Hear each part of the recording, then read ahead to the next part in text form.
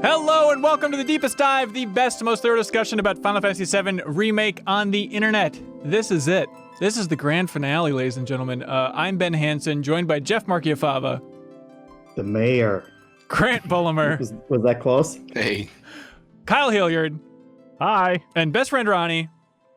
Roche. The crowd goes wild. Who we never see again. So Wow. sad. There's a lot to cover. This is all about chapters 15 through infinity in Final Fantasy VII Remake. Spoilers for the ending. If you haven't played this game and you even think there's a chance you might want to, you should not listen to this. But hey. The ending of the remake, though. Yes, good point. Because we're not going to be spoiling anything from the original game. So here's what the plan is. There's a lot to unpack here, maybe more than I expected. So the plan is we will be back next week with a bonus episode where we lose the dweebs. We lose Jeffem and Kyle. Yeah, get out of here, Ronnie. Oh. And What? Next week is all about spoiling the original game. So we're going to talk about the Final Fantasy VII Remake in its entirety, primarily the ending through the lens of the original game, what we expect for the future, all that stuff. But for this discussion, we will not be spoiling the original Final Fantasy VII, even though you could argue the remake does in some very confusing and surprising ways. Congratulations, everybody that has finished the game, that is playing along with us. Well done, everybody. If you've managed to dodge spoilers, you're a champion. I would love to know how spoiled everybody got on the internet before we hit the ending here. Did anybody get any zingers coming out of nowhere? Oh, that's a great question.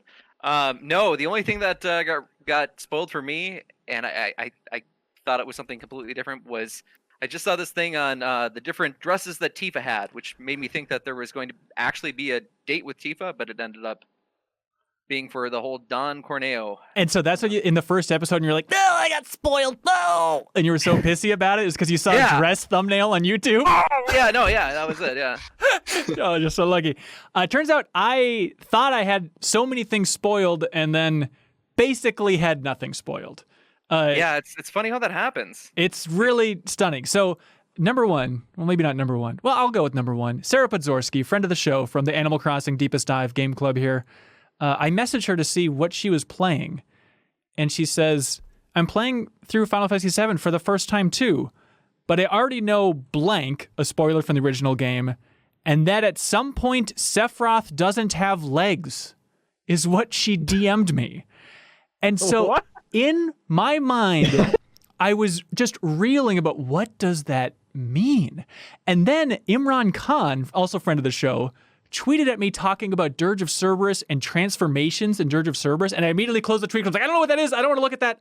And so to my mind, I thought the end of this game, everybody was going to like digivolve, transform, and that Sephiroth's evolution was going to be legless, like flying around. That is where I thought this stupid thing was going. And Okay, were you happy that's not what happened? Absolutely. Or are you disappointed? Plus, I'm so angry at so many people being like, oh, Hansen doesn't like Kingdom Hearts. Just you wait. Kingdom Hearts. I was fully prepared for the whispers to take their hood down and for it to literally be Mickey Mouse. I literally thought that is what was going to happen at the end of this remake. So are we just saying that... sorry. Has anyone else in the chat played Kingdom Hearts at all? Like any of them? No. No, Okay. I just know the kind of the... It feels like the general census is it's a convoluted story when Yes. it didn't need to be. So the big thing for me, which I don't know, maybe it's jumping ahead a little bit, but like while we're on the topic of Kingdom Hearts, Yeah. is the end of Final Fantasy VII Remake, which is a lot of like running around in a city, like streets and stuff that are like falling through the sky. Oh. That is straight out of the end of Kingdom Hearts 2. Oh, that's Kingdom Hearts wow. too. Okay. Nomura's like, I like this trick. I'm going to do it again. No, that's incorrect, Kyle. That's straight out of the Dirge of Cerberus. But it is. That was my first thought playing that whole section was like, oh, this reminds me a lot of Kingdom Hearts 2. Oh, that's really interesting. Well, there's a lot to unpack here, obviously. And here's the thing. I have not listened to any spoiler casts on the internet. I have not cruised the internet for theories, trying to piece this stuff together. So heads up, everybody. We're going to make some mistakes. We're still, I'd imagine, trying to process what is happening in the end of this game overall. And so don't expect a flawless take. That'll be for next week's bonus episode. Once we've had time to process things, I'll listen to some other spoiler casts out there. I know everybody's raving about Maximilians on Easy Allies, but I wanted this to kind of be pure, us trying to like unpack exactly what's going on. Is everybody else relatively pure going into this thing? Did anybody try and see what other people are talking about out there? Nope. Very little. Love it. I wouldn't have it any other way. Oh. Yes, Ronnie? No, I really wanted to, but the only thing that I did was watch that final trailer. Which it turns out that was the greatest spoiler of all. Unbelievable. Unbelievable.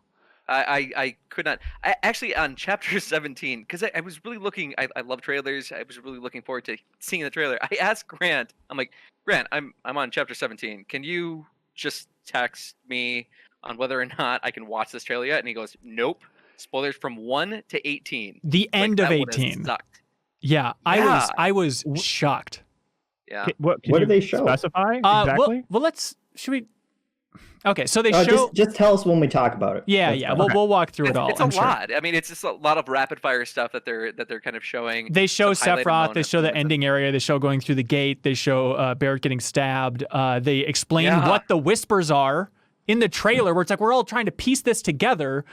Which, by the way, apparently, good job, Ronnie, for apparently coming up with roughly that same idea. Also, I think Taylor Owens messaged it in, and if Taylor's being honest, and I'll trust him because he's a member of the MinnMax community, he wrote in saying, oh, this is what I think the whispers might be, and then you seem to be on the same train, and it is largely true, it turns out. Did the trailer also show a shot of me looking at my TV with a confused and disappointed look on my face? It did. It was really shocking. We should point out for everybody watching this on YouTube, by the way, that if you prefer to listen to this as a podcast, you can support MinnMax at the $5 tier and unlock the audio version of this whole thing, including all previous and future Deepest Dives, early access to the MinnMax Show podcast, our exclusive weekly podcast called MinnFacts, a bunch of other goodies in there. So please check that out if you don't want to watch all of this on YouTube, because we might be talking about this for a little while. But I want to thank everybody at patreon.com/MinnMax, 2 N's. If you support us at any tier, you can leave a comment that we read on this show. That's where a lot of the community feedback is coming from. We had over 450 comments this week, which is amazing. Thank you for your dedication, everybody. My eyeballs did bleed. My fingers bled, but lo, it was for thee. So thank you. Ben did get on Slack and say, I don't know what to do. I was being quite pissy about it, but that's not important.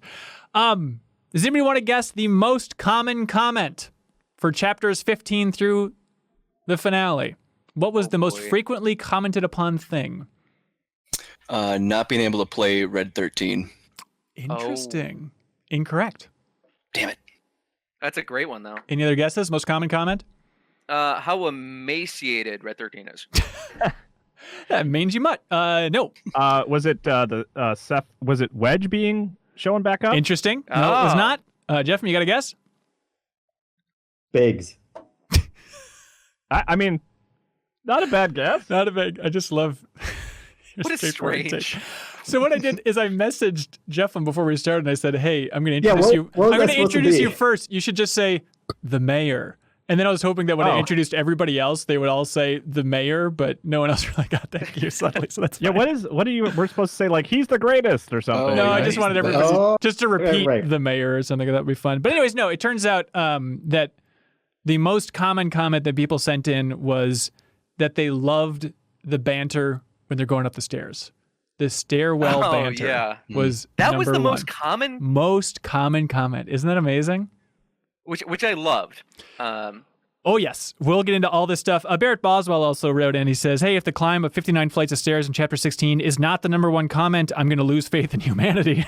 Well, Barrett, congratulations. It all worked out. Wait, because you had a choice, right? Kyle, you went up the elevator because you're lazy. Elevator, yeah. I absolutely went up the elevator, too. So I had to go back and watch this on YouTube and was blown away. But we're going to be walking through a little bit of all this stuff. But, hey, in general, Ronnie, I'm always interested in starting with you because we share this original game as our favorite game of all time. What did you think of the ending of Final Fantasy VII Remake?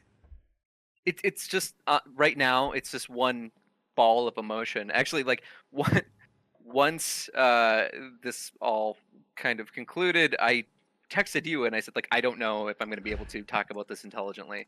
because all of it is just so like I think there's a lot to unpack. Generally, like it's favorable. I liked it. I was crying. What's that? Like a little baby. Okay, so you say you liked it. Are you talking about the kind of nebulous finale you liked, or the game as a whole? Like, what's the grand takeaway here? The finale. I like the finale.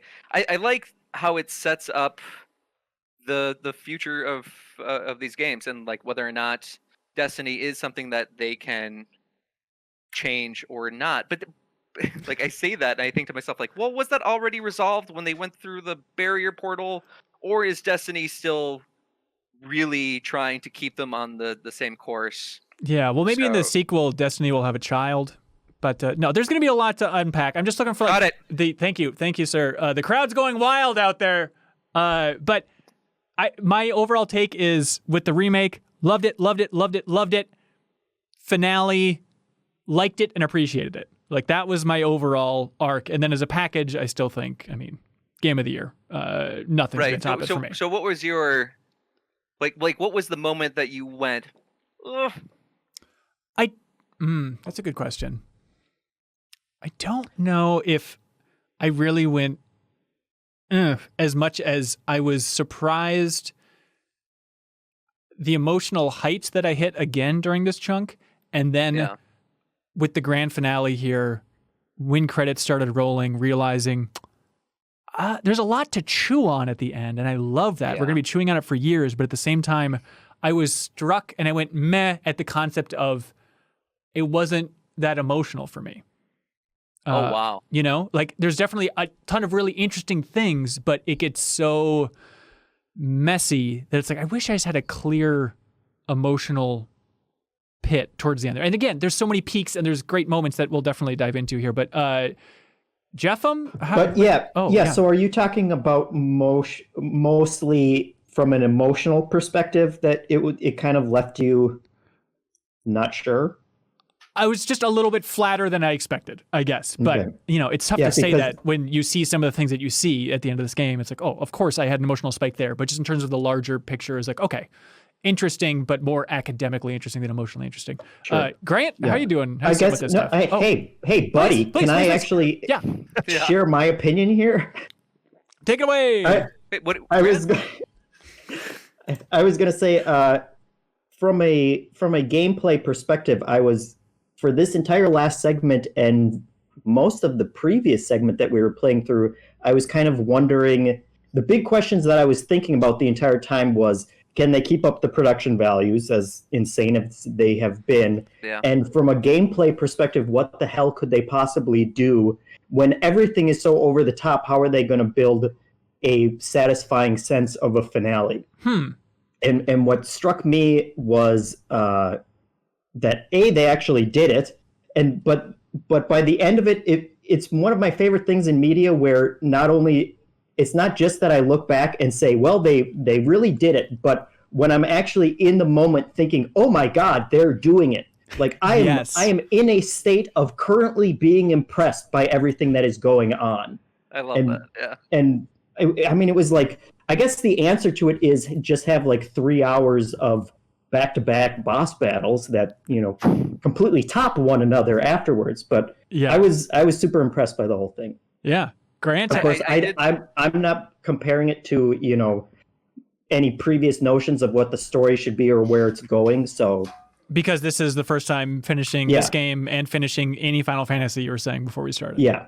Which is just mind-boggling. And I love that idea too of like, you know, the classic cliche of Final Fantasy is, you know, it escalates and eventually you're fighting gods, all this stuff. But it's like, we've got you here, Jeffem. This is just Midgar. So the grand finale is going to be just a bicycle sequence. And then you play it. That was part of it of like, well, what are they going to do for a finale when we're like 20% of the way through the original story? I don't expect there was some massive revelation that far through the original, but yeah, it was a big deal when you finally got out of Midgar. I mean, that was a big chunk of the game, and the first time that you play that game, like you're not doing it within 3 hours. Like you're really soaking it in. So that is like one of the first great achievements I think in the game, and it's a great stopping point. I realize that they have to do something to cap this, because it's not the same as changing a PlayStation 1 disc, because we're gonna have to wait potentially 5 or 6 years before the next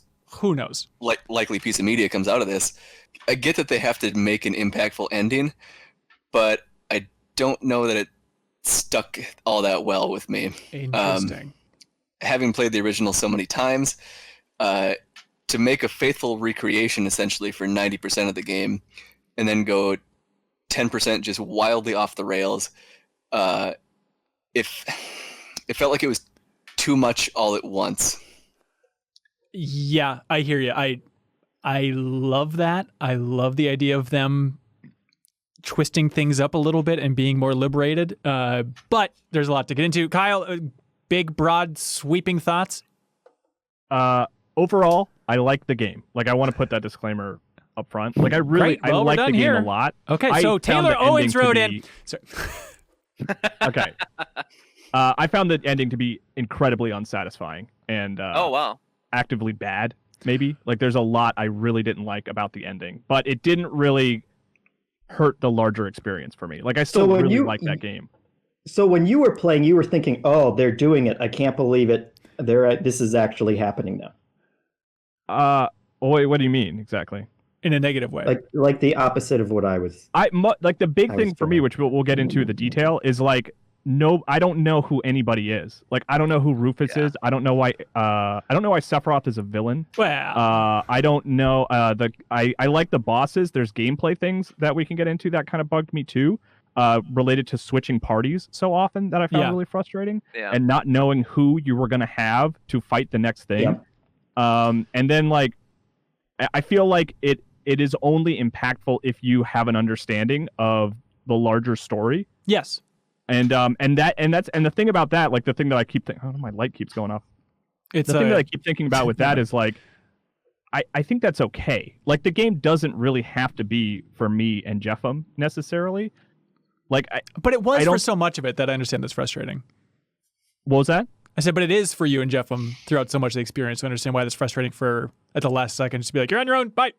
Yeah, I mean, just like, for example, a quick one is like Rufus shows up and I have to fight him, and I'm like, are you a villain?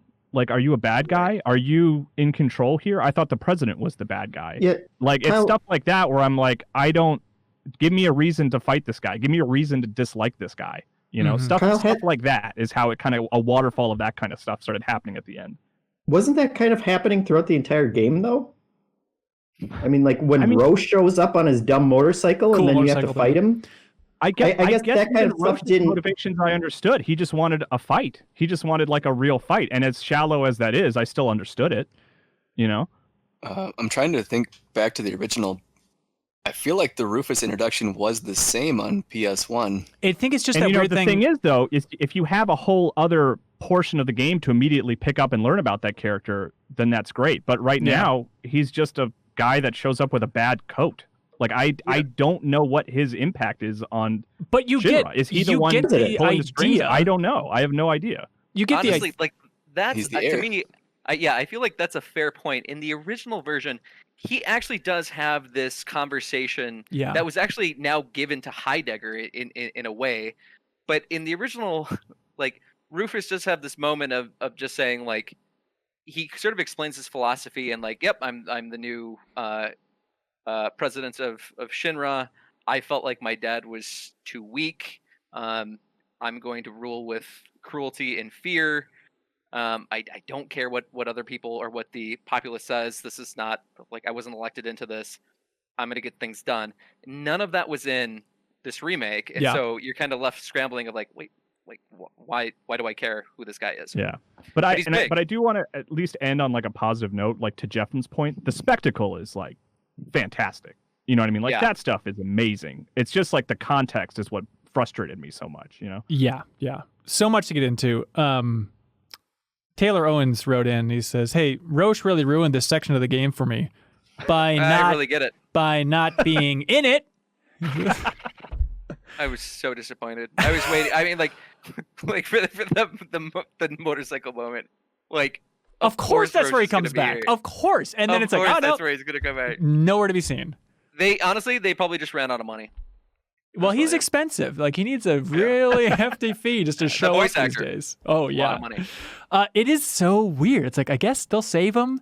I saw somebody comment, like, maybe he'll be even in your party in the future, which is such a wild idea. But clearly they have big plans for him.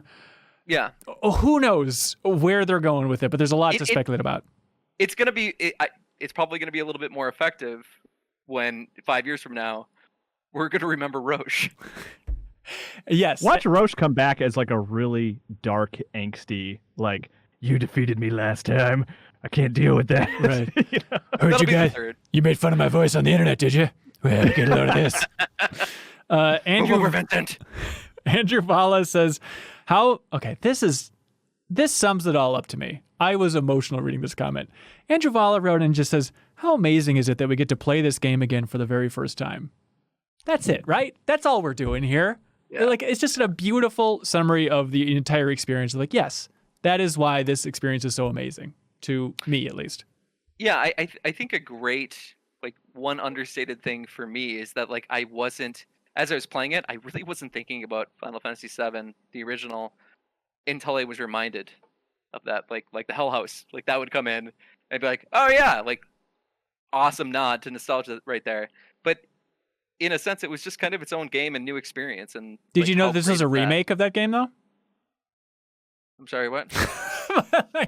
I guess I see. Like, it's a real honor for this game that it does separate itself out. And I found myself in that zone too every once in a while, of like getting into the mode of this game, then realizing like, oh yeah, the feeling of what it's like to play this game is just so different from the original. I need to still absorb this new flavor in my mouth. And a lot of it, you could argue, is, yeah, it's a little bit linear. It's a little bit, flipping switches, going down hallways, doing side quests. But just like the feeling of the gameplay this time around is a new, distinct thing. Yeah, that video gamey stuff, I don't mind that stuff, man. Like, even like where you have to get the key cards to go in the elevators. Yeah. It's basically a character being like, by the way, this is a video game. Right. And I'm like, great, I love it. Let's upgrade this key card so I can get the different numbers. Game. Perfect, Yeah. Ronnie's right. Yeah, they streamlined it a lot. So chapter 15, let's start with this and work our way up here. It's funny that in our last discussion, Grant, you're like, we're missing the climbing the wall. I mean, it just seems weird that we're just going to go right to it. It turns out, chapter 15 is basically the climbing the wall experience, right? Not the wall that I like, but I climbed something. I like chapter 15. It was such a weird one, but I thought it was beautiful. And Chris Bartlett gets to it here. He says, there's a shot in chapter 15 when you're climbing a ladder and you see two Hella troopers fly by in front of the setting sun and you only see their silhouette, and it is just beautiful. But I think the art direction of chapter 15 is worth paying attention to. Like, not only just the colors that it starts out with, but then the fact, especially scrubbing through footage, you can really see this. Like, having the sun setting throughout the course of that chapter and having like the color temperature of the entire area change throughout it. Like, it's a really cool area to effectively just give you some more enemies to give you some more experience. Like, it felt like a really good place to grind a little bit. Yeah, that's cool. I loved it. I like the grappling hook too. It's fun to use. Yeah. Andrew Wallace says, I love how Barrett teases Cloud and about how well he does with the grappling hook. We'll tell him a lot about Cloud, but then proceeds to use the grappling hook with the grace of a brick. There's a lot of Barrett falling over in this section here. And Chris Bartlett. Barrett's comedy. He's comedy, baby. Chris Bartlett says, only being able to use the grapple gun in very specific places with rope hanging from above didn't make any sense and felt a little too gamey, if that makes sense. But Kyle, you love that? I mean, I think that's fine, but it did stick out to me of like, this is going to teach me a lot about what kind of person you are. And it's like, well, what? I just have to look at the place it's telling me and press a triangle button. There's no like skill involved with this that I could possibly screw up. Yeah. Am I misremembering, or was the tutorial prompt like needlessly like complicated for that? Like, it seemed like it was going to be this like mini game almost, and it was just like, oh, it's just point and shoot. Okay. I kind of feel like the instructions for most things, like I remember even doing like the pull-ups and stuff like that, or the squats, like, you would read this thing and like, oh, it looks complicated, and then you'd see it immediately and be like, oh, this makes complete sense. Yeah, it's no problem whatsoever. Yeah, for sure.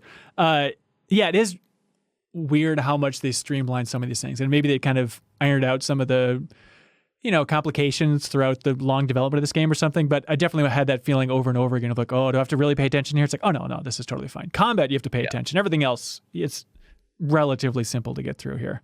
I do think it's kind of an interesting thing that we're like we talk about just like sort of the cinematic moments, and then we talk about like the video game moments in this almost like derogatory way. Like the game's production value is so incredible that when we do have to like almost like step down to like find the path, we're just like, oh, okay, well, here we go again. Like, oh, great, this medium that I love. Here we go. Yeah, it's a very interesting thing to like have that disconnect of gameplay versus just like when things are really hitting the fan. Yeah.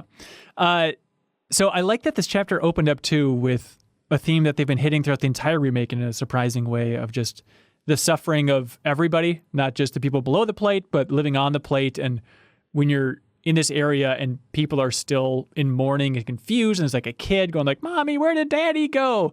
And just seeing more of that suffering. Even this might be a dumb question. Where are you exactly in chapter 15? Mm-hmm. On the top of the plate or nearing the top? Where are you? It's confusing, middle, right? and it's middle? also confusing like where it fell and how big everything is.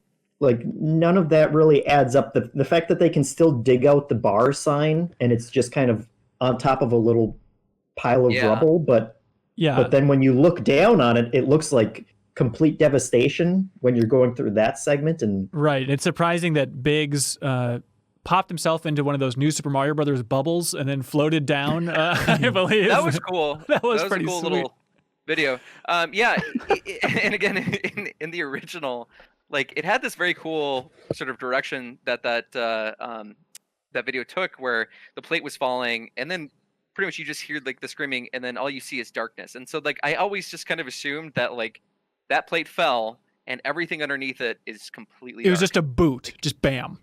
Yeah. And in this one, it's not so much. And it's weird too, because it is impressive when you get to the top and there's that moment where they're looking at like the wreckage and Barrett's like, don't forget this. This is crazy, yo, I think he said. But having that great sense of just the scale of it, but then it's like, wait, no, I was down there, and like it was fine. Mm-hmm. Marl's cool. So yeah. Also, that line stood out because he tells you not to forget this view, but they still have like the super kind of bleeded out background image. Like those things really stuck out to me more in this segment. I think there was one in space too, where it's like they could have used a higher res image there for all the money that they threw at everything else. Yeah, I can't wait for the PC version. Yes, exactly. It's gonna be so exciting. This section finally led me to write or want to comment on something that has been bugging me throughout the entire experience. No one else has written it about it, but the inconsistent pause drives me nuts. How you can't open the menu when you're on like a ladder or a ledge. Sometimes you'll hit pause, like, okay, I want to adjust the material or something like that, and then it just pauses the game. And then the second you're off a ledge or off a ladder or anything, then suddenly it's like, okay, now you can actually go into the menu. And maybe I just go into the menu more than most people because I was pausing it a fair amount, but it was driving me nuts, especially in this section. Or like halfway through, or like when you're coming out of a cutscene or dialogue, sometimes it's like, nope, I pressed that too soon. Yep, you got to wait just asking a second and a half. Yeah, it's so silly. The trick I had was you'd hold down on the control stick, and when Cloud starts moving, it's like, okay, I can pause now. Oh, interesting. Nate McClellan says, in Chapter 15, there's a part where you have to go when it's safe. And I thought it was an interesting callback to infiltrating Shinra HQ in the original. So this is the Valkyrie boss fight, which, by the way, you would not think that it'd be just for this random boss fight, but the music for the Valkyrie fight is unbelievable. Some of my favorite boss music in the game. But that section where it's kind of hunting you and then you have to wait for the bullets to stop, which was a lot tighter timing than I thought it was going to be. Yeah, me too. Do you think that's a reference to sneaking around in Shinra HQ in the original? 100%. Now that, I agree with Grant. Now that you say that, like, yeah, that totally does make sense. Yeah. Also, nobody wrote in about that insane cutscene where they're all falling off the edge and then using the grappling hook and Barrett is grabbing onto things and his is falling off. It's like this absurd sequence and they're like, okay, now we're ready to go. But it's really... It's just, they've hit that, it's like that kid that gets all A's his whole life. So he does, he never really, his parents are always just kind of like ho-hum. It's kind of like, well, this is amazing. It's been as amazing as every other insane cutscene in this game so far, so it doesn't really stand out much. But it is fantastic, Yeah. I see it. I have a grapple gun cutscene 10 out of 10 in my notes. I loved it. There you go. Should have wrote in. All right, damn it. Next time. 451 comments. Chapter 16 starts, and it was one of those like, wait, did I miss something? I went back to the footage just to scrub through because it's weird that like it ends with them being like, all right, now we're ready to go after the grappling hook cutscene, and then chapter 16 starts, and they're like outside the headquarters. Like, wait, I guess it's just that close? All right, I won't question maybe if a chapter was cut or what is going on here, because we get the point. They make their way to Shinra HQ, and they're ready to go. Yeah, but and also like, you know, the sun was progressively going down. By the time that they get totally up there, it's dark. I really like that continuation. I like it when you get self-conscious and I can hear you shift your tone of voice. I mean, no one else can hear Thanks you. for calling that out. I appreciate that. James Knight writes in, he says, having never played the original and only really seeing the iconic promo ads of Cloud in front of Shinra HQ in gaming mags and comics back in the day, I was surprised I got teary-eyed, nostalgic, and pumped up when Chapter 16 opens with the camera panning up to an extreme angle and letting sit on that iconic shot for a beat. Seeing how far games have progressed in 20 years encapsulated in that moment was really gratifying. I fucking love that. Isn't it amazing? I felt bad for anyone that had the nail bat equipped. That's a good like point, I was bummed I didn't have the Buster Sword equipped, but I was like, oh man, if you had the nail bat, you're really screwed. I definitely at the end of the game, I was like, I gotta go back to the nail bat. I need to fight or I'm sorry, not nail bat. I need to go back to the Buster Sword. I need to fight Sephiroth with the Buster Sword just so it looks cooler. Yeah. Surprisingly, I did the same thing. Buster Sword's great. It's such a well-balanced weapon. Like I feel like by the end it had like an attack and spell magic of 75, which is respectable. Yeah, and also just really fun to be like, oh, I get to spend 176 SP? We're going shopping through the slowest menu, baby. Let's go. Let's see. Which is the materia? Press down 4 times. Okay, got it. Dunder writes in. He says, here's a small detail I noticed at the beginning of Chapter 16. As you're running by the bright lights to enter Shinra HQ, Cloud has an animation to raise his forearm up to shield his eyes. That is some impressive attention to detail. Yeah, I guess he does it at other points in the game too, but... Okay, now we're getting to what you guys were talking about earlier.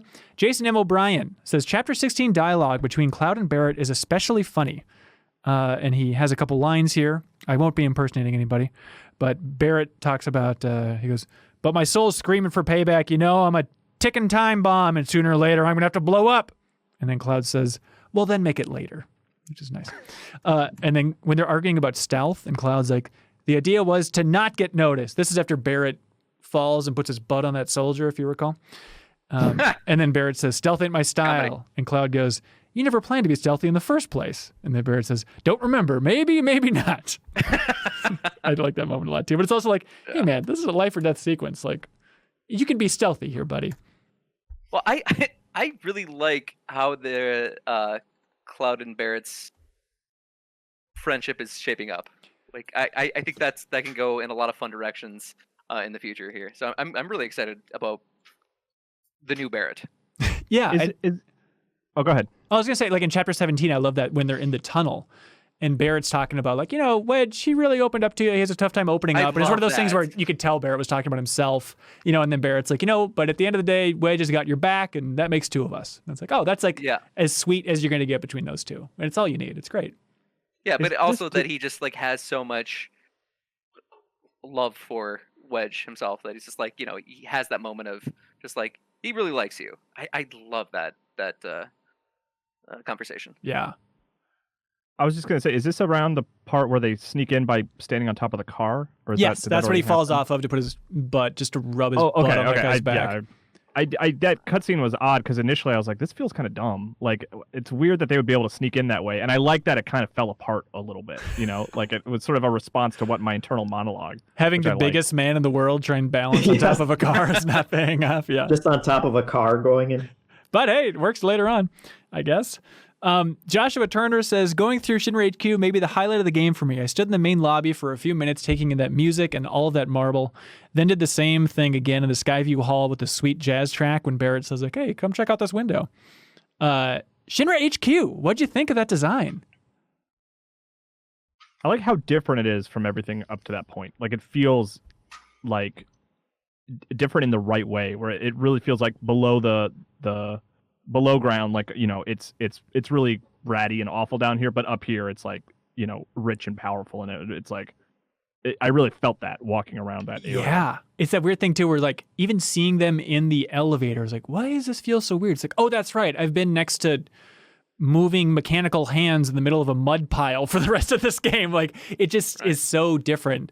Somebody later on just talked about like how it feels like a Resident Evil arc in a way of just, the last fourth of Resident Evil games are going to be kind of the more sci-fi clean environment, I absolutely love the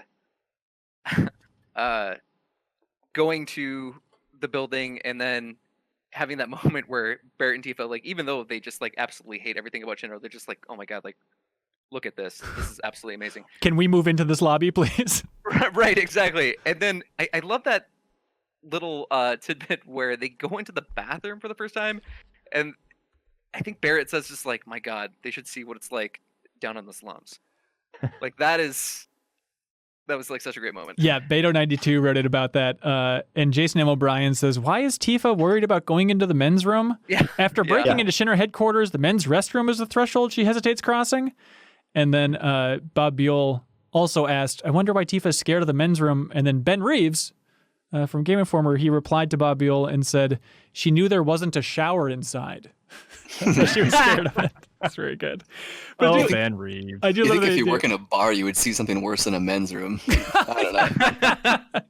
But I love that idea. She's like, I don't know if I should cross the barrier into the men's room. And then 20 minutes later, oh, this portal lets me fight Destiny? Let's go! It's like, what is this? There's also, if you ever try to go into the women's bathroom, she goes like, what are you doing? Really? Oh, I didn't notice that. Yeah. Wait, just to be clear, Ronnie, how many times did you try and do that throughout the game? 27 times. Was there a trophy for that? No. He made one himself. Handed it to his right hand. Zachary Sweet writes in and says, I spent 5 minutes riding up and down on the escalators in the Shinra building because they actually work. They work! 10 out of 10, game of the year. But for real, have other games had escalators that actually work? I don't know if I've ever seen it. Not as well as this. They've got to exist, but yeah, I don't have an immediate example for sure. Yeah. Yeah, honestly, when I got to that point, I'm like, this is going to be the most written in thing about. People are going to comment the most about these escalators. And it turns out there's more interesting things, like stairs. Eric Reed, getting right to the core of what we want to do with the deepest dive, he says, any bets on whether or not the plants in the Shinra building are real? I love that question. I bet they aren't, right? It's some plastic nonsense. They're fake. Yeah. Wait, Kyle, did you say real? Because just it's too much corruption and evil. They have no respect for the planet. They have enough money for real plants, though.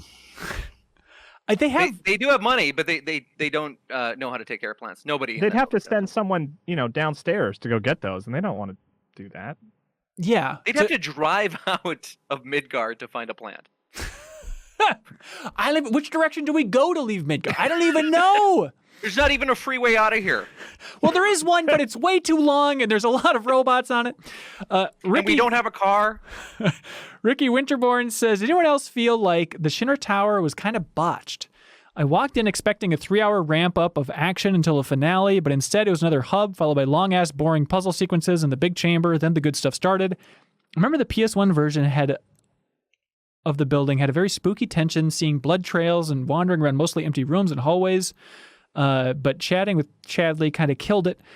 Yeah, just the tone overall of Shinra HQ, I was definitely bracing for it to be more of a puzzle. It's not, to call it a puzzle in the original game is a stretch, but it does feel like a somewhat complicated dungeon. And in this one, it's pretty streamlined. It's kind of more like a museum exhibit that you're going through. Right? Well, in some ways, you might say that. Yeah, I thought they nailed it. The overall tower? Like, the entire tower. And I like how they changed the look of it, too. Like, instead of going from the clean white and gray of the original to have everything kind of like this black and blue vibe. It's really cool. Yeah. I was going to say, I like the conceit of meeting the mayor, too. And basically there being an explanation as to why you're not encountering too much resistance. You know what I mean? I appreciated that small, story touch. Yeah. I do have one gripe. With that many employees in there, isn't your face plastered over newscasts everywhere? and you're three people that really stand out running around like you have business there. Well, the mayor's taking care of it. He's the best. Well, but there's like 100 employees walking around that don't even bat an eye when they see you running through with a giant sword strapped to your back. Well, as the terrorist group that's been bombing reactors that you work for. And even when the soldiers see you, they're like, "Hey, my good friend Cloud." Oh, that was weird. Very Yeah. strange. I love that. I love that Yeah. that came back from the very beginning of the game. That guy is back in action. He's like, "Holy, I'm gonna go get Kunsel," who I guess is like some guy who's in. I think he's referenced briefly in Crisis Core apparently. But I love the idea because he's like, "I thought you got smoked.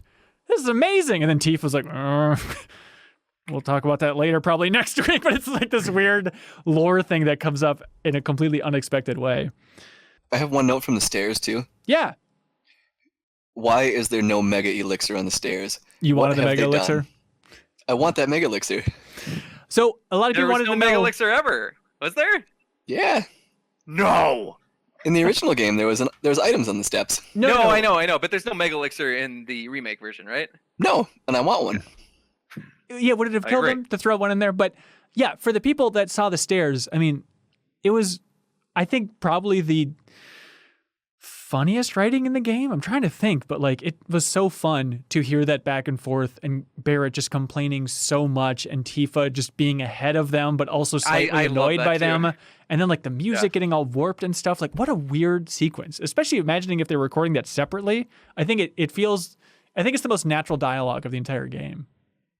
And Yeah, also just the fact that you are continually slowing down as you're going up all those stairs, and it's taking longer and longer just to get up one flight. I Yeah. thought that was funny. I Yeah. was expecting that to be like the whole Barrett thing, but that it happened to Cloud, I Mhm. love that. Yeah. I took the elevators. And so Coward. did you Cowards are all out. like interact with other people in the Shinra HQ then at some point? Not really. I don't No. remember anything standing out really. Okay. What do you mean in terms of like interacting? I mean, we still had to do the whole like mayor Yeah. portion. Mayor. Mirror. Yeah, so it's really interesting. So the door keeps opening on random floors, and it's just like random middle-aged woman basically holding a coffee, like, what the hell? And then Cloud's like drawing his sword on her and stuff.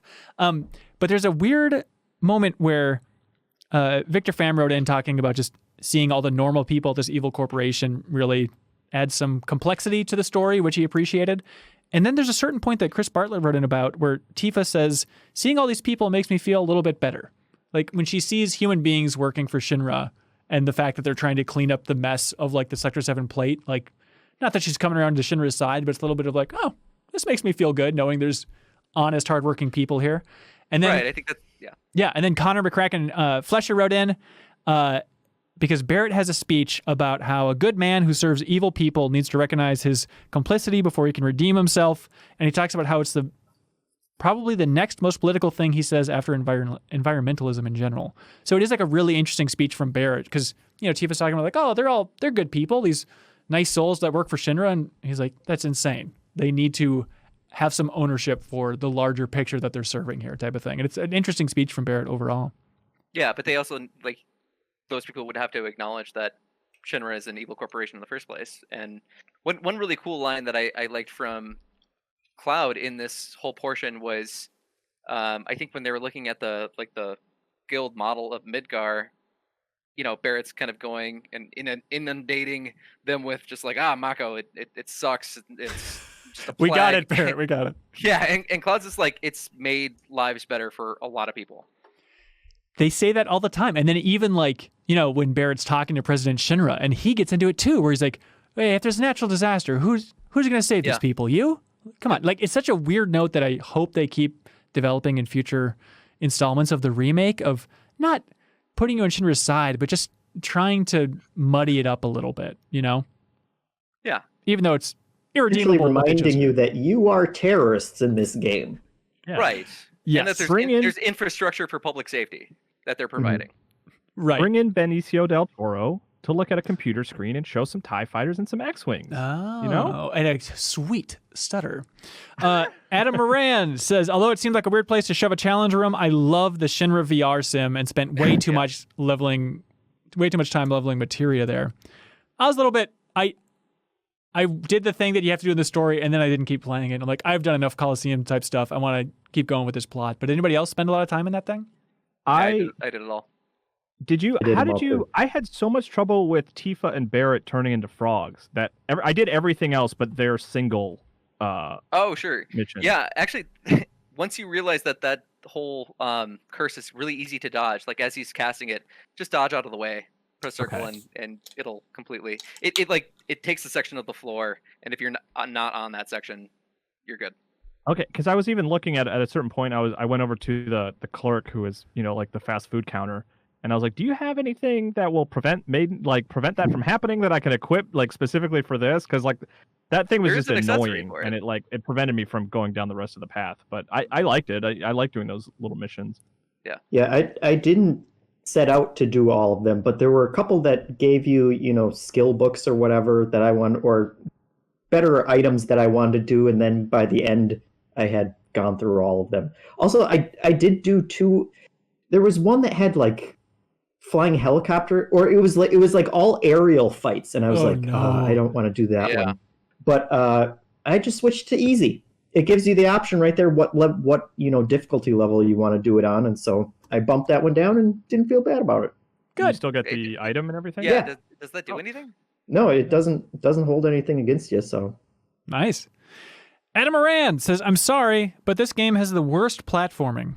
It was cool to play as Tifa for a change during that sequence in the Shinra Tower lobby, but the climbing mechanics are so stiff I wanted it to end as soon as it started. I felt the same way about this kind of thing in Final Fantasy 15. Will Square ever get this right? It was exciting to play as Tifa, then it's like, oh wait, okay, I guess we're just jumping around a little bit here. It's not the most exciting gameplay for her, but okay. Yeah, I wrote that down too because she is like the fastest and best controlling character under normal circumstances, and they give her the clunkiest section. You can't even call it platforming because she auto jumps when you get next to the little arrow, but climbing across those rungs is just terrible gameplay. But the music is pretty sweet. It's called like Hand Over Hand, and the song is fantastic. Nick Brewer. Did you guys find the purple gloves? Yeah. No. Oh yeah, that was up in the in that little Tifa tidbit. Really? Her last. I think it's probably her last weapon. The purple gloves. Interesting. What are they called again? Isn't it like is it a Prince reference, or was that just me reading too much into it with my Minnesota brain? Oh my god, I have no idea. No, Final Fantasy VII Remake is good, Kyle. Nick Brewer writes in and says, hey, when Tifa falls during the chandelier section, she says something along the lines of, I thought I was dead for sure. This struck me as odd because the fall isn't particularly far, especially compared to half of what the characters endure in the game. It is that classic thing. People got to get over that, man. There's a whole lot of stuff like that just is never going to make any sense, and you just have to go with it. You gotta roll with it. Don't ask why you're fighting the president's son, Kyle. Just go with it. I feel like I had this moment where Barrett was being held at gunpoint by the president with a golden gun, and I thought, I wish he was armed. You guys talked a lot about the gun element of how it like doesn't make sense inside of cutscenes. Yeah. Like we can wait till we get there, but that's another one of the elements that really frustrated me about the ending. And I can usually step back and see the forest for the trees and understand the larger story and how that's just a small moment. But like that really bugged me. It was frustrating. I think it hurt a lot of story moments throughout the Final Fantasy VII Remake where they're trying to have like Hollywood style or TV style drama. Because, that's like a good tense moment. And when somebody's holding a gun at somebody else's head, it's like, not in the world of Final Fantasy, it's not. Having I have the upper hand, Mr. Man with a gun for an arm, because I have this one little gun. It makes zero sense. And even like it goes further. We're just like, there's weird moments where Red 13 was trapped, and then Tifa and Aerith like roll barrels down on them. They're like, we did it, huzzah! It's like, yeah, you guys also have unlimited magic. It's like they're not adhering to the rules of their own world for the sake of just visual drama, and it's a mistake. Like, I can suspend disbelief when it's Leslie and Corneo, because those characters seem weak compared to the main characters. Maybe they would be injured by a gunshot, but there is no reason that Barrett should be intimidated by a gun. His whole crew is there behind him. The scene, I think, would have worked as well if the president didn't even have a gun in his hand. If he just found confidence once he got off the ledge. knowing that he's like in his office. It frustrated me so much, that part. But don't you know? Grant. Like I think the scene would have worked better had they stuck with the original What Happened to the President, personally. Yes. Well, look, okay, we got a lot to get into later on with that section. Absolutely. Oh, Also, and real quick, the gloves are called Purple Pain. You can. I looked it up too. Yeah. Purple Pain. Yeah. Purple Pain. That's What are you Prince talking reference. about? That's good. I don't know. Oh, I don't know, Ronnie. But no, I think that's. So, what would you do differently? But like, what do you think a better route is for having that moment of, like, where the president is exerting or has power to have that moment with Barrett? Because I think totally agree with you. He's talking to Barrett, and then let's say the president walks over under his desk, flips a little Mr. Burns switch, and then like 5 airbusters drop down, or just like some threat, some just classic Shinra thing that would actually be threatening. I know it's complicated and silly, but just something that we know in the world of the game that we've encountered before is a challenge. I think that's such a good point. Even a Wile Coyote magnet that pulls his gun would be would be better than pointing a gun at a man with a Gatling gun. No, Grant. You're mistaken. It's not a gun. It's a golden gun, and they kill you in one hit. Everybody knows. That's true. Yeah, that's true. That's true. I have a golden bullet. You guys do realize though that like you can't, if you're worried about this kind of suspense of disbelief, you can't have death scenes in a game where you can just revive a dead character. They're unconscious in With battle. a tuft of chocobo. Whatever, dude. I actually, I get the. I believe that they do not die in combat. Like, I don't know if it's a matter of animation or if it's them leaning over. Magic healing. No, but there's a difference You can between get being shot knocked with a missile out and then them just being, wave a like, wand and someone decapitated. comes back. There's never a time in battle when Barrett's decapitated and you use rays in his head like, ooh. Oh, that really sucks. That's the answer. Is they should have just blown Jesse's head off and then Cloud could have cried over the rest of the corpse, and then it would have made sense. And now I exit stage left. Sorry. Andrew Vala. I'm sorry. Nick L. has an essay that he submitted talking about the scale model of Midgar, and he did the math for scaling it up, and it is the most absurd thing I've ever seen in my life. The conclusion is, according to Nick L. here, that Midgar is now 6 times the size it was supposedly in the original game, and it's technically over 3 times the size of New York City. So, interesting. Fun. Okay, so that whole highway sequence actually isn't wrong necessarily. Maybe not. It's not too long. That could be. Ooh, yeah, Nick L., that's your next challenge. Figure out how long that highway was. It's like the highway at the end of Matrix Revolutions. Or was it Fast and the Furious? I've never seen the movie, but like, isn't there some insane sequence that takes place on a tarmac at an airport that takes like 25 minutes, and people have done the math, and it would be like a city-wide tarmac or something like that. We got a couple of those in Minneapolis. So Andrew Vala really gets to it here. He says, the Shinra tour was amazing. It might be the high point of the game for me. I could have easily walked 2 more floors of Shinra history. I was a little disappointed that the President Shinra exhibit didn't have additional voiceover or plaques to explain the exhibits. Of particular note, the photo of President Shinra and Mayor Domino shaking hands doesn't actually show them shaking hands. Domino appears to do it, but President Shinra is clearly hover-handing the shake. Oh, that's great. Very fun, specific thing. I love when you walk into that exhibit. Is that his name? Yes. Yeah, where he's like, I don't have time for this, you plebeian. Yeah, you wouldn't understand it even if I told this for you. Yeah, but then he goes on like a 5-minute tirade of, this is a waste of my time, and it's a waste of your time. Let me list the reasons it's a waste of my time. That's probably the worst thing Hojo did in the game, yeah. But I love when you walk in that exhibit, and it's all the exhibit to President Shinra, and Barrett just goes, oh, hell no. He's just like a horror Batman when he sees. But that was so much fun. And it's like, it's not that big, but even just seeing like the cars and trains and stuff and having like this way to give a tour of Midgar's history and Shinra's history is fascinating. And like it sums up so much with this remake when you see in the exhibit, when they were talking about like experimental weapons, and they have the stupid floating flower thing that you fight in the first reactor. And it's like, not only does the game stay faithful to that absurd design, but they literally put it in a museum. It's just like, that says it all about the dedication of this remake. I love that because like I had a note on our first episode that was like, what is that thing? Yes. And it like puts it in context by the end of the game, which I really appreciated. And I thought it was cool. To the point too that in chapter 17, when you're on the ground floor and working your way through the test tubes and all that stuff, and you run across one of those, and it's kind of like a weak enemy to take out. I had a moment of feeling guilty about like, wait, is this just another one of Hojo's experiments that's like begging for mercy? And I'm just, take that flower. I'm different. You know, this like goes back to Ben, something that you said last time, like, and I will reassert, I think you guys should go and replay or play for the first time just the beginning of Final Fantasy VII, the original. I really want Jeff to do that. Shinra. You will recognize like everything. Yeah. And it would be such a fun little thing for you guys to do. Yeah, Jeff, come on. It's a little 8-hour excursion. 3, 6. Jeff, odds that you'll ever do it? Maybe. If you stream it. I'll take it. Jeff wouldn't want to stream it, but that's complicated. But also, when talking about like the different divisions and stuff like that, I love that they each have their own logo. I'm such a sucker for that. Of like, oh, this is Reeves' logo. That's so cool. And then also, I like that Palmer, he's like, what is this? What is this paper that you're handing me? What am I supposed to be reading about?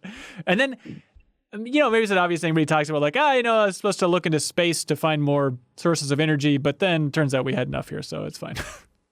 Yeah. What I really liked about that is, or at least the way that I interpret it, is both Heidegger and Scarlet just like didn't make the time to record their parts. Like that was just the thing. It's just like, I'm not going to do that. They're busy torturing people or something. Yeah. Jordan Brown loved, he says, Neo Midgar. I also love to see make a comeback from the original game. It was just a passing comment in the original, and here we get a full-blown beautiful cutscene and designs and like that poster. He says everything about that section was perfect. Zach Gallo says that the museum was his favorite sequence of any game ever. Wow. I love that. That's great. Why not? It was amazing. Yes. I mean, just for somebody that's loved this game since I was a wee little lad, like to have a museum that just like goes into every little detail about everything that Shinra has made and the characters, the propaganda, that was so great. And to have like the classic Midgard nonsensical giant hand like lit up on a pedestal, where it's like, yeah, why not? We like big hands. Check out that hand. You're saying we shouldn't rule the earth? See the size of that hand? Come on. What are you gonna do here? It's an energy hand. I like they get to like what is that? Is that like Heidegger and Scarlet's like first big attempt at a weapon is just, what if we made just a bunch of hands? Spent billions. That was actually their job application. Making this hand. Like what you see? You got it. Jesse Spencer gets to the highlight. He says, outside of the ending, which I loved, my favorite part of this chunk was the Shinra building, specifically the museum, and especially the virtual reality tour in the Cosmos Theater, which gave us context and exposition about the ancients. It was beautiful, and at some point, you even hear Barrett chuckle. Ronnie, I'm so glad you share that excitement. Over almost anything in this entire remake, seeing that video of the ancients and their culture, and specifically seeing the airship in the background, I can't think of a moment I've been more excited about in a video game cutscene in the last 15 years. I lost my mind. Yeah, there were 3 times in this remake where I just screamed audibly, like out of excitement. And that was actually the moment, like, we have not talked outside of this podcast about Final Fantasy VII. Yeah. But this was the first time when I just said, I think I sent you and Grant a message just saying, did you finish chapter 16 yet? And I did that. I hadn't finished chapter 16. I just wanted to know if you had seen that part yet. Yeah. Because all I wanted to do was goddamn talk about that. Well, unfortunately, we don't have a place to talk about it. I tweeted a while ago about how cool would it be to have a new Final Fantasy game set in the world of Final Fantasy VII, but like thousands of years before, where there's like black mages and stuff. And it's like, well, do black mages ever really exist?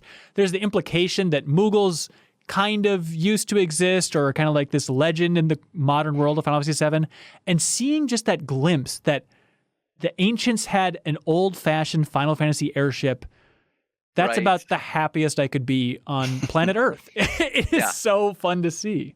Yeah. And it was just like Shinra's take on what the Promised Land would look like. I thought that was cool too. Oh, hang on. Now you're ruining it. Maybe the ancients didn't have airships. It was just Shinra just making this BS video. No. Well, I mean, that was real footage from the Cetra. They had cameras. Hang on. They had the magic spell, the materia called camera. This is so stupid. Why I didn't even think about this. Yeah, this is a propaganda video. That's not the way the world was. No.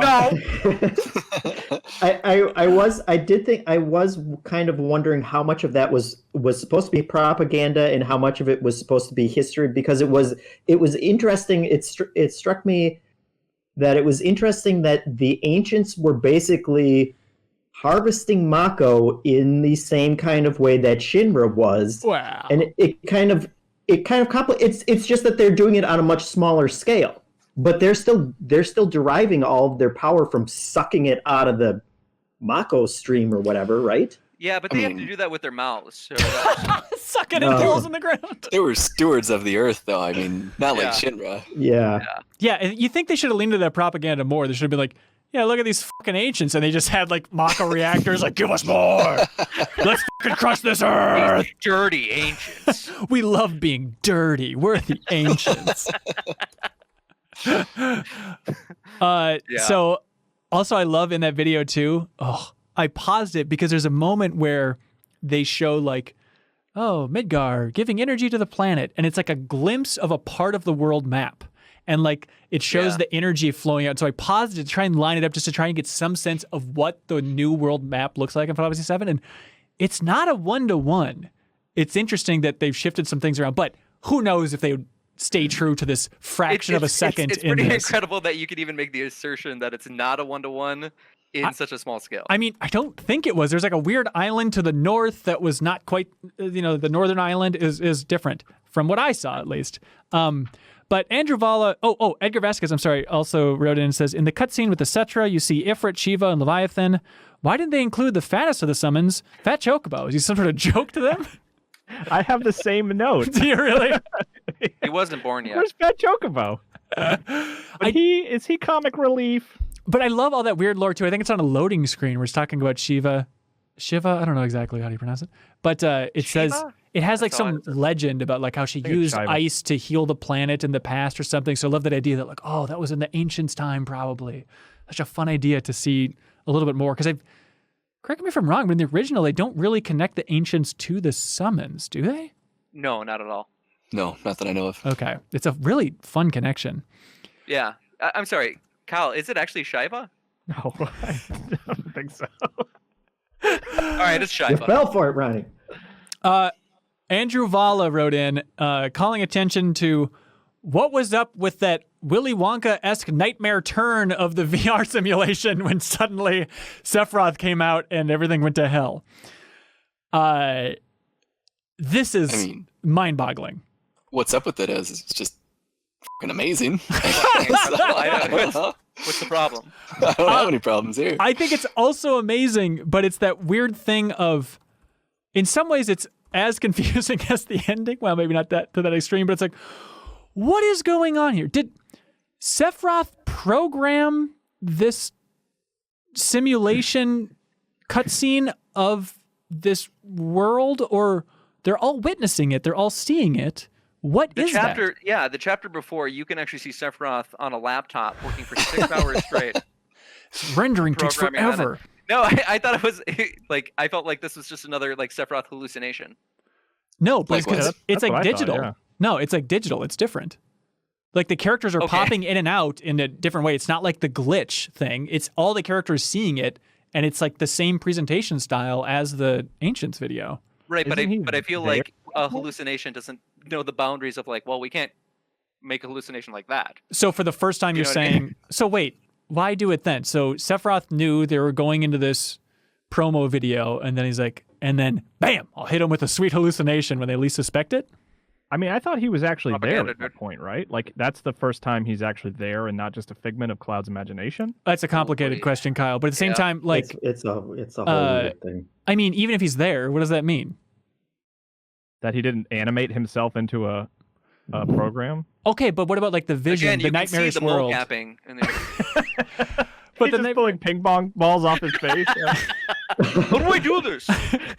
But I did really like that moment when they see that horrific stuff, and then afterwards Barrett's like, that's nothing you should show a kid. Like, he's so obsessed with, what if a kid saw this? A kid shouldn't have to see a meteor collide with the planet. That's terrible, which is a fun I think thing. he really liked it initially and was like, ooh, I should bring Marlene to this. This is a cool thing. And then he's like, oh, wait. No, this twist is, no, I'm just She loves meteors. Jeffem, did you have any thoughts on that sequence?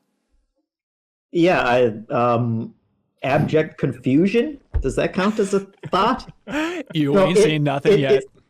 It's that weird mix of, I still don't know what Sephiroth is in terms of a hallucination, or he's manifesting himself in this world or whatever. But that's another one of those, you know, I'm going to chalk it up to just Final Fantasy weirdness, and I'm not going to think about it too much. Yeah. I'm just going to take it as a story thing that happened. I don't have to know if he hacked into a VR machine or if he could just pop himself up whenever he wants. Well, he did hack himself, but I mean, other than I feel like in the original game, like it's a little bit later on in the story where they actually have this moment, and you as a player buys into like, yep, Sephiroth needs to die, or we need to stop him and his plan, and they move that up quite a bit, but they also just did not give all the exposition as to why. Well, that, and I think they muddy the core, and that's the weird, fascinating structure of this entire remake that I'm still trying to wrap my mind around. Is the overall structure is like, okay, you take the first third, got it, we're plugging along, we got it, and then there's all these revelations. I mean, I guess to call it the first third is misleading, but let's say for the sake of this discussion, first third of the game. Then there's all these revelations and fun plot developments from the rest of Final Fantasy VII, and throughout the remake, they're just like, and blah, blah, blah, blah, blah, blah, just like putting these huge revelations from later on in the game as like these snippets in the remake, to the point of like, why would they tell everybody that? They shouldn't know that. But then it's like, well, I guess maybe you really have to be paying attention to catch all of these little details. Yeah, I suspect 90% of this stuff that you guys are freaking out about is completely going over my head, and it's kind of, in the moment it's like, that's weird. I'm not sure what that means, and then, you know, something explodes and my attention is misdirected somewhere else. And, sure, right. I mean, the fact that I don't fully know what you're referencing, I think speaks well of it. I do feel like now that you guys are talking about this, it is a little bit of a failure on the game's part to villainize Sephiroth appropriately. Like, yeah, the fact that you guys are in this, like why do I really give a shit what Sephiroth is doing? I mean, what exactly is his motive? And that's, I totally agree. It's muddy.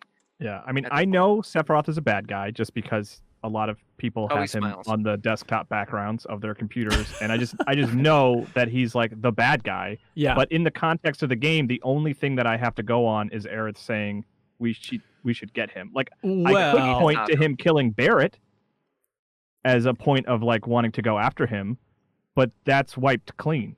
Well, so that doesn't really affect me that much anymore. You know? I hear you, and you know, this, I don't think it was too quick that it'd be weird to draw attention back to, but you remember like the first time you see Sephiroth, he talks about killing Cloud's mom, which is another thing. Oh, he does? Okay. Yeah, and in that first scene in Chapter 2, he's like, ooh, I killed her. Bad. He wiggles his head like that. Oh, that is a bit of a storytelling that I maybe a matter of time that I forgot, or just didn't impact me very much, or I didn't believe him at the time. Yeah, you know? I mean, I still do have some concrete sense of something bad happened between Cloud and Sephiroth in their past. Cloud thought that he killed him, and now he's completely terrified of him whenever he shows up, and so that's enough for me to start swinging a sword at him whenever I see him. Yeah, but I mean, but to be fair, what the details of that relationship and how bad he really is, or what his motivations are, I still don't know at this point. Well, I mean, so much of that is wiped out for us. like in the follow-up parts to this game, I might be fully satisfied with hindsighting 2020. You know what I mean? Right. Like after playing the finale of this game, maybe I look back at the first part and be like, you know what? I like how they set that up and I like how it worked, but right now I'm confused and frustrated by it. And that's that. Hopefully that's where it goes. I really hope that that's kind of the resolve of this, is that just the story is much grander than what this first part lends to Sephiroth. Yeah. Wes Bates says, in the middle of chapter 16, there's a scene with Scarlet overseeing some kind of experiment on modifying materia in a lab. The experiment goes awry and the materia seems to mutate out of control, with Scarlet and her unfortunate lackey scurrying away. Yeah, that was weird. To leave the poor scientist in the lab to deal with the terrible I'm him. repercussion. Do you want to explain that concept, Ronnie? When we were little, in high school and college. No, like middle. No, like in middle school, whenever a new Final Fantasy game would come out, our group of friends would call who we are in the character universe. So you would say, "I'm him." Yeah, to the person that would be you. And so I still connect that, and it's not just that; it's all like nerd fiction. So like Dragon Ball Z, I saw Gohan for the first time. I'm like, I'm him. Final Fantasy 9 when that came out, I'm like, I'm Miko. You know. Yep. So it's weird. I'm Trunks in DBZ. That's right. Also a proud Titus man. Okay, if we're calling dibs on characters, I would like the named character administrative assistant. I'm sorry. Alex called him already. So anyways, Wes Bates says, the ending of the scene was pretty funny with the guard crawling away on his knees, but I was disappointed that nothing came of the scene outside of defining Scarlet's character more. I was really expecting to have to deal with whatever the outcome of this was. Did anybody else find this scene a bit odd considering where it was and that nothing seemingly came of it? Yes. Yeah. I'm 100% kind of like a cat looking over a fiery... I wish she used that cat as a footstool. That would have been satisfying. Yeah, it was one of those things of like, so this is going to be the ending. This is what they're going to use, that weird materia to transform into the Sephiroth without legs. That's what's going on here. Oh my god! I mean, really, is that where your brain was 100%, going? That's where I thought it was going. Yeah, and like, oh no, it is one of those things that, again, in the original, you can connect it to something later on, but it's not immediate like a moment. It's just a weird scene of them building, foreshadowing up to things a little bit, I think. Yeah. Fred DeNovo says, I was a little shocked that the Shinra insider wasn't the Shinra middle manager from earlier in the game. That would have been a cool close to that circle. That's true. But at the same time, we get the mayor. Shinra middle manager? He's the guy in the train who's like, I stand for justice. Oh, yeah. Yeah. Christopher Reardon loved the twist with Mayor Domino working for Avalanche, and he loved that Barrett, of all people, had to tell the mayor to calm down. That's what I do. Yeah, it was weird, like, when you first saw the mayor, you just see, like, his mustache as he's, like, watching on the monitors, and it was this thing of, like, who is this guy? I had no idea where that was going. Joshua Caleb says, did anyone make the connection, and I missed it, but someone commented on a stream I was watching that Domino is the mayor of Midgar, and earlier in the game, Barrett refers to Midgar as that damn pizza in the sky, and there's a trophy after completing Chapter 15 called Pizza in the Sky. Domino? Pizza? Quite clever, Square. Do you think that's a stretch? It's like Purple Pain. It's up there with Purple Pain. I think it's a stretch. No, I think that's... My gosh, it's right on. Honestly, do you think that the localizers, do you think they thought Pizza in the Sky, Domino Man? I mean, I imagine that while they were doing this for the last couple of years, somebody brought it up. Yeah. We should reveal at this moment too that the cat's real name is Papa John. We should have let us know. I mean, there was still references to the pizza 20 years ago. I mean, was Japan really thinking about Domino's Pizza 20 years ago? Yeah, I don't know. They're ahead of the curve, man. I mean, there'd be Noid jokes and stuff too. Then there wouldn't be. Wouldn't there be? Hey, where was Noid? Got to be an enemy named Yo Noid, right? Like, there's. I think actually avoid the Noid. The original Roche design was just the Noid. It's basically the same personality. I would like it better if it was the Noid, honestly. Andrew Vala has so many comments, and I'm sorry to include him in here, but he's very smart. He's a real MVP here. But he says, if you talk to the robots in the archive room by the mayor, you get some pretty strange dialogue. Did you guys talk to those robots? Yeah, they just seem to be like sort of dying. Like as I was like walking around, they would just kind of continually confuse what they were saying. I can't remember exactly what they were saying, but every time that they would say something, it just sounded a little bit more confused. It was so weird. So they said Mako, explosive, Shinra, very bad. And then they said Mayor, explosive. And then the part that caught my ear, I'm like, wait, what? Is they said Mayor, very bad. Like several times they called the mayor very bad. It's like, is this some weird foreshadowing here? Maybe there were. I feel like there were also other comments that just made you think like, oh, these robots are not like they're just saying these same 6 to 10 words over and over again, but in different variations.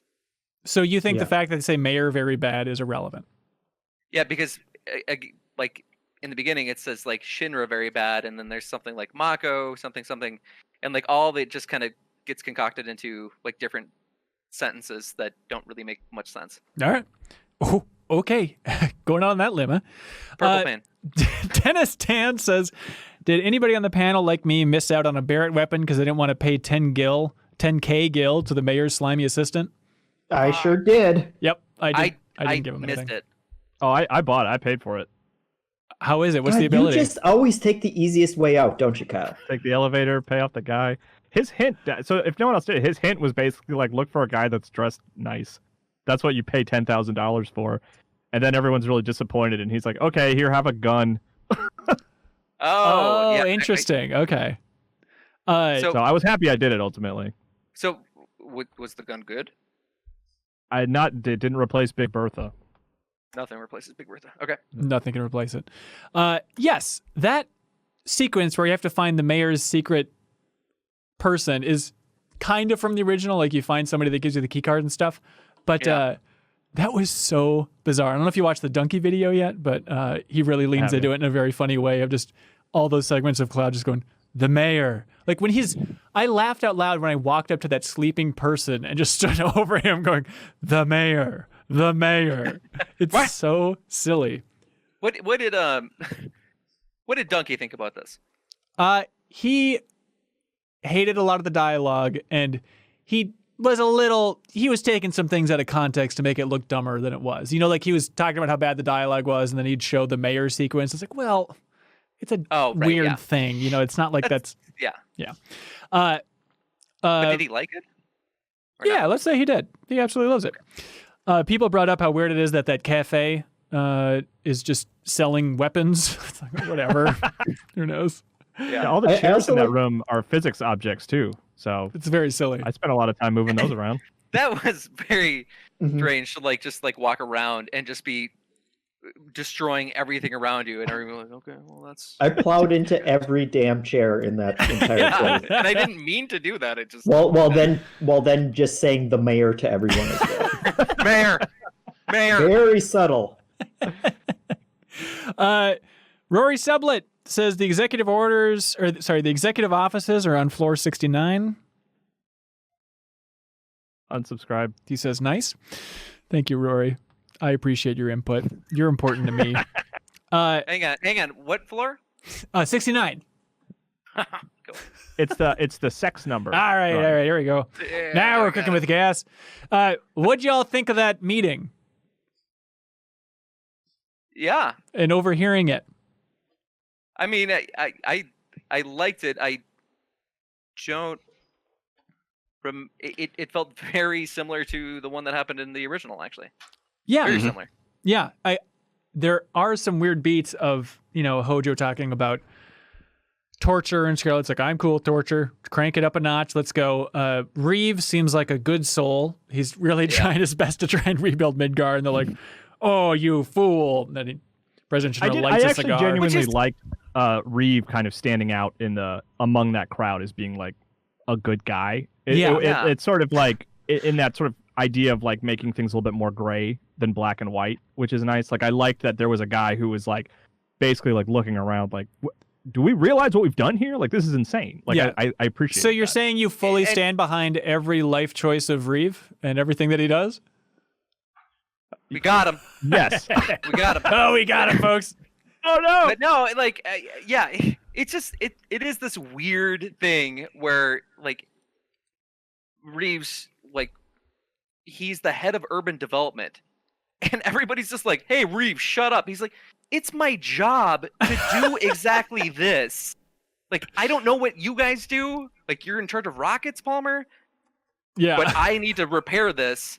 And they're just like, "Okay, so we have the estimation of like how much damage," and the president's just like, I don't care." That's like, why am I here? Not my problem. Yeah, honestly, yeah. But just fire him at this point. Come on, everybody. Don't have an urban development department.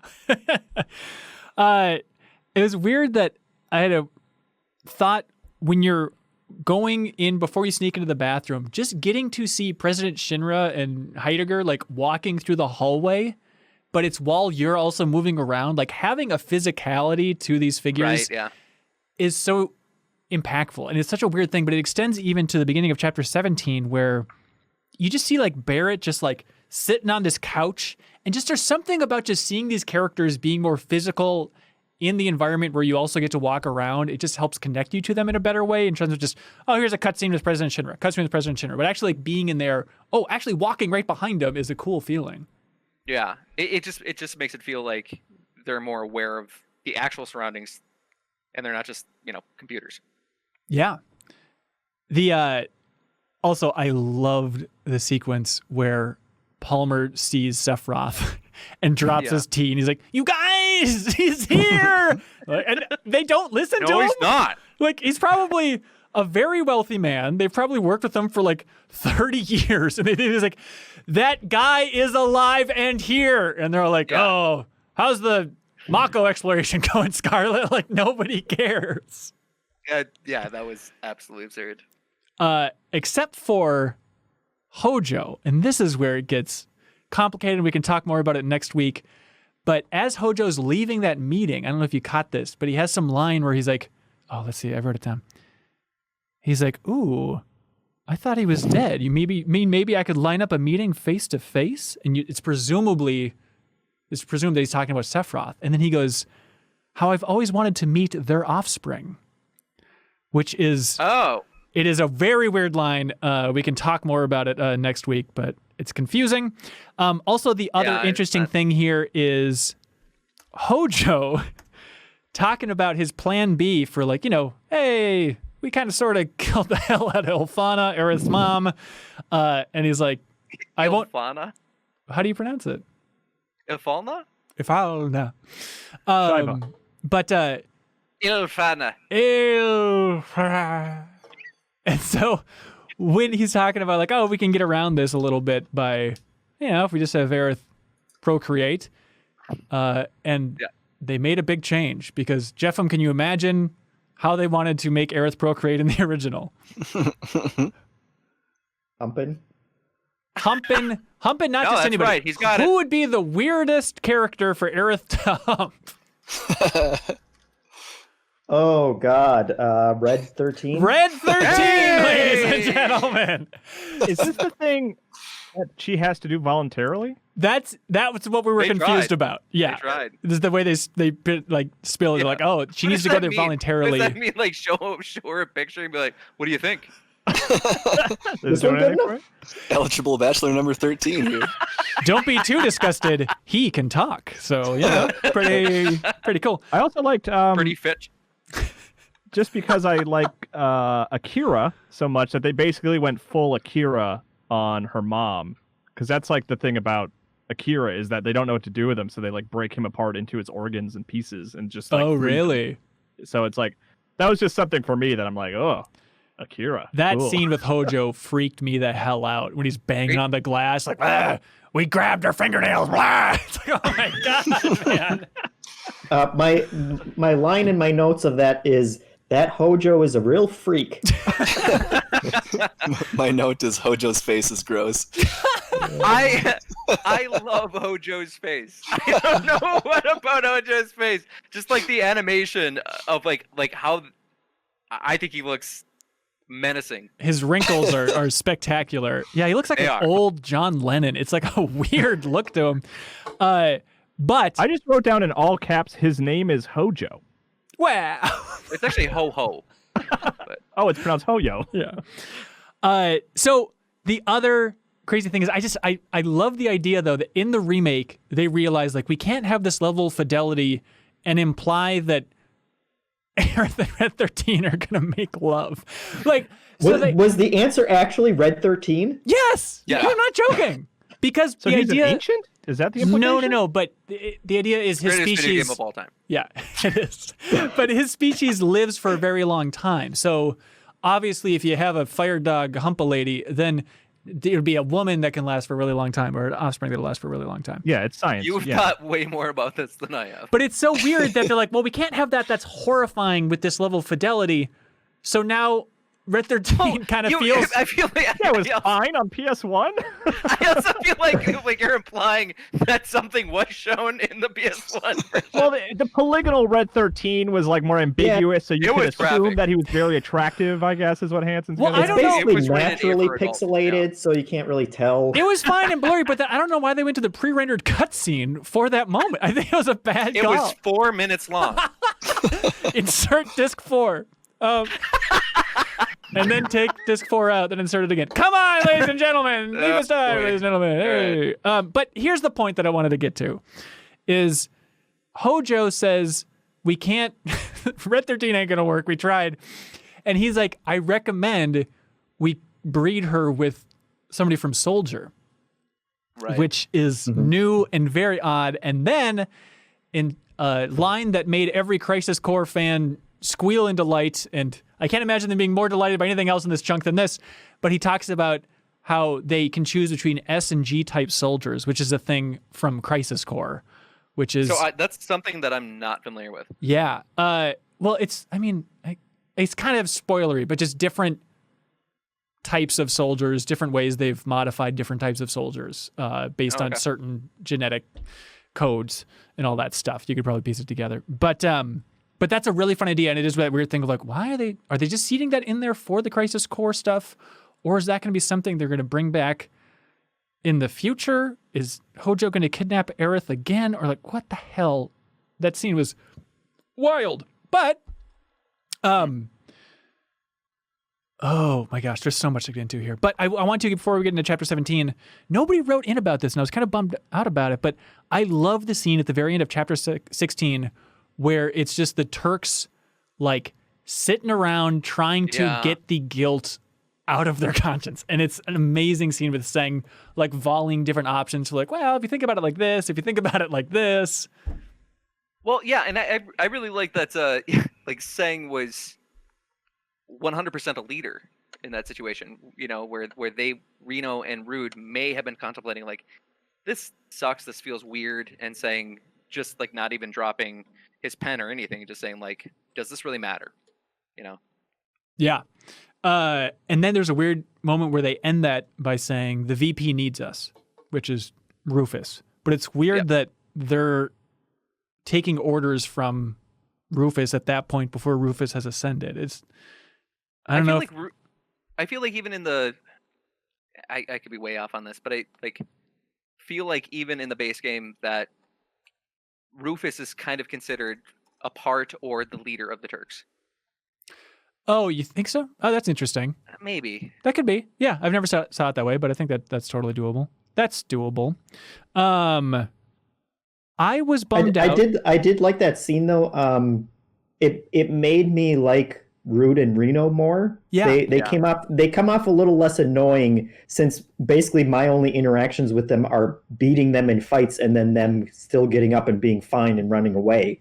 But it's nice seeing them, and also I guess Reno calling me a bitch all the time whenever he fights me. Wow. But it's nice seeing them having a conscience and being a little more fleshed out. That made them less annoying to me. Yeah, and I like Reno's line even where, he's talking about like, well, if you think about it, somebody was going to pull that trigger. It didn't, if it wasn't us, it would have been somebody else. That might help. And then I like that Reno has a line where he goes, yeah, nope. Like, still not right, like helping that me doesn't here. Work for me. Yeah. But yeah, I mean, I feel like they're doing a great job of showing that the Turks they're hired hands. Like, they're not somebody that really ascribes to the philosophy of Shinra, but rather they probably get paid very well to do what they do, and they're very good at it. So when they have these moments of just like, well, now this feels really icky, like, how do we rectify that? Yeah, absolutely. So I was kind of bummed out that there wasn't like a big moment. I was kind of let down by Aerith, I think, in this entire chunk. There wasn't a big moment of you like freeing her. It was just like, oh, here's a cutscene, and then she like walks in. And there's also some stuff later on too, where it's like, I was expecting more of like a, we got you. Hey, let's rally together now. And she had some cute moments with Tifa later on and stuff. But I was expecting the actual freeing of Aerith, which seemed to be the goal, to be a bigger reveal than it was. I don't know. Just some thoughts. I have that same kind of sentiment about this whole chunk with Aerith. It made me like. It also like I feel like it really highlights just like how strong of a character Tifa is.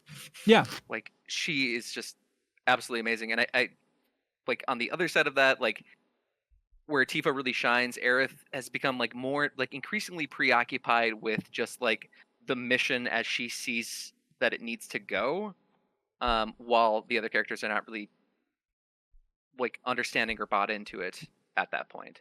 Yeah. Tyler Carver says, how bummed are you that Red 13 was thrown in at the end of the game, but we don't really get to do anything with him? Extremely. Did you know that was coming, Grant? No, I had no idea that he was going to be a non-playable character. It is so bizarre when you get him and then it's just, here's a wall of fine print. Red 13 cannot do this. Red 13 cannot do this. Do not press go. I liked it because I don't think I would have been excited about like going through and leveling up a new characters, like weapons and stuff like that. I like that he was just kind of a passive, like all he did was aid you. You know what I mean? So, but I also wasn't like really eager to have him as a playable character. So he just was a bonus for me at the end who would just help me out, you know? In the original, he has gear and a level that's commensurate with what your other characters have.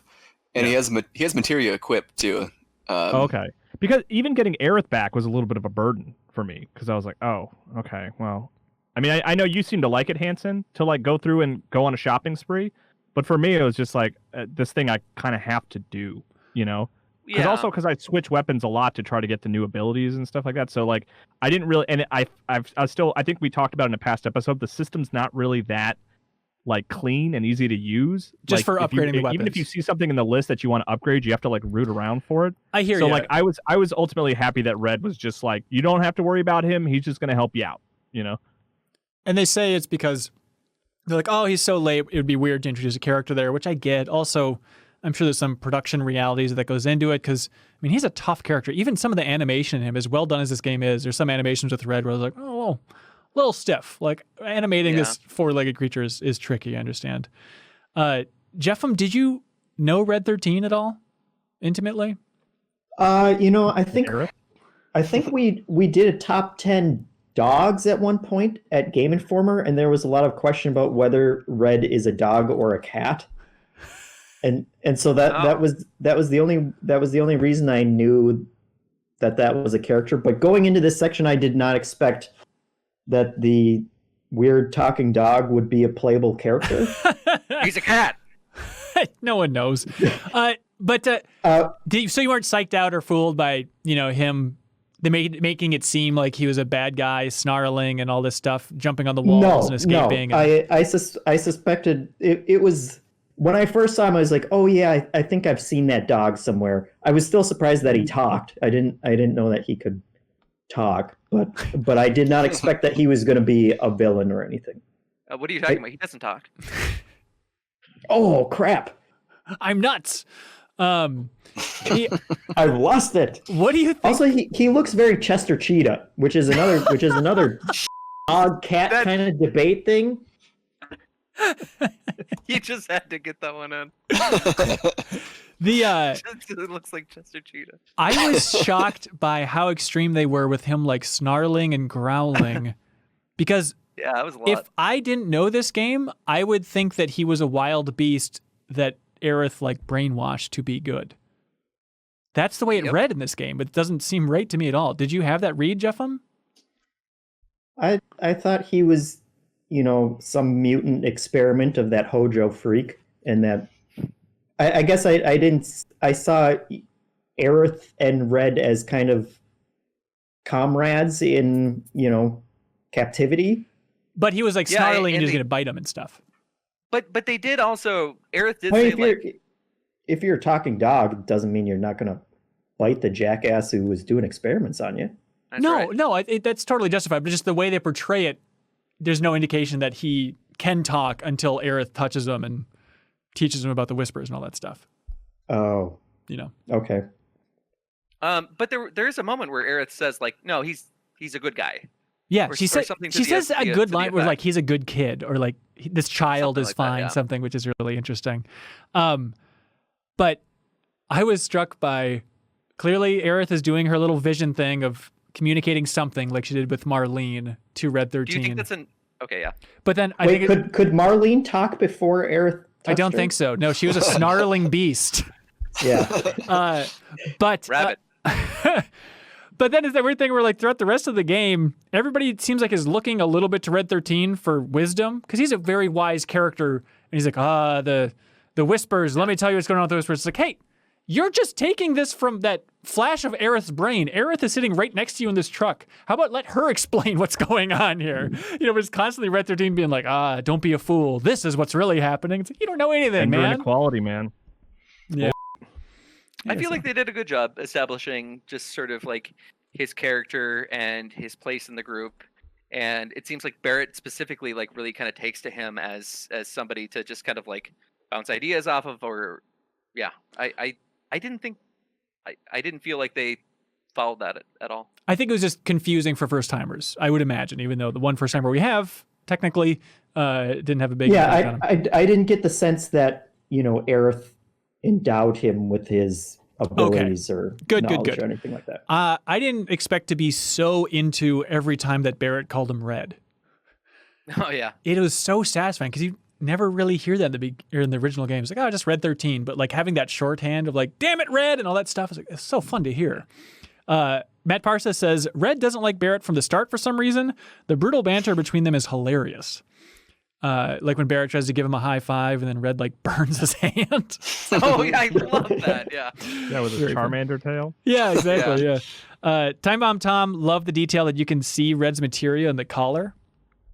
Oh, That's I didn't cool. notice that. That's very cool. Also, he liked in the truck when Barrett tells Red to try smiling, and then it's a nightmare, which is very Terminator. But yeah, I like the line too where Barrett first sees him and he's like, he's a rat or a dog or whatever, and he's like, I am not a rat dog, and continues to refer to himself that way. Yeah. He Lab sa- rat dog. he sounds a little bit like Sephiroth, just for how flat and kind of cool he is. Like I like hear those voices Yeah. back to back. I'm not saying they're the same person. I'm just saying I've never seen them in the same room together. Maybe I subconsciously thought Chester Cheetah, but he was like much more stoic and like deeper voice than I thought he would be. Like I thought he would be a little bit more like I'm a dog cat thing. He does say that line. A couple more things on Hojo. Well, just one. James Knight says, I must confess, I almost Googled the fate of Hojo and if we get to kill him, because that scene with him describing what he did to the body of Aerith's mother puts him far and above any of the other villains in this entire game. Oh, yeah. On it, I agree totally. Although he says, maybe he's tied with Corneo, which, that's a complicated one. But that was much more affecting than I was expecting. Like that level of detail about taking her mom apart was so effed up. Yeah. You guys know Corneo a complicated one. Is that just kind of straight up bad guy? Oh, absolutely. But genuinely, who's worse, Corneo or, this Nazi scientist Hojo? I mean, if you had to make the call right now, who you going with? Hojo. Yeah. I guess Nazi so. scientist, probably. I guess I'm just A million times over. Yes. Right. Hojo. Okay. I mean, I'm not going to side with Corneo like some people here, but that's fine. So it's just insinuated that Aerith and her mom escape. I would love a cutscene of what that would look like. How does she get down to Sector 7? This would have been a perfect time. I mean, they filled in other gaps. This would have been a good time for them to do that. But maybe it's coming later. They needed the ghost graveyard. Yeah. I mean, but no, that's a great point, Grant. Like that would be a infinitely more interesting story. Yeah, we did get to see the I mean, it's kind of dour, but like the finish line for them. Like they had probably just escaped in that cutscene with Aerith's adopted mom explaining her backstory. Yeah. But I mean, that's a long way down from the 65th floor to the bottom of the she slums. was clearly injured, so something happened there. Well, it was a bad grappling hook accident. That's true. She's lowering Mama, herself do you down. know how to use this? Chapter 17 starts. Aerith's childhood room. Something that I never thought about, and I loved seeing. They just really wanted you to see where Aerith lives. Like, they're really interested in setting you back up for that, huh? Whether it was her adopted home or her home there. Yeah. You get to see her toilet, her solid steel toilet. And the part that I loved, though, was the mural. Like, it was so incredible. And I was studying it for so long, trying to figure out if there's any other hot ancient details in there. And it's like, oh, maybe she's just going off of the propaganda video that Shinra made and stuff. Maybe I'm reading too much into it, the look of it. But the part... Did she have any hand-drawn plans for an airship on there? I didn't notice. God. Oh my God, that would have been exciting. This is how I escaped this tower. The thing that I noticed, which is pretty subtle, is she has a pink ribbon and I think a purple ribbon. Somewhere it's like at the bottom of the mural, which I guess implies that she can see the future because she gets that pink ribbon during Crisis Core. Is that a stretch? Oh, yeah. Could be. I don't know. Yeah, all right. I'm not sure. I also I was a little struck that she lives in like the most expensive tower in the entire universe. Yeah. And her house is better when she moves to the slums than she goes to the mansion of Sector 5. Yeah, I guess that's true. She's a prisoner in one, but yeah, that's a good point. Andrew Vala says, when Aerith is attacked by whispers in her room, Tifa is the one to pull her out of danger. This is at least the third time she's done so. Tifa has previously rescued Aerith from the phantoms in the ghost train yard, the sinking platform in the sewers, and here in the Shinra building. It's curious that Cloud is not the one that does this. I wonder if it's setting something up for later. I've noticed that as well, and I just don't know what to make of it. I mean, other than I always kind of felt like Tifa and Aerith always had this great camaraderie and friendship in the original version as well, but Cloud's aloofness is bad. And I'm going to take this time to say, I thought Cloud's voice acting was bad throughout the entire game. Yeah, I thought he was the weakest, and he needed to be the strongest. Yes, because everybody gave him the benefit of the doubt in the beginning of like, well, he's going to start cold. That's the entire point. Even by the end of this game, it's like he's not turning around. And I understand it's like, well, it takes the arc of the full game for him to warm up a little bit, but like there are plenty of those moments in this where it's like he cracks a joke about, you'll have to pay me, and everybody laughs and stuff. Like this is supposed to be him melting down. And you never know how these are recorded. I don't want to blame the actor too much. I'm sure it was a nightmare trying to record these things. But him softening his tone vocally did not happen in this game. Yeah, it was, and that was very disappointing for me to hear. I mean, just like having that moment where Aerith said, like, "You came for me," and his response was, "Yep." Yes. That's fucking offensive. I mean, in terms of just like how like silly that is in comparison to like it was his drive to go out and rescue her. Yes. So I mean, it would be different if they got back to it and said like I see that you're trying to downplay all of this, but it's not working. Like we're seeing through this, so you can drop that charade. Yes. But they needed to have that in this game. Instead of it just being implied. And Nojima, the writer, even implied, they're like, oh, he's not that cool. He's trying to be cooler. But the moment that sums it all up for me is the final battle. I'm fighting Sephiroth. Aerith comes into the fight and says, did you miss me? And Cloud says, not really. Yeah. I wanted to throw my PS4 out the window. Like, what are we doing here if not this? What is this?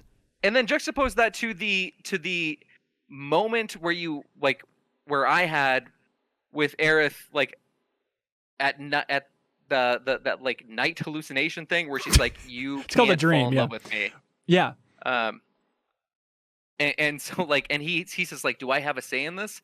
Which would imply that he has some emotions there, but during those moments where she he has an opportunity to show them, it is flat as can be. The only yeah. And that really sucks because I have been appreciating the moments where that kind of thing does break down between them. And when Barrett kind of drops that stupid act and actually says, yeah, like I appreciate you, essentially. Yeah. Those kind of moments when characters are reaching out, that same moment with Aerith really stood out to me of like, you're still playing this game? Yeah. Yeah. Yeah. The other voice actors I feel like are running circles around Cloud. And it just, I hope to God in the next game that they go a different direction here, because it was bad. Maybe they're trying to save some more road for Cloud to travel down. Maybe they want in the next game to have some hot dates where Cloud really changes it up and melts it down. But I'm sure it's just then demonstrate inflection. I hear you. I think if I had to guess, and I don't know nothing, but I'm sure these voice actors were given this stuff. Like there's that story about how they were given the script the same day they had to record it. I'm sure a lot of it is out of order. They don't know what this is. It's just patchwork things like, okay, here's where I grunt 14 times. Here where I say, do I have any say in this? Here's where I say this. I'm sure it's just like they're missing that clear direction of, no, you're changing over time. And it's like this. I'm trying to think of games where characters do change over time, and it's pretty tough to have somebody change their performance. This is the stupidest example, but I think of Spec Ops The Line. The character, his vocal performance changes so much throughout the course of that, and it's pretty rare to have like a radical shift in tone, because I think these recording sessions are just all over the place. Well, I don't think that there's any harm in demonstrating dynamicism in the first 40-hour game.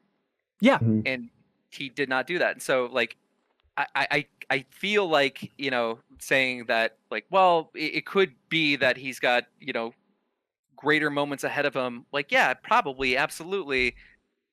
But at the same time, like, you didn't need to make 40 hours flat. Yeah. In order to drive that home. Absolutely. And if you're saying that the voice actor, like, yeah, like the day of, like if he's looking at the director, but like, is that good? And the director's saying like, yeah, that's fine. Like that's a complete failure on Square Enix's side. Like that sucks. Yeah, and I mean, part of that is just the dialogue as well. Like is it that the voice actor is not changing, or is the character itself just not giving us the kind of growth that we want to see at this point? Because by the end, he still just felt very much like the stoic soldier who, whether it's an act that he doesn't care about these other people or not, none of that is being displayed. But I think they're trying to display it with Tifa and Barrett. It's just not with Aaron. And there are some times when Cloud does have a little bit more personality coming through, but that example that you gave, that's not the fault of the voice actor. That's just a shitty line that he shouldn't be saying at this point.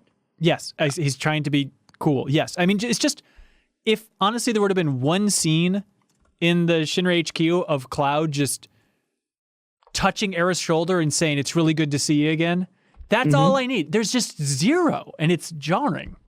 Yeah, the idea that like he's trying to figure out how to be more of a human being would then lend itself to how the voice actor actually performed these lines. But they didn't have any of that. And in fact, they went the other way with it, where Aerith says, did you miss me? And he goes, no, I didn't. And to be fair, to trying to add as much context there, he says like, right after that, he goes, this guy's really tough, and she goes, screw him. So maybe he's saying, I didn't really miss you that much because this guy's so tough and he was worried about her, but it's not the way it comes across at all. No. Anyways, that actual moment where Tifa like pulls her out of the whispers, in my mind, that was the shattering of fate. That was the moment of like, okay, Red 13 is explaining what the whispers are. He says he got it from Aerith's mind. And when she's being absorbed and she's like, I feel like I'm losing myself here. And then Tifa's like, blip. And she's like, hey, we'll make a new path ahead, is basically Tifa's message, right? I was like, oh, okay, now everything's different. And then, no, it's still, the fates are still consuming everything and slurping up a building and stuff. But there's a line here which is interesting where Aerith says, she says, that every time the whispers touch her, she loses part of herself. And then she says, quote, I'm lost in a maze, and I'm lost in a maze, and every step takes me further from the path. Which is an interesting line, especially if you want to really get geeky and connect it back to Barrett's line where he talked about the book that he was reading, Marlene, called Life in the Endless Maze. Nice little connection there. Oh, very fun. Yeah. But I thought that was really interesting. I'm lost in a maze, and every step takes me further from the path. So she don't know which way is up.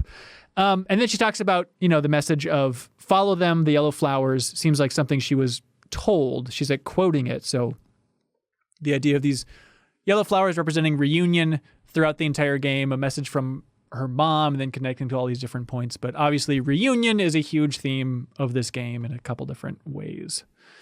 When you say, I'm sorry. Yes. What do you mean? With like when you say reunion is a big theme. Well, I mean, if you connect it with Aerith and the flower, and then reuniting with Tifa, communicating the flower, and then also gotcha. Okay. Marcos's side. I don't know how much we can get into because the game is so weird about what it's teasing out, Yeah. You could potentially get into something right now, and it could be completely meaningless at this point. Right. Yeah. It's confusing. So Underachiever said, isn't it crazy that after you run into Sephiroth and Hojo's lab, none of the party even mention it, particularly Tifa? They all see him, and then he slices the platform, Cloud drops, Hojo's like, whoa, perfect, exactly as planned. And then you just reunite with everybody, and it's like, what are we doing? Sephiroth was right there. Why aren't we talking about this? Yeah, that's a good point. That's the first time that I've thought about that. I'm always confused, and I feel like even in the original game, like there's not a great distinction between whether like this is a hallucination versus whether or not he's actually there. Everybody was seeing him in that scene. Yeah, and you're right. Yeah. I didn't think about that. So another scene that it would have been very disappointing to have the nail bat. Because that great clash. For hard mode, I'm going to equip the nail bat the entire time. Hard to watch mode. This is the mode. bad screenshot run. Coming soon to Fun Mode Snap. Ben Taylor writes, and he says, Chapter 17 for me was a microcosm of everything I loved and hated about the game in a single chapter. The door and the switch puzzles, boring busy work. Optimizing builds between two parties of two, cool. Weirdly difficult. Hated that. Hated that. Weirdly difficult Bloodhound room, frustrating. Cinematic lineup of 3 incredible bosses, exhilarating. I wish I could pick and choose which portions of chapters to replay. The swapping parties frustrated me to no end, and it continued frustrating me through the end of the game. Because I had a pair of materia that I wanted at least one person to have, which was the heal, the fully powered heal with the I forget what it's called, but it makes everyone magnify. heal. Yeah. I didn't want to be without that, and I kept trading it back and forth, which was just frustrating and time consuming. But then the thing I ran into was I would run into boss fights or battles where I picked improperly and couldn't give the right materia to the right person. And then, especially at the end of the game, I ended up having to fight Sephiroth without having that heal materia. Well, even if I paused and said restart battle, it wouldn't let me change out the materia. Yeah, it does. It just dropped me right into the middle of the fight. No, it doesn't. It lets you restart. I did that too, and it says there's an option in the lower left that says menu, and you hold it down, and then before the fight starts, it'll let you swap out your materia. Well, that's good. I missed that, so that's on me. But I was so frustrated by it. Just the frustration of moving that materia around every few minutes. I really have enjoyed placing materia and the combat mechanically. This is my favorite part of the game is the fighting. But that point, that last few hours of having to swap materia constantly, which I guess you could say was my own choice, just was really frustrating. You should have leveled up more materia, But it's not a choice when you only have one magnify. That's a good point. And it made me think well, wait a second, did the game want me to have a Blizzard materia for every character, and I should have that slotted into their weapons, because then it wouldn't be as complicated. But I also had that same moment in this this chapter of just oh man, I'm sick of moving materia around, because there was one point where I'm just man, maybe I should just screenshot this or have a video because I didn't want to mess up all my materia because I worked.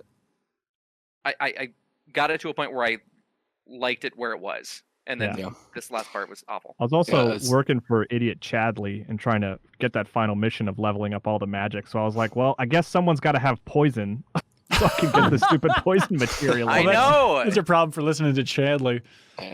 My materia from the start of 17 to the end of 18 went from a well-curated list to just a jumbled up turd. And I just had to say F it by the end. And I didn't restart any fights. I just rolled with it, and it was hampered and was slightly annoyed. But it's like, do I really want to restart this and take away from the set piece that I'm looking at, or do I just go with this and stumble through? Yeah, and that's a shitty choice. Choice. Yeah, that's a shitty choice. Yeah. Grant, what level were you when you beat the game? I'd have to go back and check, but I want to wager like 35-ish. Okay. Yeah, I don't remember. High 30s, I think, is where about I was, I think. Okay. It wasn't something I looked at that often, I guess. Right.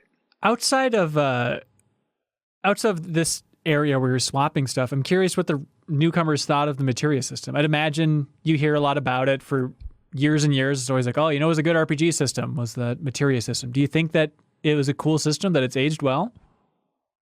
I did like it overall. My frustration stems from having to switch a lot. Yes, but and outside not of really knowing outside of that, who I was going to have my party be. But. Yeah. Jeff? I liked everything else about it except for that. And I like the fact that you are leveling up individual spells and everything, and the characteristics of them kind of change as they're going on, and just that freedom of, hey, I can completely move all of these things into this other character, and they kind of become a cipher for different builds and stuff. That's a smart way to handle it. Yeah. What do you guys think of Chapter 17 overall? The gameplay of Chapter 17, running around the den, the hub. What do they call that? The hive.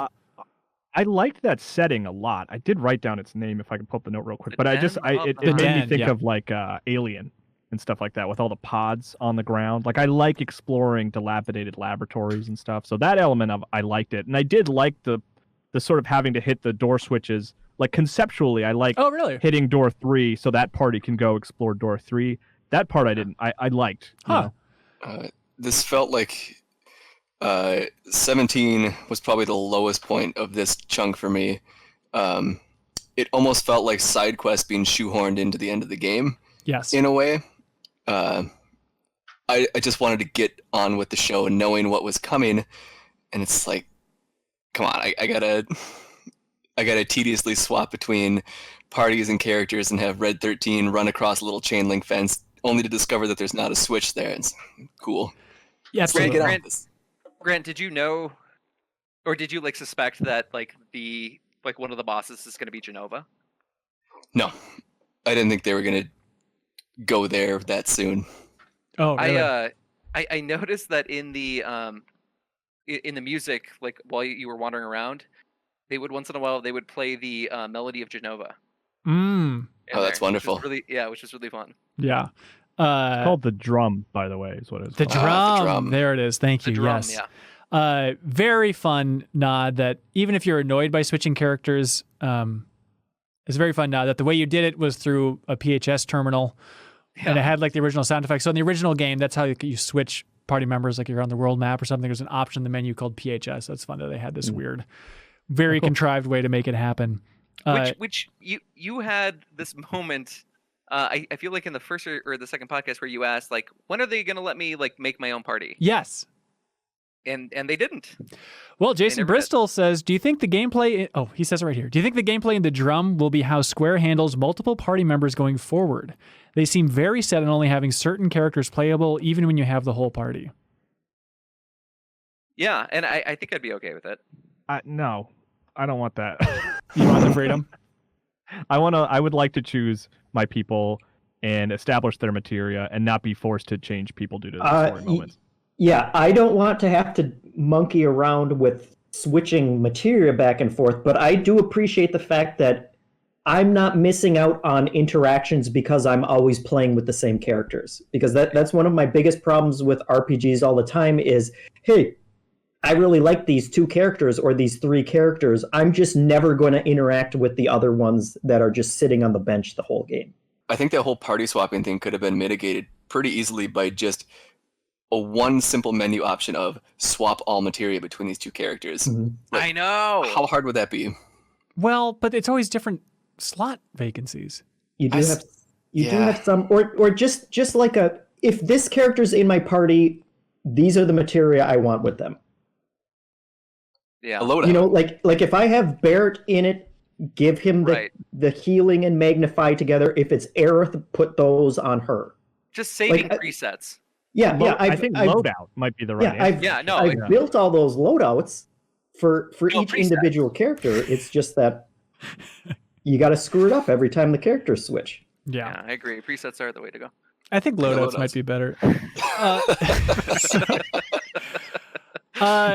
Grant, I'm with you for this chapter overall, where it was probably the low point too, because again, I want to complain about it more, but it wasn't like complicated. It wasn't as much of a puzzle as I was imagining. It's like, just go here, press the button for the door. It opens up, no problem here. It's not that bad at all. But I also like I wanted to go even, Hanson, maybe go make this GIF, but just get the security camera footage of Cloud and Barrett, like, uselessly banging on that giant door. It's hilarious. I'm so glad you brought that up. Dude, you're not gonna do anything.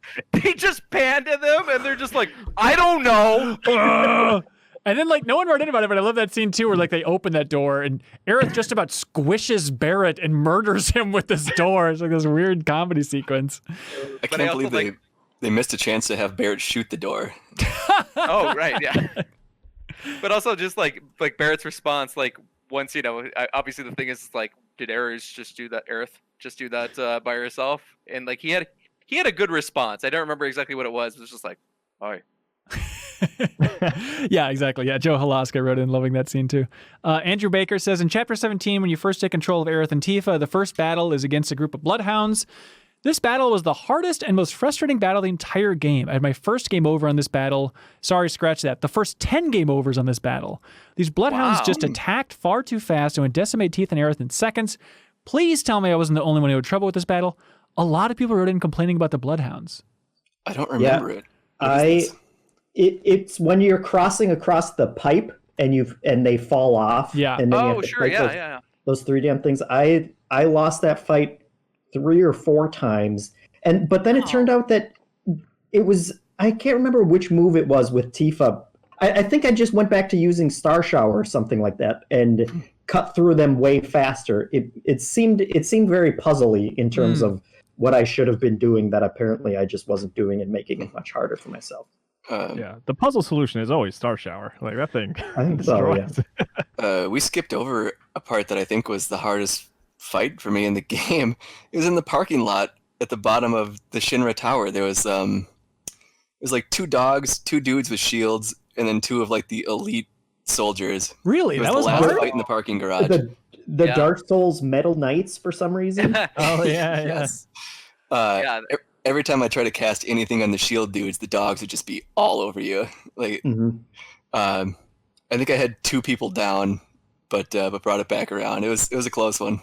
I was sweating. Wow. Yeah, I do remember, like, that one felt like the most clusterfucky fight in the entire game. It just felt like it was just a barrage of enemies, and like once I was done, I'm like, Jesus, is that it? Like, yeah, it was a marathon.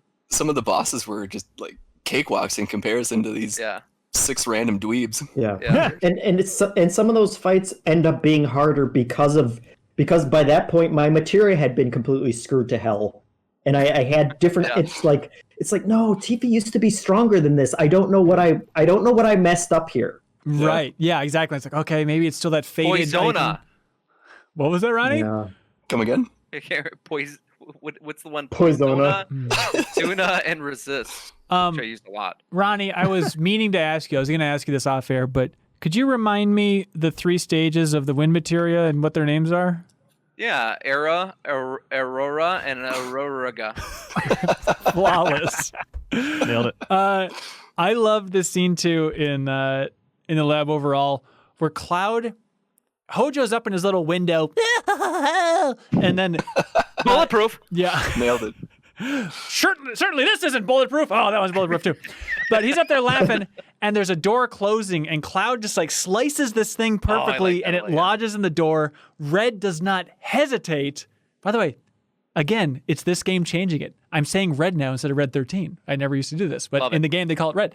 Red goes under the door, goes up, just goes for mauling Hojo's neck. I just love any moment where a good guy does not hesitate, and it's just like, you are dead, and you have this coming. And then he has his magic syndrome thing from The Incredibles to just make him hover there, you know. But I just love the synergy that like Red immediately has like with the crew, like a crew that's already been established. Like I just, partly because I'm nostalgic for him, but then also like I just felt like he did such a great job integrating into like a bunch of different characters that have already known each other, and they just like, I love this guy. Like, Red is great. Especially for being such what's the timeline for how long has Barrett known Cloud? Is this like 4 days or is this weeks? It's about 16 hours. Okay. I mean, well, I don't know. That's a good question. I think there are 3 scenes of him sleeping, right? There's one in his room. There's one at Aerith's house. Is there another one? Oh, interesting. It might just be 3 That's or 4 a good days. question. Oh, like, sure. Days for Cloud sleeping. It feels like I was sleeping through those Chapter 14 side quests. Does that count, Kyle? Bazing. Yep. Is that a burn on me? I don't know. You designed them, Kyle. Sorry, my bad. Did you get that burn, Kyle? I received it. Yes, thank you. Raga. The weird fight here was they were called brain pods in the lab. This is the one that stood out to me. Where like, what a weird. It like paused and then they were like multiplying. I was like, is this game breaking? What am I looking at? What is this weird sequence? I saved footage of that because I used the most powerful fire spell. Yeah. Which just like decimated them. And it was awesome because like it took out so many at once. And it's so rare that you get to use those like area of effect spells on like a large group of enemies that it was awesome. I actually really liked it. It was satisfying. It was like A through H has been eliminated. Yeah, it was like a huge just row on the side of the screen, like reading me the alphabet out of order. It was cool. Ront and Granny. Yes, sir. Did you all notice in this section a certain musical theme that popped? Unlikely. Come Genova. on. No, not Genova. One-Winged Angel? No. During this lab, when you're fighting and bouncing back between them, I mean, I haven't looked too much on the internet. I don't know how many people are talking about this. It pulls from Final Fantasy VIII. It pulls from like the Ultimecia theme, or like a. Absolutely. Please tell me I'm not nuts, internet. Please tell me. I need to go dig this out. You guys didn't notice that? Let him know he's nuts once and for all, internet. Give it to him. I mean, I heard like keys of like, hello, mother. Hello, father. Like that. Here I am in Camp Gongaga. So, Brian, thank you. Brian W. writes in, he says, Swordipede. Awesome name, awesome fight. Cool to have cool to have one team start the fight and the other finish it. That was an awesome idea for that transition. That part was good. I like a frustration related to materia, but conceptually very cool. And I liked like the switch there. That was cool. Question for old Ben and Ron here. Yeah. Did that thing appear in Midgar, or was that further in the game? It's like a random enemy. I want to say it's Midgar. I would even. Is it Midgar? No, I thought it was further. It's only in the Shinra. No, it's only Shinra building. Okay, well that's Midgar, buddy. Yeah, it's only Shinra building, and what I loved about it is that I like completely forgot about that enemy. I mean, that's the greatest. Is like, it's an enemy that you will remember once you see it, and it came on screen. I'm like, oh yeah, like, yeah. You fight that thing in the world map, don't you? Oh, no, I don't think you do. It's your first airship. I thought it was way ahead of that. It's definitely in Shinra building. I'll text you where I thought it was. Interesting. Okay. I got a real kick out of when they go up to, again, I don't know what to say, the Genova tank that Sephiroth yanked out the Genova part. Jeffem, is that insane to say? Did you understand that was going on there?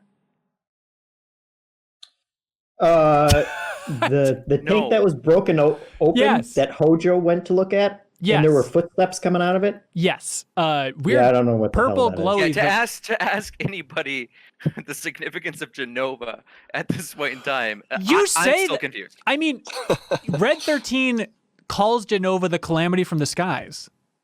Yeah. Which is like, again, that like, didn't okay. register. I knew Sephiroth took something, and it looked humanoid. That's all I got. Really?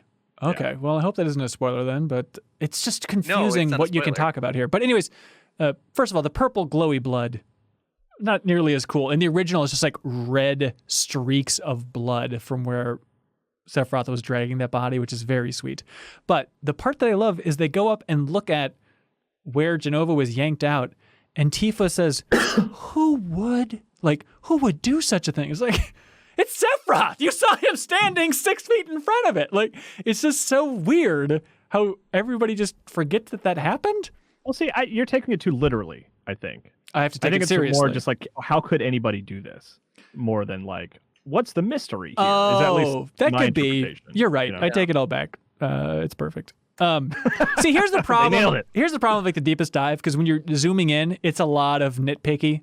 So I hope we're not being too nitpicky here for a lot of things, because it's still very, very good. Yeah, I think we're asking, I don't know, like a lot of good questions. And if we're asking the questions, I mean, being kind of lifelong fans, and then also people new to the series, like we're probably hitting a lot of questions that the community has. Yeah. Well, here's a question. Grant. Yeah. My criticisms are so trivial, I guess. Like, I have to find things to complain about. Yeah. So if I come across as negative at all, it's because I'm searching to find nitpicky things about the game. But overall, it was a delight. Yeah. It's also interesting to talk about the negative and what can be improved upon. So. Yeah. Here's a question. Who threw President Shinra out the window? Oh, he fell. He tripped over his gun. The wind. Who could do such a thing? Who would? I did assume it was Sephiroth. Yes, and then he seemed just like he maybe walked through there first. Yeah, and then he just hides behind a pillar for a bit. Like, it is odd. I don't know. He can evaporate in and out of air, as near as I can tell. That's know. true. Yeah. I don't know what thing. Sephiroth is. It's a problem. You're not supposed to. I think he's part bird. He did have that. We bumped that out. He did flap his arms. I thought that was weird. Like that Assassin's Creed animation. But no, like one thing, like I haven't thought about this until now, because now we're kind of getting into the space where like I played this chunk up until the end in one go, and there is a lot to dissect here, and so a lot of it I have not thought about. But off the top of my head, I mean, if Sephiroth was the person to place him in this precarious position, the one thing that I would wonder then is like how he would not be just absolutely mortified that Sephiroth was like, how he wouldn't mention that like Sephiroth's here. Well, when you're dangling off a building, don't you think that's more important? But then he's saved, and then he goes on this tirade about just like Shinra's philosophy and his own philosophy, and I feel like in that he would also say that like, Jesus Christ, there's this crazy guy around here. Yeah. You can't see because he's on this side of the pillar, but that guy's bad news. Shut up. He's hiding. Shut up. When he was dangling off that building, it's such a stupid thing. But Kyle, did you think of 1989 Batman? Because it's President Shinra in a purple suit dangling off the edge. It's like totally the end of Batman 1989 with the Joker. Yeah, it was. Yeah, weird. That was a callback. Yeah, when Barrett said, "Have you ever danced with the devil in the pale moonlight?" Right. That was a little on the nose, but actually, no, I didn't think of that. No. Okay. Well, I know you love Prince, so I was trying to connect it. The Yarrow says Barrett's line when picking up President Shinra, and he says, "I'm a man of modest means. Dropping you from 70 stories up would get me close to good." That line is up there as an all-time favorite quote for Yarrow. I love that. Yeah. Good line. Oh, and I love too where he says like, "Talk again like you know me." He says something like that, and I just love that back and forth of like, oh, this is it. This is like a satisfying climax to Barrett's story that I didn't expect here, to have him actually get to interact this much with President Shinra, which isn't really a big thing in the original game. So, Grant, do you want to explain what this scene looks like, or this entire sequence looks like in the original game? Yeah. So instead of following the purple blood trail, it's a full-on red blood trail that leads you up to the president's office, where you simply find him stabbed with a giant sword left in his back. And they realize that it's Sephiroth's sword. Yeah, but like, I love that like original imagery of just like he left the Masamune like this huge sword. Oh, whoa. Jeffem, please, will you correct this man? Ouch. I believe it's pronounced Masamune. Yeah, Chrono Trigger, calling back. So he uses the Murasame to and he was still sitting in his chair. I love that that imagery. That sounds infinitely more interesting than what happened. Well, it 100%. is, because just to think up to this point, it's still, oh my God, Sephiroth is just somebody that's whispered about, and now we're just following a blood trail and seeing the damage that he caused on the way. But it's still I don't know what this thing is. But then also one of the greatest villains was just immediately off camera killed, and now Sephiroth is around, and you get that sense of just oh, he was able to do this, which we've been struggling to do this entire time without probably batting an eye. So yeah, and if you think he's tough, we get a golden desert eagle scene instead of a cool villain building scene. I don't know. Right. I did. I mean, we talked about it a lot already, but that whole scene really bummed me out, and really was the first time that I was really didn't like what was happening. I just thought it was actively dumb and bad. When you said it it bummed you out, just the idea of just having the gun, it just pointed at him, or yeah, there was no nothing was, there's no danger in that scene at all. The rules don't make sense at that point. I also didn't really like the president's swap in terms of fear to and now I'm in charge again. It just heel felt turn cheesy. kind of thing. And the Barrett stabbing was or was that after the boss fight? Okay, so real quick, we'll get there. But yeah, I mean, that was a big drop off for me. I was I don't like this cutscene. I don't like what's happening. It's just bad. Yeah, so. I liked the idea of when he called Barrett on it. I thought it was actually really interesting when he's all right, you can have anything. Tell me what you want. And Barrett's clear our names, clear Avalanche's names, go on TV. Right. And then Shinra's you could have asked me to turn off the Mako reactors, you idiot. You care more about yourself and the. Yeah, I think it was a really interesting point for Barrett to kind of check his ego, right? Yep. I really like that. That's interesting, yeah. Great. So the scene was wonderful. You've changed my mind. Good. Justin, I think I do think there were good parts of that scene. I did like the president, asserting I do keep the public safe. I do provide these things, and the way that I got here was, being selfish, and I'm cruel as a person, but we provide a service here. Yeah. And I like that. Justin Hughes writes in, he says, a part of me wishes Barrett's death was real. My jaw literally dropped since I'm sure it was something none of us were expecting when Sephiroth stabbed him. It could have been a big twist on the series that not even the 7 veterans would have seen coming. A lot of people wrote in saying they wish that was real. And they did not give us much time to think it was real. It's maybe 10 seconds where my mind was oh my God, well, I guess they paid off Barrett in a pretty satisfying way. They could do it. They could do it this way. And then you see that glimmer of the whisper, giving CPR immediately or whatever that. Can I tell you there's a change I think that could have been made there that I think would have improved this whole ending for me significantly, which is to put Wedge in that scene and to have the gun held at Wedge, because Wedge is not established as an invincible character like the rest of the crew is, and to have Sephiroth kill Wedge permanently would have been impactful and also would have established him as a villain for me. Yeah. Because as it stands right now, it seems like Wedge is dead in a really unsatisfying way. That could not be the case, but it seems that way. That's pretty good, man. And I think if Wedge had been in there, I would have really bought the scene a lot more and would have been eager to go after Sephiroth as a result. He was pretty busy hanging out with the mayor talking about pizza, so he couldn't have possibly been up there. But that is a good idea. He's also, just in the sort of the gunshot idea, the gun actually being a threat to him, he's also been established as being weak and injured. Right. You know, you can shoot him right in his butt. But then also beloved, I think, by the rest, by the community, the players, and then also Avalanche themselves. nobody hates Wedge, right? I mean, I just kind of feel like he's Matt Jones. put him. Oh, fuck Matt Jones. No. He's placed himself in the position of being just like this very lovable character that his heart's in the right place. I totally agree with you, Kyle. I think that's a great idea. Like take the heart out of it, And he's right there. And he's right there. He's just a few floors. He's probably hanging out on 69, giggling. Yeah, trying to wake up that guy. That would work exceedingly well. Yeah. Yeah. Can we get square-enix on the line here? Maybe nice. Remake it.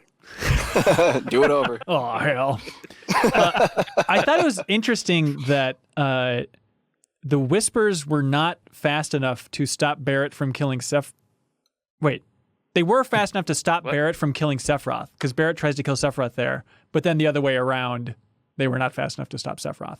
But that gets into that confusing line of the allegiances between Fate and Sephiroth, which we'll get into later, and we'll all bleed out the forehead, so that'll be fun.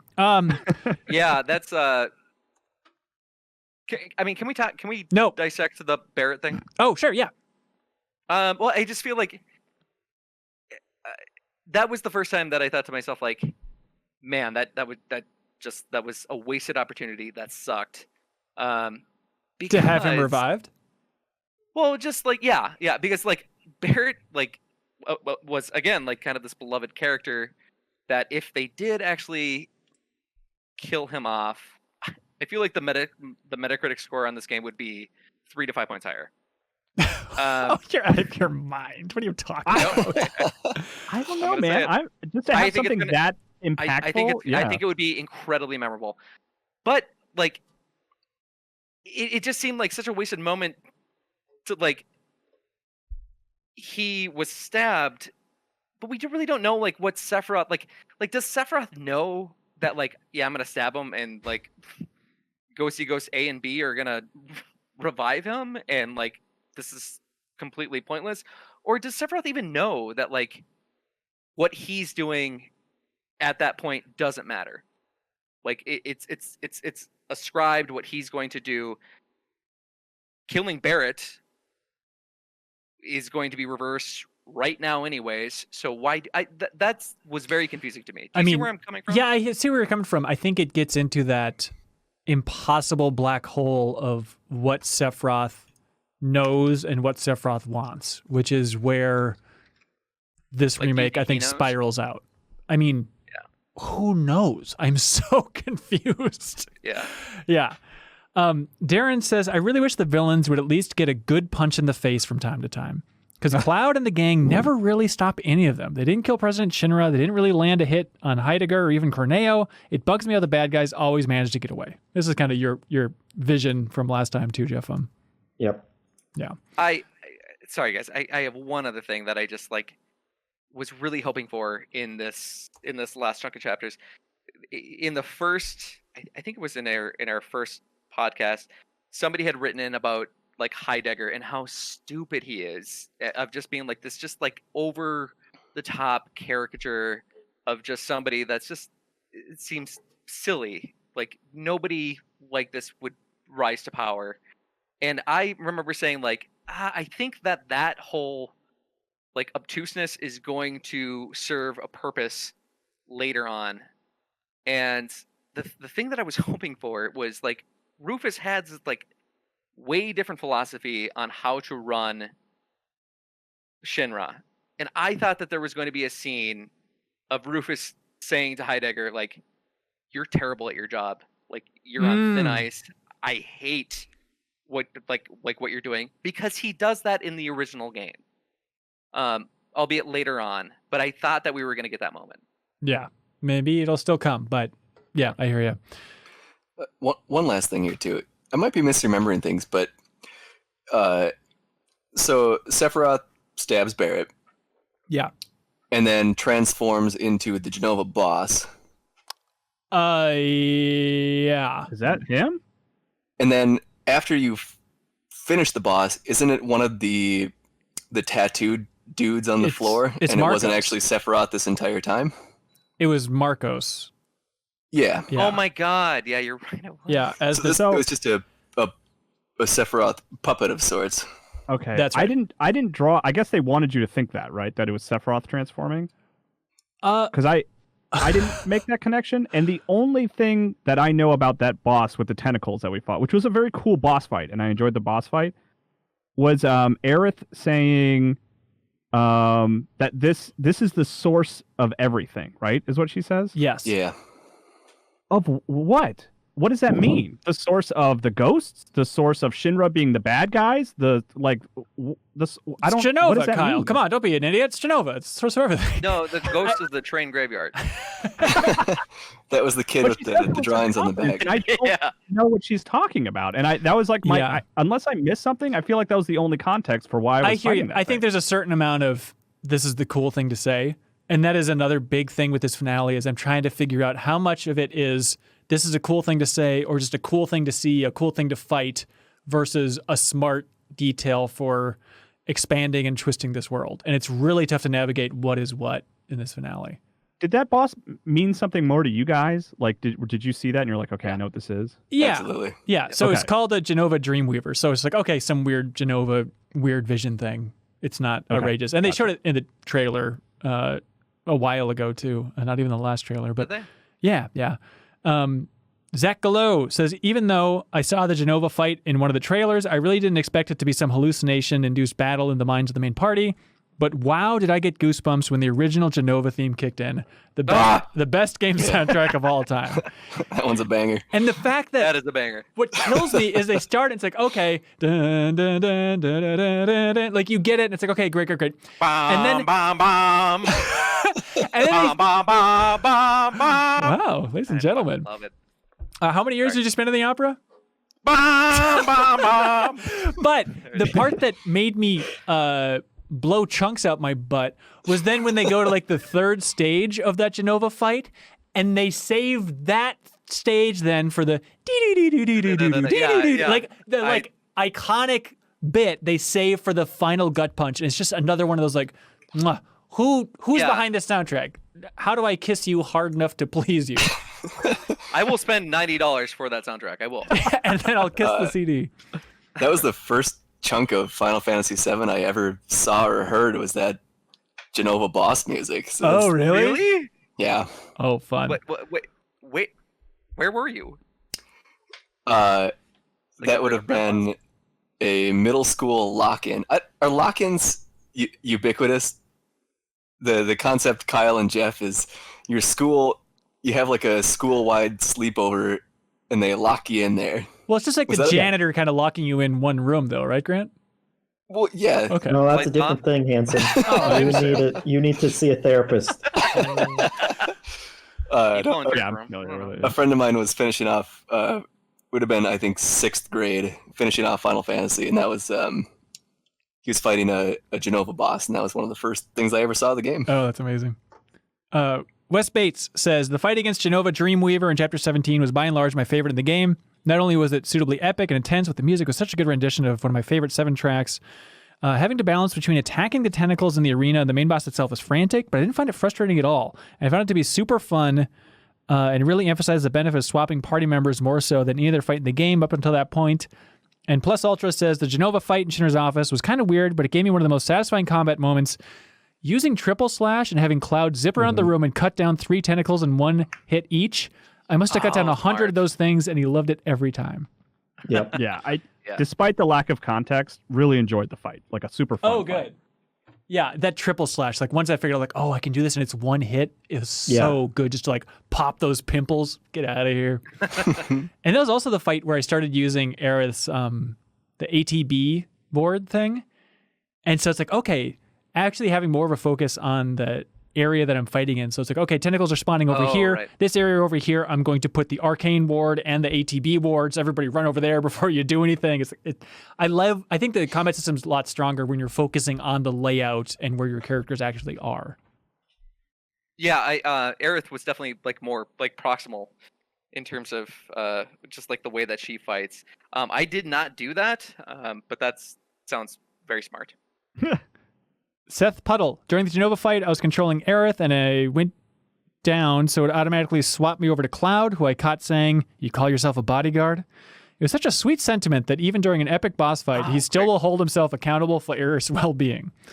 He says that a lot. You guys did get that line that you wanted of him being a normal human. Yeah, but person. I heard it 1,000 times before. It's like as impactful as I need a shower. I never heard that. Oh, really? Oh, well, No, I I died all never the heard time. that. I guess we haven't really talked about it. I mean, I think this game was a great level of difficulty. I died a lot. The Bloodhounds, I think I maybe died once to them, but like most bosses, I would die once to. Maybe not a majority, but a fair amount. But I'm getting the sense that Ronnie and Grant at least kind of had a cakewalk experience of this game. I only died once, and that was seems actually crazy. For the Reno and Rude fight because I was so ill-equipped, which is stupid because I knew the fight was coming and I didn't equip Barrett with any materia, and it's just one of those things of like, yeah, you dumbass, like you played this game 1,000,000 times, and it's exactly what you expected it to be. Like this is only your fault. So Yeah. I also died once. What? I got cocky and let my health get low fighting Reno the first time, and he interrupted a heal with an unblockable attack. Not pleased. God, that's so wild. that son of a. I know. What about Jeff and Kyle? Like, how did you guys feel about that? There were certain sections like that where I would die a bunch of times, but otherwise most boss fights I didn't have too many problems with. I restarted a couple just so that I could switch material around, but Yeah. otherwise I thought the difficulty was nice, ramped up nicely, but Yeah. was never really overwhelming. Yeah, I probably died a total of like 7 times the full game, give or take. Do you feel like it was more or less difficult than like something like Kingdom Hearts 3 and FF15? Kingdom Hearts is surprisingly difficult. Like it will kind of, you'd be surprised how hard Kingdom Hearts can get. So I definitely did not find it nearly as hard as Kingdom Hearts. I think it is between Kingdom Hearts and Final Fantasy 15. Okay. Yeah, I think Final Fantasy 15 is easier. Yeah. Patrick Henderson. Okay, so what was the deal with the hooded tattooed guys? Good question. Kyle, Jeffem, the floor We'll is talk yours. about it in 5 years. Maybe 15. Yeah. I think I wrote like, because it was Marco was his name, right? Marcos? Yeah, something like that. Marco. Yeah. Yeah, in my notes I just wrote, I guess that's it for Marcos. Like, that's all he gets. I don't know. And number Was two it didn't there? get, Was My that neighbor one in the specifically apartment Marco? complex? I don't know. Was that Marco specifically? I think it was, yeah. Is the I 49 didn't know if tattoo, the yeah. numbers lined up or not.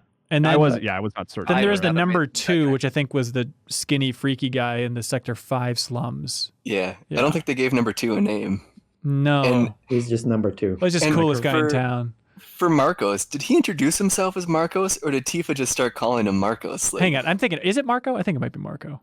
Yeah, we could be wrong. Yeah. Marco, I'm not sure. So he was Yeah. just like some screaming beast, and Tifa's like, this is Marco, he's cool. So Yeah, it could be. he's fine. Can you take care of him for me? Oh, we'll take care of him, all right. As long as he turns into 30 Genova, hours. and I can triple slash his little tentacles. By the way, how did he get into the Shinner building? He can hardly walk. He's well, pretty slippery. because he's in Sephiroth form. Oh, that's a good point. Thank you. He's hovering around. Tyler Loeffler says, Rufus was one of the coolest fights in this game. Usually I assess everything, but for some reason I charged right at him swinging and was treated to a really cool cutscene of Rufus deflecting Cloud, trying to clue me in that I shouldn't be focusing on him with melee at the moment. Easily missable details, as you have to strike him almost immediately to trigger it. He's wondering if you've had other dynamic cutscenes. Yeah, I mean, that cutscene, it's so small, but it's those little moments that I think are so amazing in this game of just those seamless transitions where it's teaching you something while also looking amazing. Yeah, like, again, similar to the Genova thing, like I talked about earlier, I don't know who Rufus is. I don't know why I'm fighting him. He seems like he's probably a bad guy, but I don't really know why. But I liked the boss fight a lot because it was super satisfying to stagger him and just like rip through his health after waiting so long to get something done with him. So I like the fight a lot. I just don't. Yeah, know who he Austin is. Ball Yeah. wrote in with the exact same thing, Kyle. Here, Austin Ball just says, a climactic fight at the end of the game, and I'm fighting a character I've never even met. Why am I not fighting Sang or something? That commander guy? At least somebody that I know. And Agreed. this goes back to just like how, and this sucks. Like, I really enjoy Rufus as a character. Like, I really like Rufus.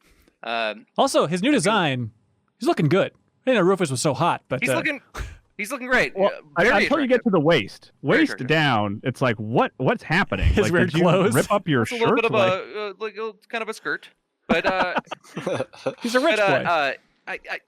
Like again in the original game, like Rufus has a sort of this great entrance where he kind of flies down and he just sort of very in sort of this kind of cool offhand kind of way just kind of introduces himself to the whole crew that they were all just kind of sitting there, and he has this moment of like hey, I'm my dad's dead, I'm going to be the new president, who are you guys? And they all have this like very cool or weird line like where Ares says like flower girl from the slums, and Red 13 says like lab rat, and Barrett says member of Avalanche, and Cloud says mercenary, and Tifa says I'm hot, and and he goes and he just looks and he goes, oh, what a crew. And then like he goes on and he has this like one-on-one fight with Cloud, but his introduction was I felt like so impactful. And in this one it was kind of it wasn't as impressive. He looks cool, but yeah, the fact that they kind of moved that and gave it to Heidegger for the three of them then before the motorcycle comes in later on, it's like I understand it's tricky. The fight itself, when he did that move, which is so absurd, where he like throws the coins in the air and shoots off it. Why have I seen that before? Is that a McCree move in Overwatch, Grant? Not that I know of. God, why did that seem familiar? Is that something that you see in Advent Children or something? Oh gosh, I don't know. Yeah, Metal but Gear? somebody Like pointed a out Metal Gear thing. Yeah, ooh. Oh God, it's driving me nuts. Let me know in the comments. I super liked that battle too, but it was when I got to the end, my note of it was same old bullshit, escapes last minute, I didn't even kill the dog. Like, even his fucking dog gets away. Yeah. You can't kill Dark Star. You beat the dog, like, oh, okay, pal, you gotta hang back now. It's like, oh, come on, I'm gonna have to fight the dog again in the future too? The chopper. Nick Brewer says, of all the boss fights in the game where you play as a single character, the fight against Rufus was by far my favorite. Him and Darkstar, the dog, I love the dog's name is Darkstar, use almost exclusively named moves, and it makes this fight feel distinctively Final Fantasy, and the gimmicks such as the leash or him reloading kept it really interesting. And Patrick Connor says that it felt more like a Dark Souls boss than the other fight because you have to memorize the patterns and stuff like that. Yeah. Yeah, this is one of my favorite fights, actually, but also one of the ones that I was most frustrated with. Likewise, oddly enough. Yeah, I got super fucking frustrated with this fight because I'm like everything staggers me or knocks me down, and I'm like, what am I supposed to do? And then I went to just using Counter-Strike, and then like once I started using Counter-Strike, I'm like, oh well, this makes sense. And then I realized like, oh yeah, Punisher mode. Like I need to be in Punisher mode. Rather than operator mode. And then, but I don't think that was it. It was just, for me at least, it came down to that split second when he's reloading, I would just use triple slash. Oh, yeah, no, it's like the fastest. Every time he hit me, like I would do Counter-Strike, Counterance? What's it called again? Counterbalance? No. I also had a limit break ready to go in that sequence. It was just like, it had taken so long. I had knocked so little of his health off, and when I finally got that window and used, my limit and everything I had, it just like it ripped through like 90% of his health, and it was like super gratifying. Did you get the other limit break, Kyle? Yes. Yeah. Yeah, that thing is nuts. Yeah. Must be nice. Sorry, Grant. Yeah, Tifa calls him a dolphin. It's insane. Yeah. She has dolphin kick? Oh hell. Yeah, dolphin rush, I think it's called. Like. Okay. Maybe dolphin kick is Zell from 8 then. You can go back and get it now. I think you're right. I think you're right, Grant. Grant, the level 2 limit break for Barrett is Catastrophe. What? Yeah. What are they doing? I don't know. What did that chapter select? Oh yeah, that's fun. Aaron Carmichael said that the one-on-one fight where there's a lot of running around and stuff, he said that it reminded him of fighting Riku late in Kingdom Hearts 1. Kyle, did you notice any of that? stuff there's here. a lot of it feels very Kingdom Heartsy by the end in terms of the way the combat works, the way the environment is moving around you, and also not having any clue of what's going on. But not to the point that you should be a real jerkwad and posting comments on the Deepest Dives for previous episodes being like, oh, you wait for the Kingdom Hearts. It's coming up, everybody.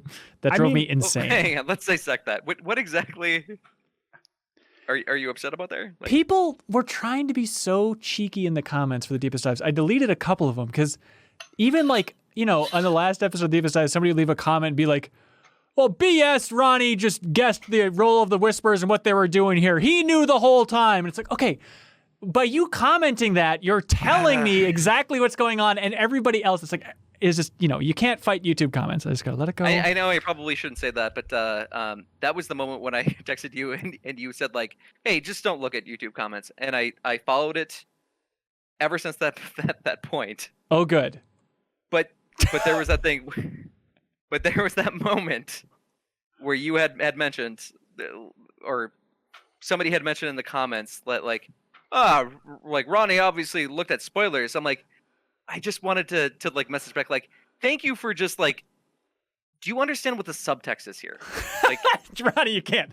I know you're new to the internet, but you can't. I know you're new to the going internet, to the dark side. But I just want to be like, just say that you're giving me a spoiler here. That sucked. Yeah, for sure. Chaotic. We can edit this part out. That's right. Chaotic says, it's a dumb joke on Blank Check podcast and movie podcast, but I love it so much when every time they say, well, let's edit that part out. And then their flip is like, they say, let's keep it, let's double it. Let's play it a couple times instead. Chaotic. Yeah, that's kind of the point now where they're like, keep it and triple it. Okay, moving on. Chaotic says, I forgot to mention, but you can use slow, stop, and sleep on Rufus and his guard dog to beat them in under a minute. God. So we complained about those spells not working, and then for this one, apparently it's just like a cakewalk. Yeah, at that point, sleep, I just was like, well, I'm late in the game. There's no one's going to be able to take advantage of this. I'm not going to. Right. Yeah, you don't know the spell. I was a fool. Yeah, Wes Bates and Willie did not like the fight and are frustrated by the ATB gauge overall. There's a weird theme where after this, where Tifa saves Cloud, and she has some line where she's like, you got to be better than this if you want to play the hero. There's a weird theme, and I'm thinking about making a standalone video about it, just for how self-aware Final Fantasy VII Remake is overall. Obviously, the Fate stuff we can talk about later.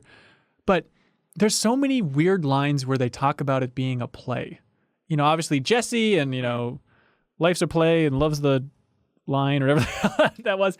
But then just weird stuff where it's like, Barrett at the top of the pillar, where he's like, you wouldn't, leading man can't go down without a fight, and all this stuff. Everybody keeps referring to themselves as if they're in a play and their roles in it. And it's a weird thing, but it's a Super Mario Brothers 3 too reference. self-aware. I think it's fun. I like it, but it's a recurring thing. I noticed that, but Darkfish Days says, I enjoyed how the Arsenal fight with Barrett and Aerith encouraged me to use the pillars and rubble as cover. Managing the characters' positions felt like a welcome change to so many other fights that were basically in an open, empty space. I hope that the future of the game utilizes the cover mechanic more and include other environmental actions. Maybe fire it's magic? The first and last boss fight, like the Scorpion, you have to use cover. Yeah. And it's damn near like the second to last fight, you have to do it again. Right. It was at that point where I was feeling like, okay, I have had enough here where I'm reaching a satisfying conclusion in terms of one-upping themselves with boss battles. It was 3 boss battles in a row where I was like, that is super satisfying. I'm this is probably the end, right? I'm at the end now at this point, because the battles just kept on getting better, and turns out there were still 5 more boss battles afterwards. But yeah. Well, the kind of fun thing about that is that's how it was in the original game as well. You had that same moment of oh my god, I'm doing another boss battle over and over and over again.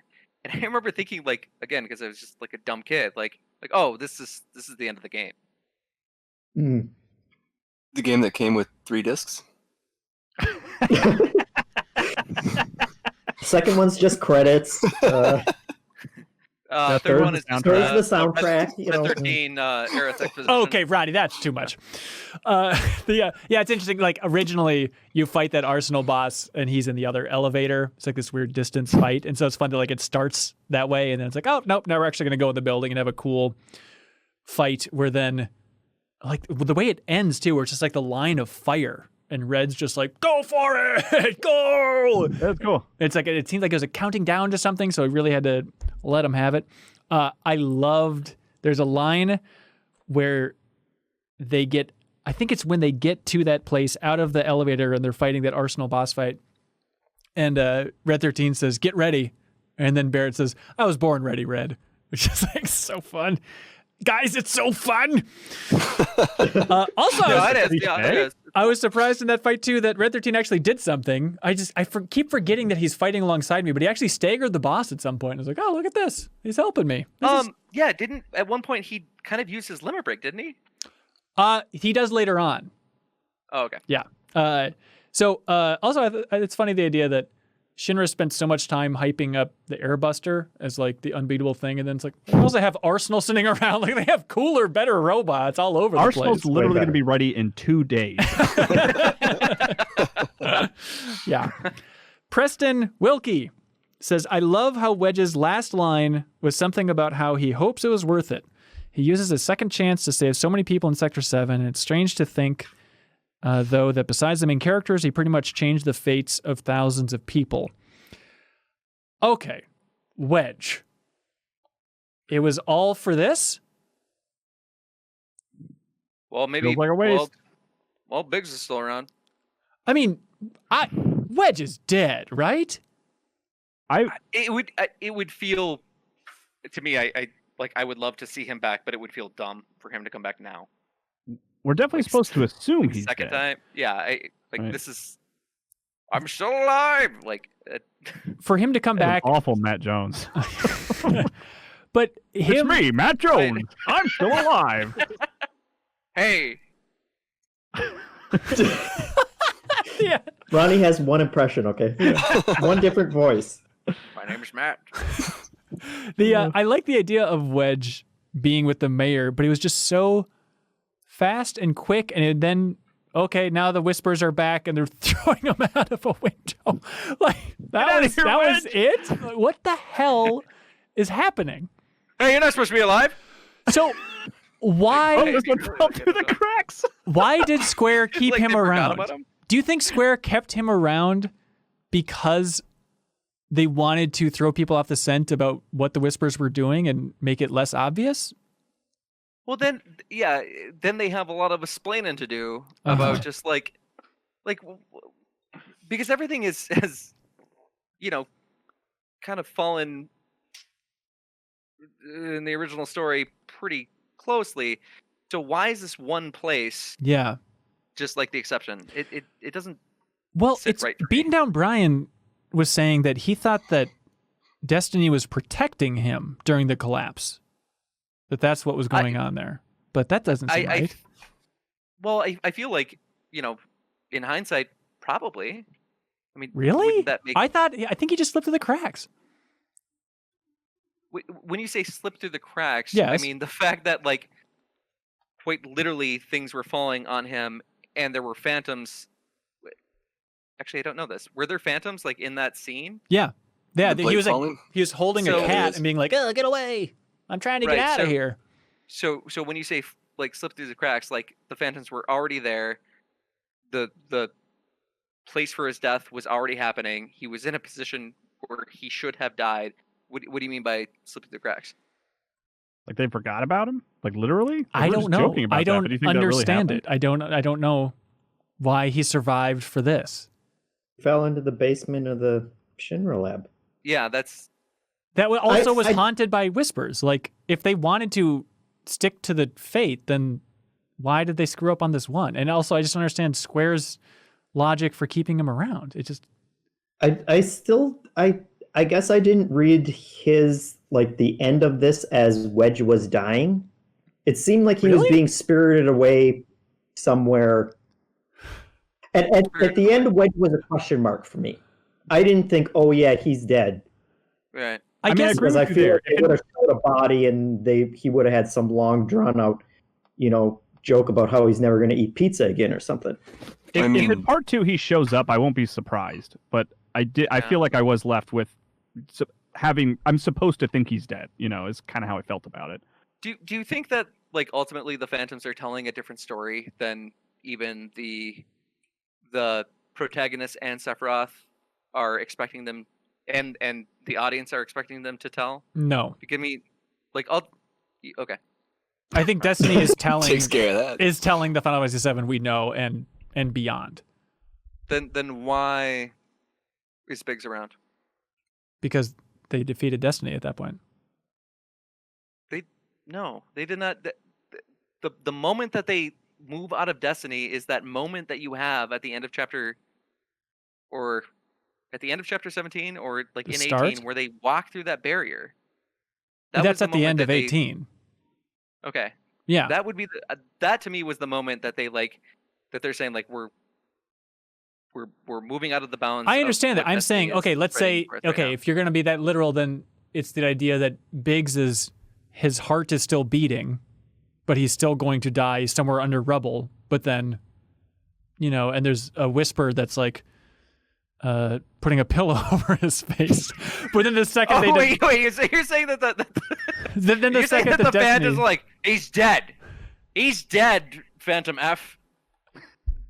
And it turns out that he's not dead, and then the fucking Phantoms had to be like, "Hey, man, this guy's still alive," and then they murder him again. I don't know what I'm saying. Honestly, I'm not. I sound down on that theory, but I kind of like it. Let's go with it.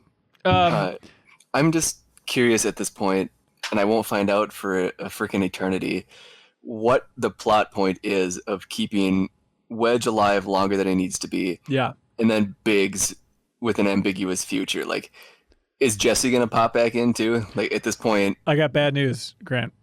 What? Wriggles says, a little thing I picked up on that I haven't seen many people bring up, the fact that next to Biggs in the epilogue is Jesse's glove. At first glance, I thought it was Biggs's glove, but the second time through the game, I really noticed how Jessie talks with her hands and her gloves are there. There's also a weird wrinkle too. Hang on, who brought that up? Wriggles. Wriggles? Yeah. Well, thank you, Wriggles. It would be 5 times before I picked that up. Yes. That's amazing that you did that. MR Hipshot says, now that we're at the end and the original Final Fantasy VII is out the window, does anyone else think that Jessie faked her death? I felt like her death scene went on way too long. She just kept talking. It all seemed like something an aspiring actress would say. I bet she escaped after Cloud left her and went to the gold saucer like she said earlier in the game. This is my out. I'm leaving Avalanche. This is how I'm doing it. I'm gonna make it look like death. I'm gonna make it look like these ghosts pulled the grenade pin and blew me up. That's a very nice explanation for why that scene probably just went on a little too long. That's true. And didn't land. Darkfish Days has a humdinger. He says, replaying the start of the game, I noticed that Jessie says, it's a good thing I know someone who can get us the passcodes. She's talking about Mayor Domino, right? If so, that would mean Jessie was provided more intel than other Avalanche members, since no one else on the team was aware of Domino's involvement. Yeah, Barrett doesn't really seem like a details guy. That was probably in an email that he just brushed over. Yeah, just trying to type with his gun hand. With the J-mail. Damn you, Mavis Beacon! I told you I couldn't type this. I need my lobster claw hand to type. There's a weird. I went back and watched Barrett's date scene, if you want to call it that, the start of chapter 14. And yeah, I haven't seen that yet. It seems to really be seeding the future with Avalanche, where he's talking about all these other Avalanche members, and he's like, I'll have to introduce you to him someday. And he talks about like, there's this lady, and she looks a lot like Jessie, and a lot of people think they're sisters, but you'll love her. You'll see someday. And he's like walking through all these different things. So definitely Avalanche and more Avalanche members are going to be in the future, and Biggs God, I hope not, but maybe Wedge and maybe Jessie. I want some bodies to hit the floor here. I'm disappointed that everybody's still around. It's pretty wild. Yeah, don't get us wrong. We like Wedge. We just don't want him to be alive anymore. Well, no, I just don't like the whole like I'm dead. Just kidding. Like that's a shitty. It is a game from the late '90s, so yeah, they loved psyching people out. I mean, in the late '90s. I mean, this is a deviation, though. Like, Yeah, they killed them all off in the late died. 90s. yeah, Right. Oh, that's true. Yeah, so they weren't into saying psych. They No. hated it. They hated no it. psychs, none at all. Zero psychs. Colin Mahavlich says, this stretch of chapters had so many moments that had me at the edge of my seat. I love the Rufus boss fight and thought the action blended between cutscenes and gameplay better than most fights in any game. At the end of chapter 17, when Cloud busts in on the Hardy Daytona and the Remix Overworld theme plays, every hair on my neck stood up and I got goosebumps. That was one of the times where I got up and cheered. The Hardy Daytona? That's the motorcycle. Oh yeah. Yeah, that was actually one scene where it was very similar to Roche, but I was like, oh, this is actually cool though. Like I actually enjoyed this whole thing. Roche. He learned it from that Roche, scene you was also- realize. It's not a Final Fantasy problem by any means. It's a video game problem where, Barrett, it's Aerith, right? They're down there. Yeah. Get surrounded. And I'm just like, I could take all these guys. Like, this would not be a problem at all. Yeah. I love, obviously, having that theme kick in is one of those things of like, okay, this is so cheesy, but it got me. It got me so hard. And then, all right. I didn't mean show. it that way, everybody. No, I got hard. Okay. All right, everybody. Jesus Christ, but okay. when Cloud is on the motorcycle, then it does go full Twin Snakes, like we talked about in the first discussion. Like when that tire is inches away from Heidegger's face, like, I love that. It's so silly, but it's fun. Well, it's so cocky too that like everybody else gets like just torn apart, and Heidegger is just like within inches of his life. Yeah. Like obviously Cloud was just like, all right. And the assumption that the person that Cloud spared by throwing the sword right next to him, that was his buddy, right? Seemed like it. Okay. Oh, okay. You can't tell them apart, but I just assume that's where it was going. Oh, I hadn't made that connection, but I like it. Makes sense? Yeah, that's amazing. Chapter This game's really good. Very good. Chapter 18. We're here. Ready? Yep. So here's Let's the go thing. as fast as Cloud on that motorcycle. Hell no. So here's the thing. There's a lot to talk about with Chapter 18. Let's focus on just working through what happens before unpacking what happened. You know what I mean? Let's talk about what's on the screen here. So, all right, let's start it out here. Andrew Vala says, oh no, I guess this is a weird note to start on. He says, what determines whether you see whispers or not? At first, it was only Cloud and Aerith, but then the Avalanche gang fought them outside Seventh Heaven. Now Rufus is able to see them, but Sang is not. I have a feeling Rufus seeing the Whispers is going to have dire consequences in the next game. Anybody have any thoughts on what's determining that? Because it seems like it's a lot of things in this game are like spread through touch, if you really want to take it as literally as the game is presenting it. But that is one that is mind-boggling for the Rufus thing alone. Aerith proximity, but that theory falls apart. But the Turks like, are pretty up front. quickly. And so it doesn't add up with Rufus in particular, unless you want to go with just they're closer to the concept of fate. That was going to be my guess, is that like fate is ultimately going towards this one outcome, and based upon like your involvement in that fate dictates how influential that fate is over you. Like it would make sense to me then at this point that Rufus would start seeing them. It would make sense to me that the other characters would start seeing it too. Seeing. Okay. Well, there it is. And You looked at spoilers, Ronnie. Who are you kidding? No, I would. The motorcycle stuff. Not too many people wrote in about it. I'm not a fan of the motorcycle stuff in general, but I think it was the most satisfying moment I had in any of the motorcycle stuff is in this chunk when like the big machine is using an attack on this side and like slamming on the brakes and then going around to the other side. Mm-hmm. That was like, okay, this kind of feels good for the first time in any Final Fantasy VII motorcycle content. It was nice to use that charged up ability and just take out all the 3 tires like at once. Too. Right. I died on this section. Well, you know what my thing was, is I was hitting it, and then it would lift up. And I was like, oh, I'm knocking it over. Like, that's what I'm doing. And so then it would slam down on me and take out a bunch of health, and it took me a while to figure out, it's like, oh, I need to get away from that. I thought I was, like, enacting some ultimate attack to flip it over on its side or something. So. Yes. Oh, sure, Yeah. Uh, I always have a tough time like where it's just like press R2 to boost, and it doesn't do anything. It doesn't do anything. Yeah, it feels gross.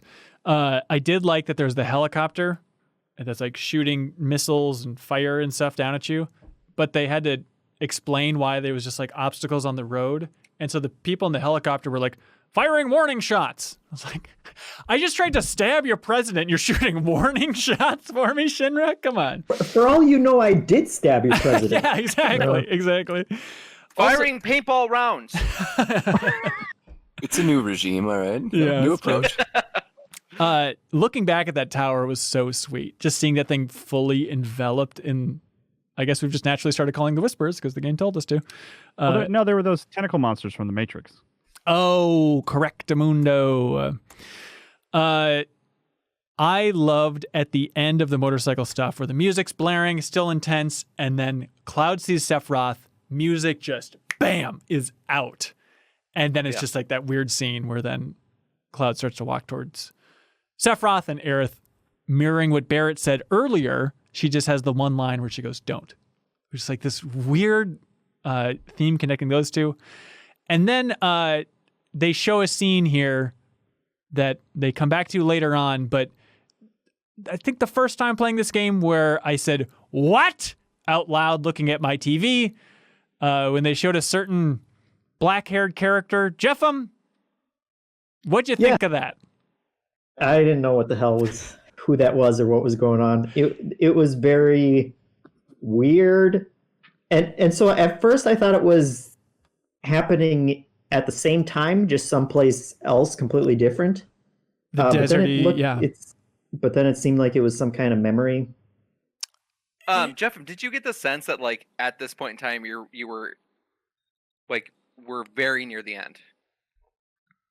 Yeah. So like I said, the last fight against the giant robot, I was like, oh, this must have been the climax. And then they throw the motorcycle fight, and I was like, they're probably not going to go out on a weird motorcycle fight. But at that point, it had felt like we had already gone past, and pretty much every fight after that, I was like, okay, this must be the end, right? Yeah. Okay. So along with my wedge fix, the other fix I would have applied here, Zach is the character's name, right? Correct. Yep. I think all that stuff should have been post credits, because that seems very, very like for the fans. Because like for me and Jeff, it was a nothing. Yeah. But like I could just watching it, you're like, I bet this means a lot to people who have played the original game, and I think it should have been placed outside of the main context of the story as like an end credit bonus, like seeing eye patch guy from Marvel Avengers. I can't remember his name. Yeah, do you Nick want to Fury? Do you want to direct the second game? I'm available. Yeah, sure. Because I guess I should play the game, really huh? It's not important. I guess what you would miss there is in the second scene, the Zach stuff kind of intersects with them in an interesting way where they're walking in the same area, which is a cool thing to have, like them kind of like, oh, I think I felt something. Yeah. Just like that subtle like tie, but that's so little. I completely agree. It is bonkers that they showed this here. Is that much later in the original? It's yes, yeah, or late revelation? Okay. Yeah, I mean, it's later. I don't think that there's anything super lost in moving it up. Oh, I disagree completely.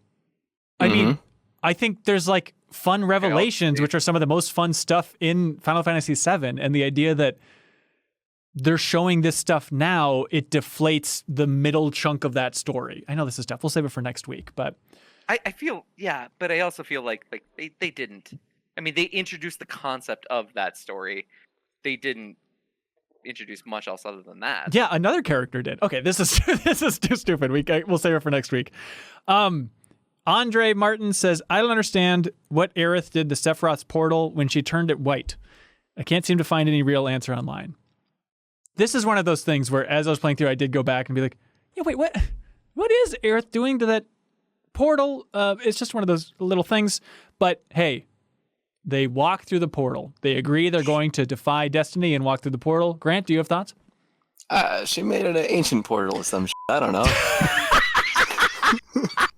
I mean, it's right before they walk through that Aerith says something along the lines of like, Sephiroth is the worst thing. We don't like him. Yep. We have to get him. Yep. Right. But Yep. did she have any other context than that? Did I miss something? There is some stuff. We'll get into it later.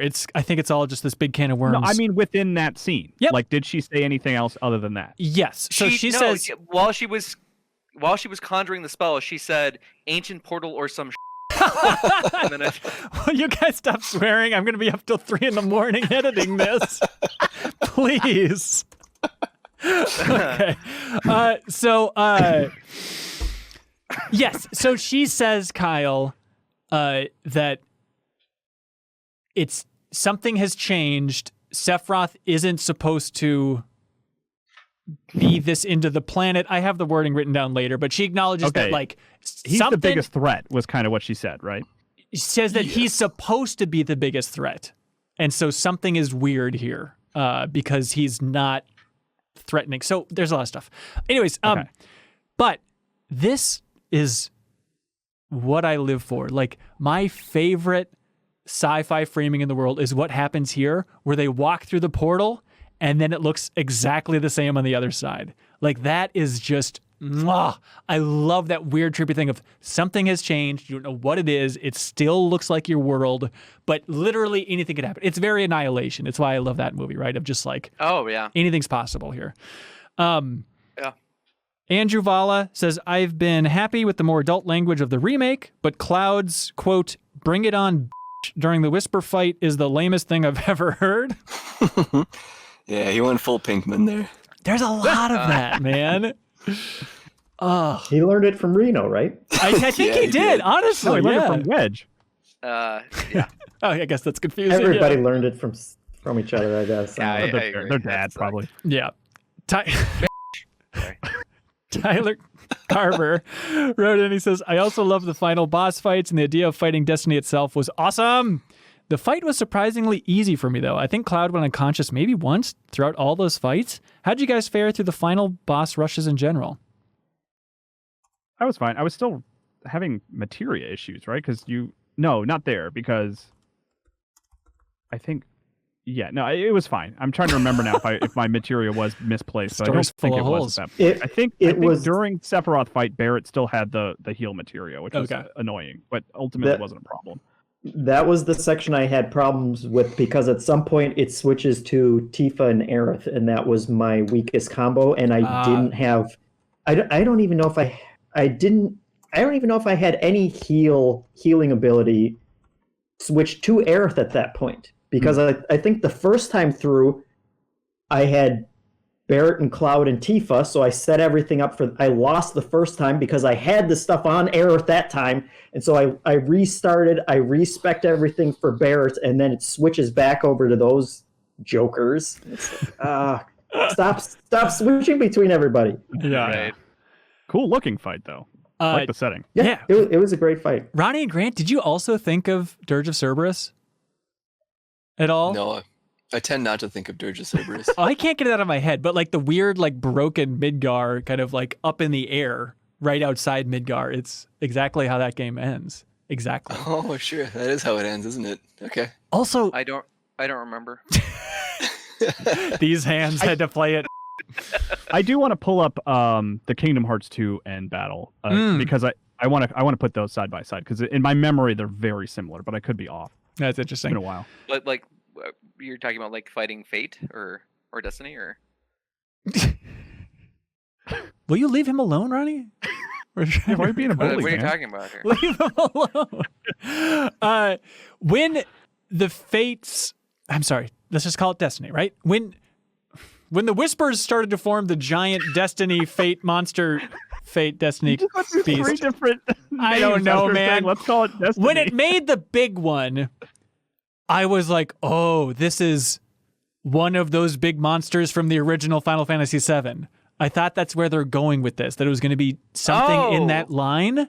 Again, we'll save it for next week, I guess. Sure, I didn't think about that at all. Yeah. I did not at all either. But then it's like, it's just a big bad thing, and then they make it very clear. Yeah, you fight the 3 little guys that are elemental, then it hurts the big guy. Yeah. So I did a little bit of a little bit of internet digging on this part here. Oh no! Did anybody assess the three thingers? I think I did. Yeah, I did. Yeah, I assess all the time.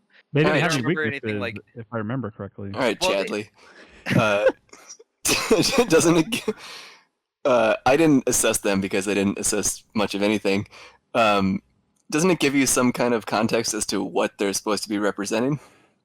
No. So that Not comes that I through. remember. So this people wrote in about it, and so the weapons that they have, and the fact that one of them summons Bahamut, people are taking as a reference to our three boys from Advent Children, the film from 2006. They have the same weapons as those people. Now, Larry, again, Mary, and Jerry. Yeah. yeah, without like fully absorbing that theory yet, at this point, it's like, I think that's just like a nod to the idea of fate, and that's where the storyline is moving, but I don't think it's supposed to be some pre-incarnation of those guys. Aren't they just supposed to represent your characters? Because it's a sword, a gun, and a fist? No, but it looks really similar to Kadaj and his buddies from Advent Children. So I don't remember. I know we watched that movie. I don't remember watching it, though. You can listen to the commentary track if you're a supporter on Patreon.com/MinnMax. It's a fun chat, but a couple beers were had. Come on. The last 45 minutes we're just fighting, okay? That's true. That's true. You had to, You had to drink yourself to oblivion. Andrew, I had to have 7 shots. Andrew George says, anyone else notice the cool part while Barrett is delivering the final blow to Harbinger, which is the big guy, that Red 13 is next to him doing his limit break Stardust Ray? Neat little addition to those paying attention. Oh, interesting. I don't remember Stardust Ray. Did you say earlier in this discussion that you did? A lot to me. Is that what was happening? Was that Kyle? It kind of looks like he was just like roaring a lot to me. Yeah. Is that what Stardust Ray is? Powerfully roaring. Yeah, he roars. Yeah, he roars really hard. No, it's a cool thingy. I don't know. Sounds cool. Ben, do you honestly remember Stardust Ray? I don't remember Stardust Ray. Okay. I remember Sledfang and Lunatic High, but not a Stardust Ray. Yeah. Oh man, wait, Lunatic, is that the last? Is that his level 4? No, it has something with Cosmo. Cosmo Memory. Which I think is a special at the bar. Anyways, and fam. Oh boy. All right. Hey, deepest dive. We are in Mariana's Trench here. I'm doing great, honestly, but it just like the stuff that's being brought up, it's like, oh man, when do we unpack this? And fam says, yo, that's Advent Children. What'd you guys think of the scenes ripped from Advent Children in Chapter 18 and what they mean in relation to this game? I don't remember Advent Children. Thank you. But you caught that in this game, right? So the scene with Red 13 running is literally a scene, not recreated, but just a scene from Advent Children. How's that now? No, actually, you broke up. Oh, really? Yeah, I couldn't hear any of that. Sorry. I heard it all. I just don't remember this happening. Right, they show a scene of Red 13 running, and it's literally the scene from Advent Children. And they say, Barrett's like, what is all this in my head? My eyes, ow! Oh, and that then, part. Okay, and then yep. I Red gotcha. says it's a vision of what's to come if we fail here today. I gotcha. And this is where I then thought, they're flashing to all these different things from Final Fantasy VII's universe, from the original Final Fantasy VII, everything. And I was convinced they were going to have a flash of Kingdom Hearts, of like Sephiroth and Kingdom Hearts or something. This is again where I thought the comments were influencing me, and I thought for sure they were going to do it, and they didn't. Oh, that would be driving I me mean, mad. like even in the latter end of Chapter 18, you're wondering where Sephiroth's legs are. How's he gonna lose his legs? Yeah, It's just his Kingdom Hearts legs that they show, nothing else of him. So then are we undoing the events of of those future stories, or yes, are we erasing the canon? Yes, It seems like it. it is. You're defeating the canon, and then the interesting layer, if you want to go zoom out a little bit further, is that idea that the destiny that you're fighting against, and this is, meta, but I think it's a really interesting read overall, is if you look at it as fan expectations. And you're trying to defeat the fan expectations. That's what the whispers are, to try and keep things in line, keep these developers in line, imprisoned to this story that they know so well. So by the end of this game, it's all obliterated.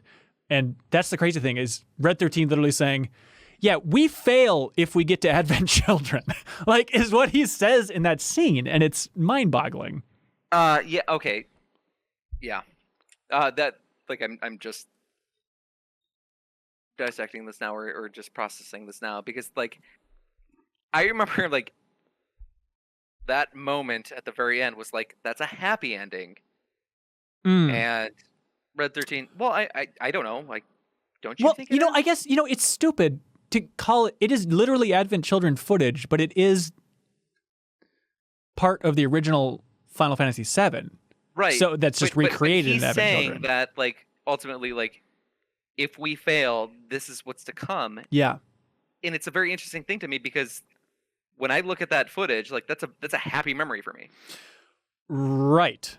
Which is where this gets complicated, is what everybody's trying to do. They're trying to defeat fate because it's connected to Sephiroth, but I'm not convinced that Sephiroth and Destiny are in cahoots. I think it just appears that way. And it's ambivalent or ambiguous, I think. Yeah. Should we? Yeah. Are you guys cool tabling this and we get back to gameplay for a bit? Because there's a lot to unpack on that front. Sure. Andres Martin says, everyone is talking about whether the writing took a dip in the last chapter or not, but really what bothers me is the gameplay took a dip. Genova, Rufus, and Arsenal were one of my favorite series of bosses in any video game ever. Each one had amazing music, felt distinct and varied, and were a blast to fight. On the flip side, the motorcycle chase boss, the Whispers, and Sephiroth felt like damage sponges and were kind of tedious. What do you guys think about the actual fights here? I disagree. I thought they were fine. I still enjoyed fighting all them. I didn't love the motorcycle battle, or the motorcycle segment in general. And the Whisper one gave me problems at the beginning, but after, on my third try, it was a full run through the ending for me, and I was just amazed the whole time. Yeah. Once that boss fight clicked, everything else kind of fell into place, and the production values are just insane. It's absurd. The whole time I was thinking, this is insane. What is happening right now? What is going into my eyeballs is insane. Especially the cinematic parries with Sephiroth are the part that killed me. Every time I would do a parry and stagger him, I guess is a better way to put it, right? It's just cuts to that cutscene and kind of levels him up a little bit. It's such a cool presentation overall. I thought the motorcycle part lasted 5 to 10 minutes too long. Yeah. I think the hardest part of the ending for me was when they summoned Bahamut instead of the three amigos there, because I had this stupid mishmash of materia that just sucked at this point. Healing was really tough at that point for me, because things were not where they should have been. I don't understand. I think you guys are kind of being babies. I don't understand why you didn't just optimize your materia at this point and call it a day. I don't understand. Well, remember, I tried to. I guess I was fighting. Did you guys equip Deadly Dodge? What's that? But when I was partway through the fight with Sephiroth, and I was like, you know what? Let me restart this and set my materia up. Yeah.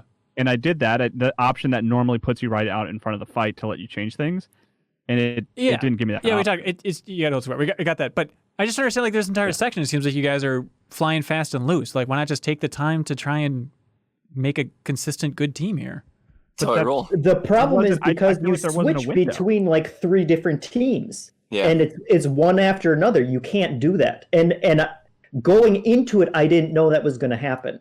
So I lost the first time. I re-equipped everything for those 3 guys, and then I realized, well, later in this fight, I'm going to have Tifa and Aerith only. And so I have to re-equip stuff so that they're strong enough to get through. So that just stretch it out. Yeah, I guess I was just more comfortable stretching it out for everybody. So once I got that in line, then it was a satisfying fight. And I actually had the opposite of Grant, where once they became Bahamut, it was much easier for me. Yeah, I didn't think that fight was that bad. Because I was having elemental problems just with how my materia got all screwed up. It was giving me problems when they were individually, when I had to fight, the fire guy, and I just was not equipped for that. So when they finally came together, I was having an easier time with it. I mean, my thing was like, it's not that they were hard. Like, I don't think I died at all. It was just I wasn't able to do it the way I wanted to. I felt like, okay, you know what I mean? Like, I was almost having to learn a new way to approach this combat scenario. Well, God forbid you learn something new, Kyle. I hate learning. Easy route, Kyle. Once again, same side here. We're both complaining. I know. I do kind of feel like if the majority of my time is being knocked down, even though I'm winning, I feel like I'm not doing the battle correctly. Mm. Yeah. So and there's a lot of that with Sephiroth, Sephiroth, in that. I hear you. By the way, I assessed Sephiroth. I don't know if you guys all did that, and it made me laugh because like usually you assess and then it gives you like a little description of the character. So like that block of text to me is about the character. But when I scanned Sephiroth, it just said unable to read, right? Which is like makes sense. It's like, okay, it's telling me that it can't read Sephiroth, so I don't know anything about him. But like with that context of like give me information about the character, I just immediately read it as like this character, he doesn't know how to read. He cannot read. Illiterate. He is literally that was like that's the only thing I know about Sephiroth really at this point. He is a man. That's why I'm so pissed. He's literally the only character in the original Final Fantasy VII that you see reading books. It's perfect. Everybody else is illiterate. Yeah. Jackson Van Heitzma says a cool tidbit. The person who joins you first in the fight against Sephiroth varies based on your choices. For example, Aerith joined me first, followed by... Oh, and in Chapter 14, I got Aerith's scene initially. I had everything where, or I got Tifa for Chapter 14, but then Aerith joined me first for the Sephiroth fight. Did it flip for you guys, or was it consistent? I think it flipped. I'm pretty sure Tifa came first. Oh, interesting. I don't know what choices there were in the second half of the game like that.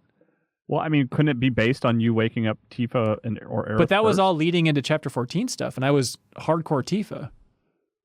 Okay, yeah, I don't know then. Yeah, it's weird stuff.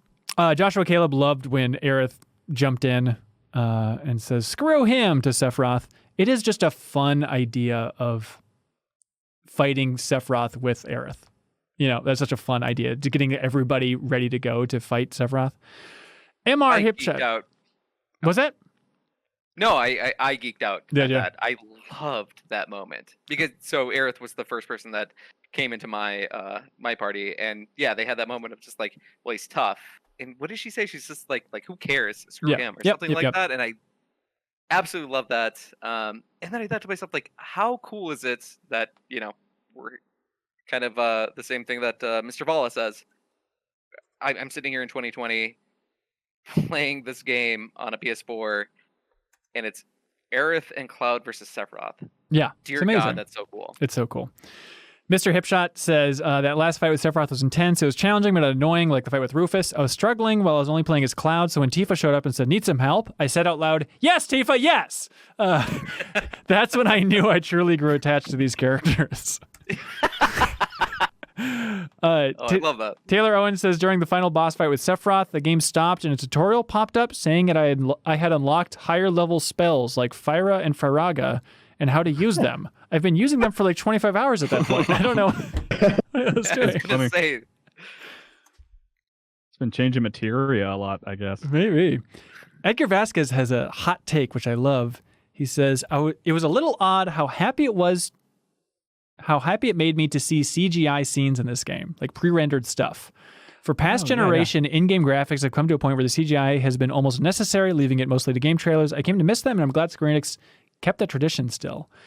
Isn't it weird when it transitions to the pre-rendered stuff, like for the flashback in the Shinra Museum, and then for a couple scenes in the ending, it's just like everyone's glossier, everyone's designs look a little off, just like 5% off. I liked it though, yeah. I love it. But at the same time, like I have this moment of this, like I think it takes like 5 to 10 seconds to be like, oh, this is a video. Like, right. And it's usually like the hair that like tips it off. It's like that looks a little bit smoother.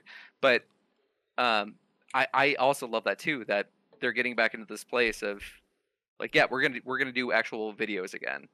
And I'm sure that's got to be so expensive and so time consuming. And I hope they follow on that track, because I feel like, you know, in 2023, 2025, when the next one comes out, they're going to be able to do a lot of cool things with that. Yeah, I just don't know why they did it.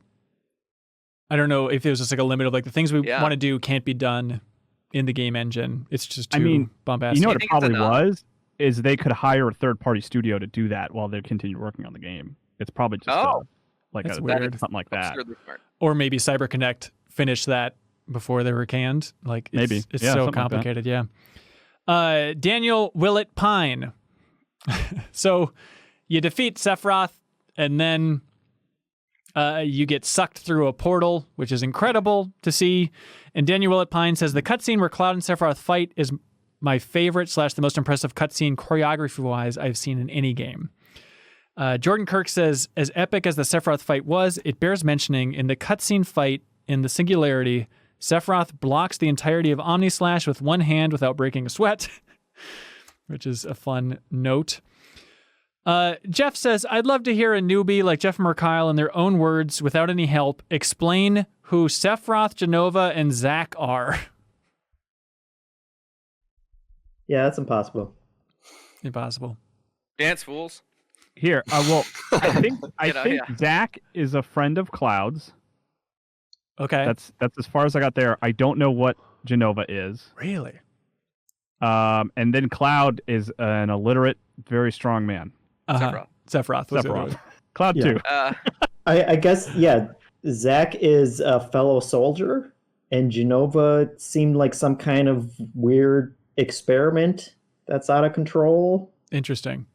Okay. I feel like you're like the dots are all there, and I don't know if I should connect them for you. I guess not. I don't think so. I feel like it is the moment, like the next big thing after Midgar, that like connects all those dots in a very concrete way. But it doesn't, Ronnie. That's my point. It doesn't. What do you mean? Until later. You don't know that. We don't know what that next game's going to be. I'm saying the part you're talking about in Calm is not the part that sheds light on this. Dude, we killed Destiny. Anything can happen in the next episode. No, I'm talking about the Zach stuff. Never mind. So Dunder says, as a newcomer to not only Final Fantasy VII Remake, but also the Final Fantasy series, the ending of this game made very little sense to me. Can somebody explain it to me like I'm 5? Okay. No.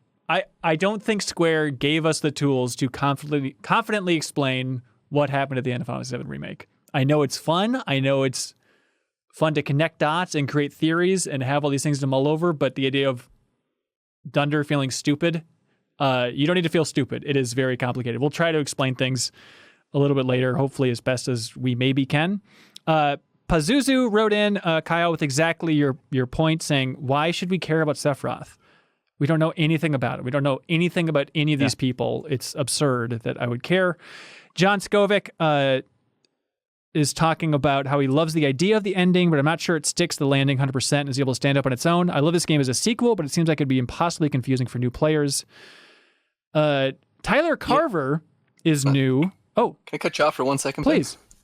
You know, going back to the first question, like the explain it like M5. Yeah.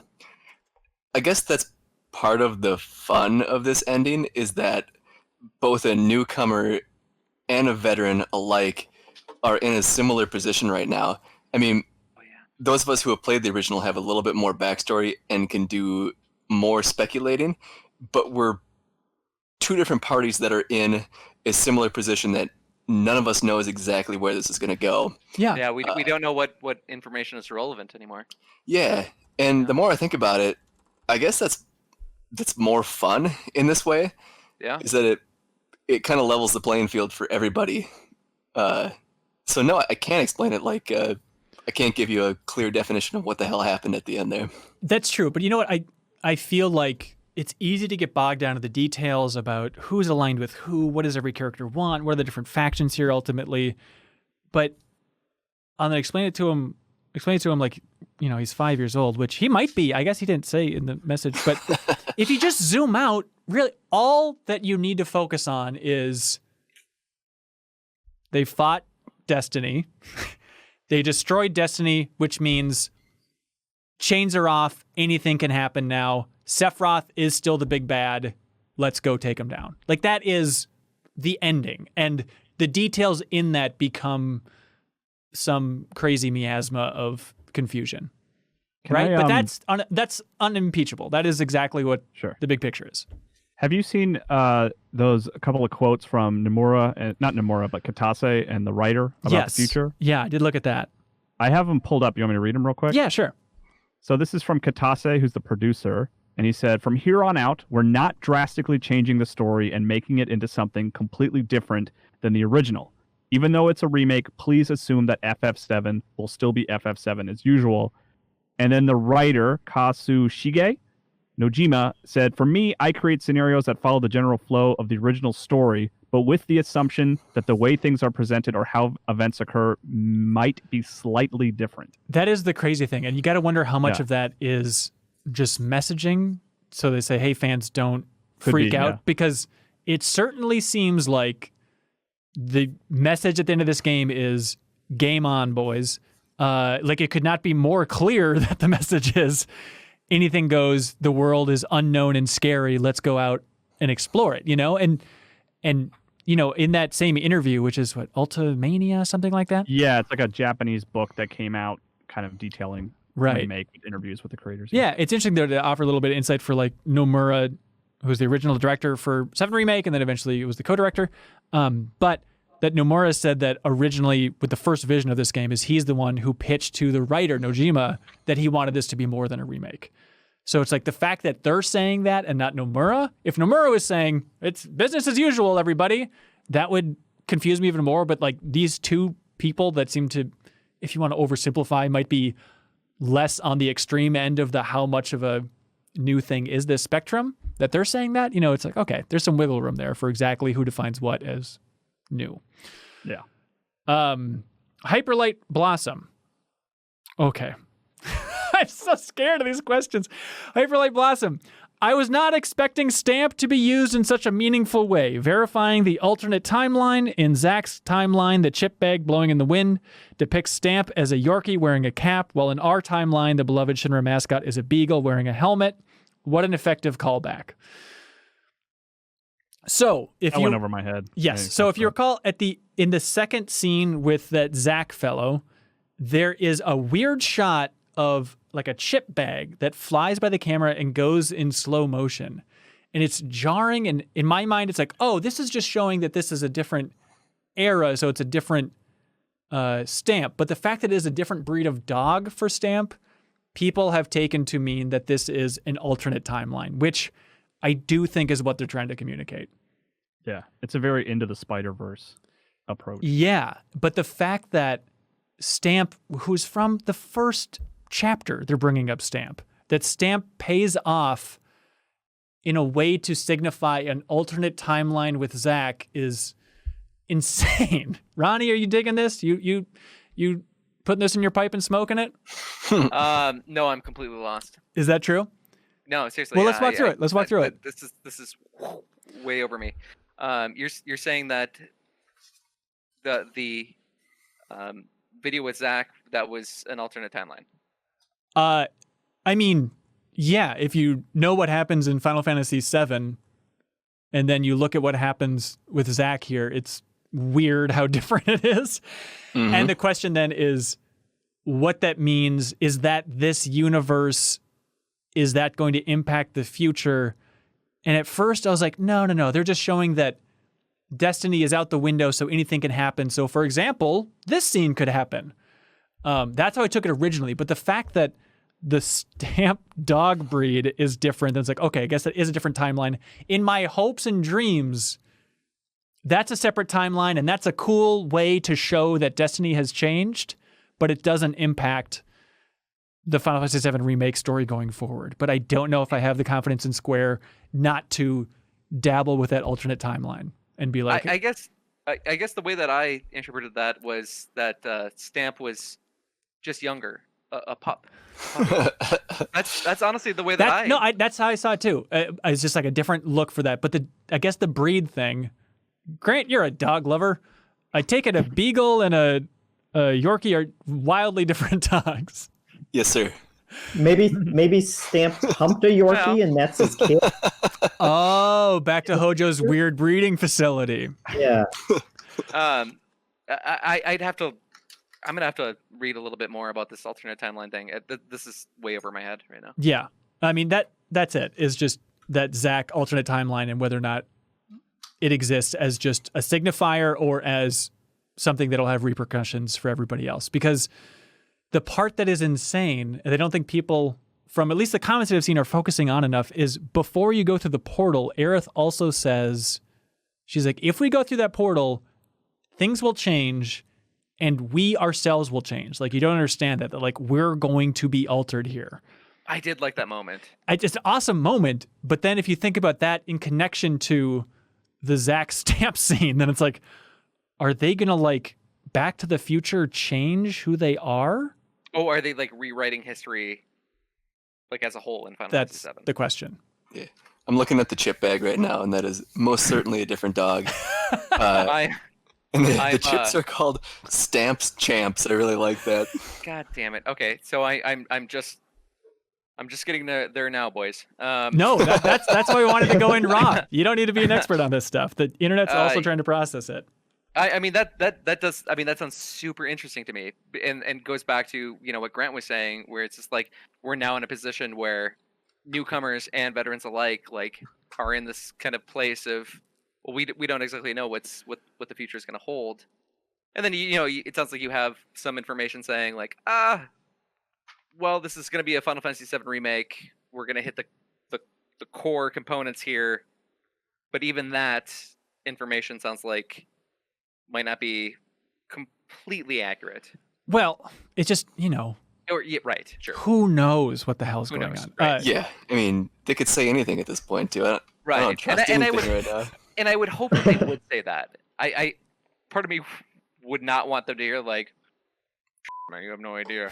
Like I kind of like the idea of them just saying like, just expect what we're doing. Everything's fine. How are you? Yeah. Jim Bluebellow says, I forgot where I heard it, Giant Bomb maybe, but they said that Square did a good job of holding new players' hands throughout the first 90%, then they just completely let them go in the last 10%. Yeah, they really did. Underachiever says, how insane is it that 95% of this game absolutely exceeds our impossibly high expectations, only for the creators who entirely set the whole thing on fire in front of your face in the last hour of the game. It's like they set out to prove they could make exactly what we wanted before immediately taking it away. It felt to me like it was like this almost greatest hits of these moments of Final Fantasy VII that like I was super nostalgic for. And now it makes me think, because we did have these moments that like I've already heard One Winged Angel. Like that's right. A huge thing.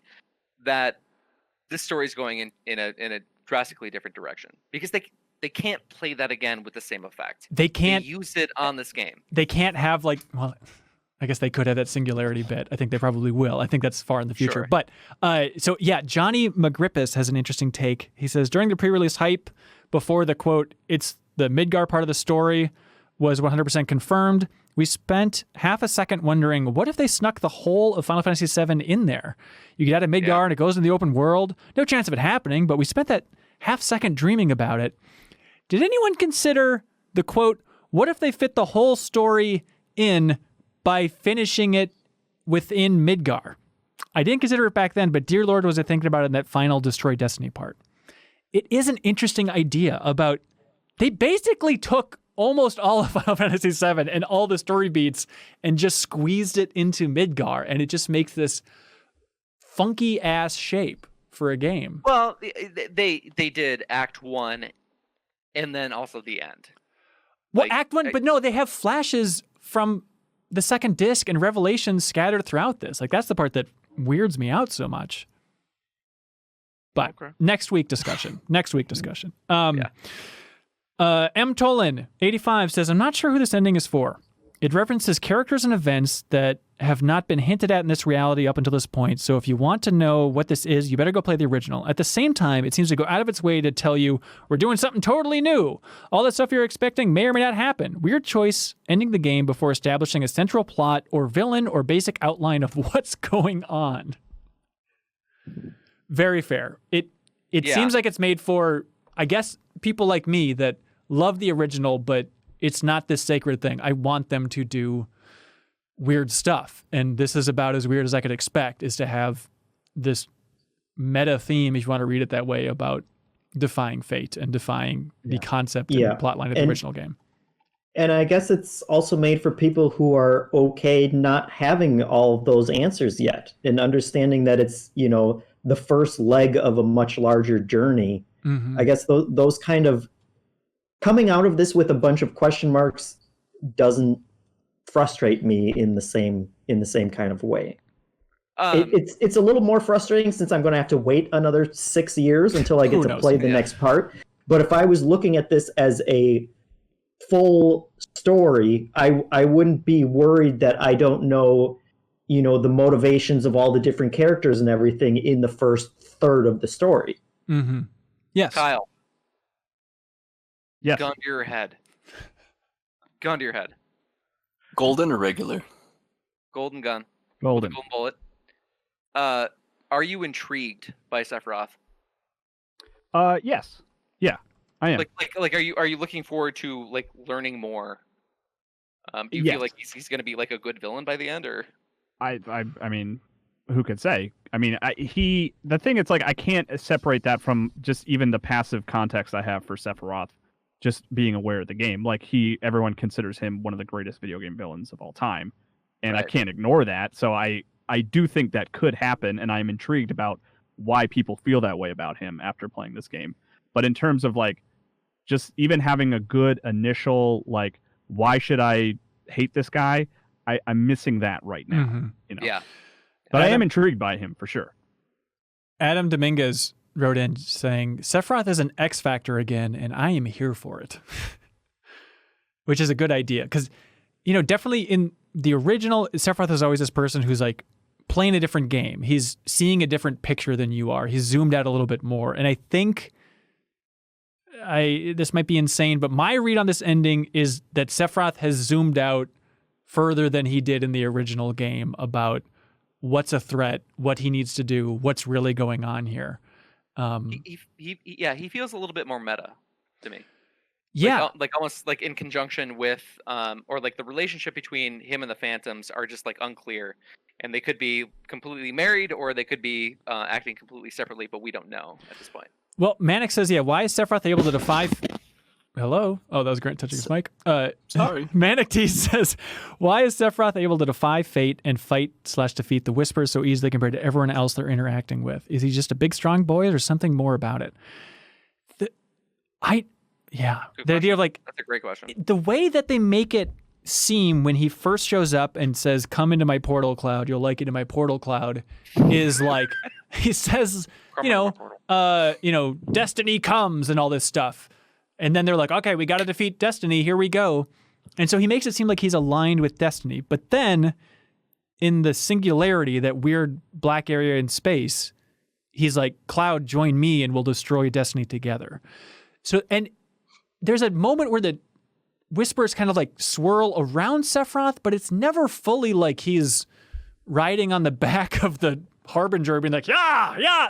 I don't think they're that aligned. I think it's a confusing sense of allegiances happening here. And that's, I kind of hope that's the case. I do too. And then the other weird thing is, Aerith, before you go through the portal, remember it's so confusing and weird, but the Whispers fly around and they do the Scream of the Planet from the original Final Fantasy VII, which everybody knows. Which was far more terrifying. Yeah, Ronnie, how did it go? Yeah. And she's like, oh, we can hear it. And Cloud's like, we need to not hear it. that scene. But the weird thing is... That sounds like one of Cloud's lines of dialogue. Yeah, it really is. But there's the weird beat, though, where they talk about, why isn't Sephiroth hearing that? And she says, he's never cared about people. He doesn't feel these concerns and the everyday drama of life, which is what the Cry of the Planet and also part of the Fates are kind of connected with. Therefore, Sephiroth just had a weird relation with these whispers because he doesn't connect to enjoyment of life. Well, I kind of felt like it was like her essentially saying like he has a silver tongue, but he is completely void of any connection to this planet. And therefore, that's why he can't hear, the whispers conveying that. Scott Ballard thought that they dropped the ball really hard at the end, realizing that plot ghosts are trying to prevent future alternate dimension Sephiroth from changing the events of the original. It completely took me out of the experience. It's way too meta.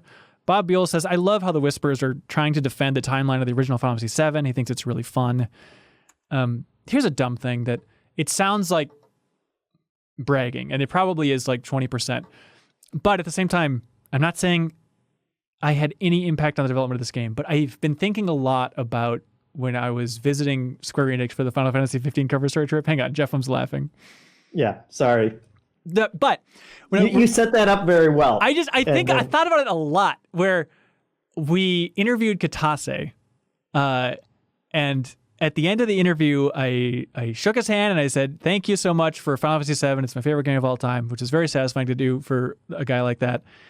And then he said, you're not one of those fans that's going to be upset that we're changing things for the remake, right? And I remember I said, no, by all means, go nuts. And now, like, in retrospect, thinking about like me telling Katase, go nuts, and he knew that this is what they had in store, I just think it's a very funny exchange in retrospect, because it's about as nuts as you can go. Yeah. That's absolutely amazing to just tell anybody you made one of my favorite pieces of media ever. Yeah. Or art. That's got to be amazing. Well, you keep commenting that on all those Taylor Swift music videos. I'm sure she sees those. She has.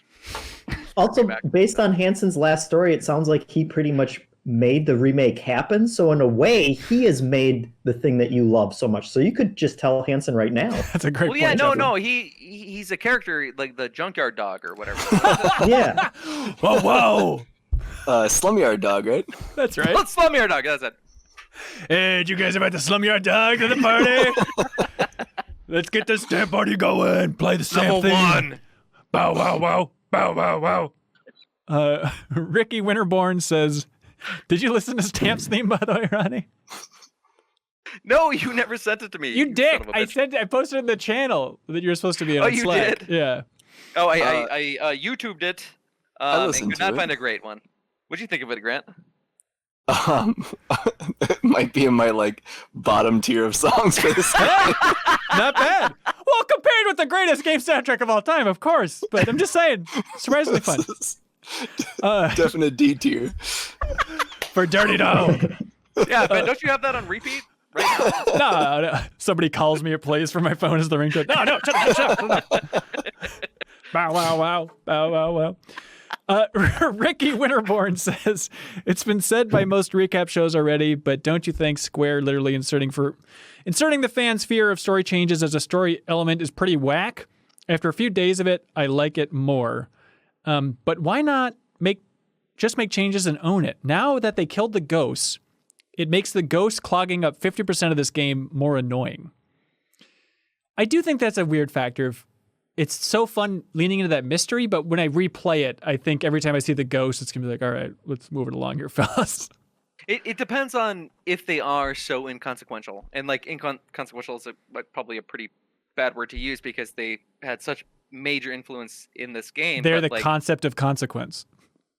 Right. So, moving forward, are they going to have a major role? If they do, I think their presence and their role will not be as grating. But if they were just to serve as this moment of saying, all right, now we're free, we can now make the story that we want, it's probably going to feel, probably a little bit annoying. Yeah. Ben Reeves, friend of the show, wrote in, and Ben, thank you for writing this in, because this is exactly the core of my dilemma. He says, hey, Final Fantasy crew. Thank you for standing up for the slums in the executive boardroom. Yes, great work. Yeah. Hey, Final Fantasy crew. I'm still digesting the story, but I'm a little lost on one thing. At some point, someone said that the Whispers were born from the planet and trying to do the planet's will. Doesn't that mean Avalanche should support the Whispers? Weren't they bombing the Mako reactors to save the planet? For that matter, why do Cloud and the gang want to beat the Fates? Are they against predestination? I never got their motivation. The Whispers seem to help Cloud and friends as much as anything else. They brought Barrett back to life. I was actually all for the addition of Whispers at first. It kind of adds a neat Bioshock Infinite element and allows Square to do a remake while also cleverly making a pseudo-sequel, but the storytelling didn't come together in the end to make that work for me. Also, where's my money, Kyle? I want my money. Do you owe him money, Kyle? I don't think so. I think it's just a random Ben Reeves joke. It's like him screaming, I want my money. I missed that street comedy. Oh. Where's this money? So yes, this is where I lost my mind in a very fun way of trying to map out everybody's motivations and what people want. And it is so hard. So I think that Avalanche and the good crew wants to defeat Sephiroth, and they see the Sephiroth binding with Destiny as a concept, but I don't personally feel like it is, and maybe that's insane. Specifically because Sephiroth says in the singularity, help me defeat this gosh darn Destiny thing, Cloud, which is also after it already is defeated, and so that scene alone is mind-boggling. But yeah, so trying to figure out would also imply that just like power alone has the ability to supersede fate, right? Right. Well, yeah, you put a sword through it. Yeah. Yeah. So there's three forces in my mind, right? There's like Destiny, Sephiroth, and Avalanche. Well, I guess, and then the fourth of Aerith, right? And so trying to map out what everybody wants. Avalanche wants to save the planet and I guess stop Sephiroth. Aerith seems like she wants to stop Sephiroth, first and foremost. Sephiroth wants Cloud to get strong and to help him defy Destiny. But then the part that really melts my brain is Sephiroth, it seems like, realizes there's a bigger threat that's going to harm the planet, and so he's trying to save the planet. Even in Chapter 2, when you first meet him, he's like, the planet's in trouble, Cloud. You need to run. Like, this is no joke. And that's the part that Aerith brings up when they're about to go through the portal, is she says something along the lines of, okay, let's see if I can pull it up here. Changing ourselves. No, but she says something along the lines of, like, he is the biggest threat to the planet. This doesn't make sense why he's trying to save the planet. And Sephiroth in that weird black... Does she actually say that? Yeah, Aerith she does. It doesn't make sense why he's trying to save the planet? Yes, there's something... Oh, gosh. Oh, but... okay, so yes, Aerith's talking about Sephiroth talking about the planet, and Aerith says, this isn't the way it's supposed to be. There's no greater threat to the planet than him. And the tone there is she's uncertain that is the case. She doesn't. Right? I'm confident when she says it. I think something that's weird is I think Aerith is scared and freaking out because she has had visions of the future her entire life. And this is how it's supposed to be, and it's not following that path. Things are getting screwy, and it's freaking her out. But then... It's freaking me out. Yeah, but then that's fun. But where it gets complicated then is Aerith, she says, we need to stop Sephiroth. We can change this. We can make it right.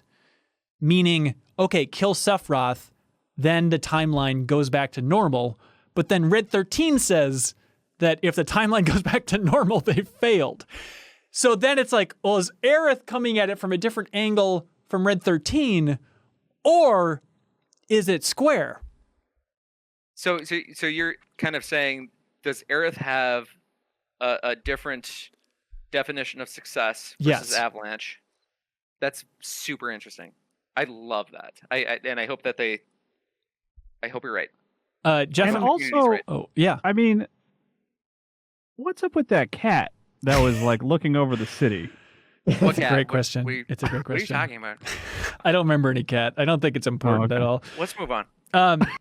So the part that breaks my brain outside of all this is the edge of creation stuff, the singularity, the weird black space stuff where Cloud seems to know what it is. He calls it the edge of creation. So here is that. I thought Sephiroth called it that. No. Oh, gosh, that's a good question. It's Sephiroth. I think it's Cloud. I think it's Sephiroth. I think Sephiroth says this is, and then Cloud says the edge of creation. I don't think that's okay. That could be wrong. Anyway, so here's the exchange overall. So Sephiroth, so Cloud has like the glitch thing and starts to touch his head in this place. Hang on. Okay, so I'm sorry. Let's jump back to chapter 2 real quick. I wrote down what Sephiroth says about the planet. So he says, our planet is dying. If the planet were to die, then he loathed to live without their feud and their bond. And he asked Cloud to run away. You have to leave. You have to live. So Sephiroth is sensing a threat to the planet, which is the weird thing that Aerith is picking up on because Sephiroth is the threat to the planet. So if Sephiroth is seeing something bigger, my mind goes to more cataclysms from the skies coming. But this is stuff we can talk about a little bit more next week. It's kind of a complicated thing. But sure, but you were just saying that Sephiroth in chapter 2 said he's loath to live without Cloud, his relationship with Cloud, his feud and his bond, right? Yes, because if the planet dies, then their feud dies. Seems to be where Sephiroth is coming from for a lot of this. So that's where it gets so weird. So the weird black void area. So let's see. So Cloud starts to touch his head because he's having the weird glitch thing. And Sephiroth says, careful now. That which lies ahead does not yet exist. Our world will become part of it one day. But I will not end, nor will I have you end. And then they talk about it's the edge of creation. He says, Cloud, lend me your strength. Let us defy destiny together. And then they fight, and it's an amazing scene. And then this is the part that freaks me out. Sephiroth says, not yet. 7 seconds till the end. Time enough for you, perhaps, but what will you do with it? Let's see. I have no idea. Yeah, and maybe this is something that somebody has very astutely figured out on Reddit or somewhere else. But at this point in time, I am at a complete loss with this 7 seconds because that really stuck out for me, and I just had no answers. I think they might just be planting cool nebulous stuff for Sephiroth to say that they're going to pay off. I think this section is a flash to the far future that they're going to get to eventually, because this Sephiroth seems so weird. But then, when people are writing in about there being multiple Sephiroths, I don't want to believe that. I don't want it to be this confusing timeline thing. I just think this is a weird flash from the very far future. Yeah, I think 7 seconds was how long Cloud's hand job lasted. All right, buddy. Okay. No, it's true. Destiny comes.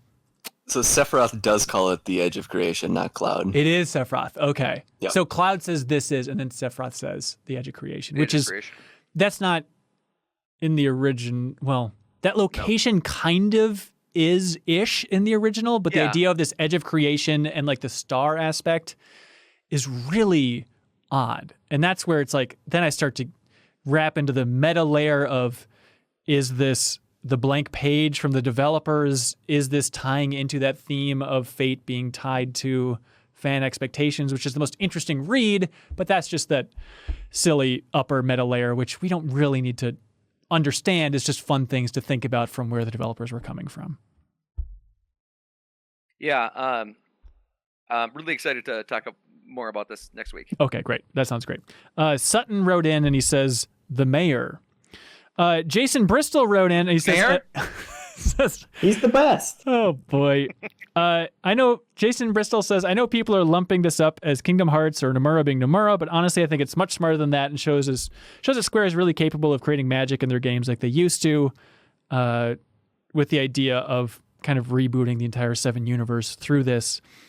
And Kyle, this is impossible to talk about, but did you think about another game that we don't want to spoil in the context of this game? Did you think of any other games when playing this? Like, oh, this reminds me of this thing. I don't know what you're All right, trying I'll to message you later. code Never me into. mind. David C. says, anybody else think folks over at Square are big fans of the MCU? A few moments at the end were definitely very Infinity War and Endgame, and I loved it. I thought about it a couple times. The timeline's a little bit hairy for when they came up with some of this stuff, but... I'm sorry, MCU? Oh, okay. Got it. Ronnie, by the way, you should watch the Marvel films. They're excellent, actually. Thank you for bringing that up on YouTube. Appreciate that. Woo!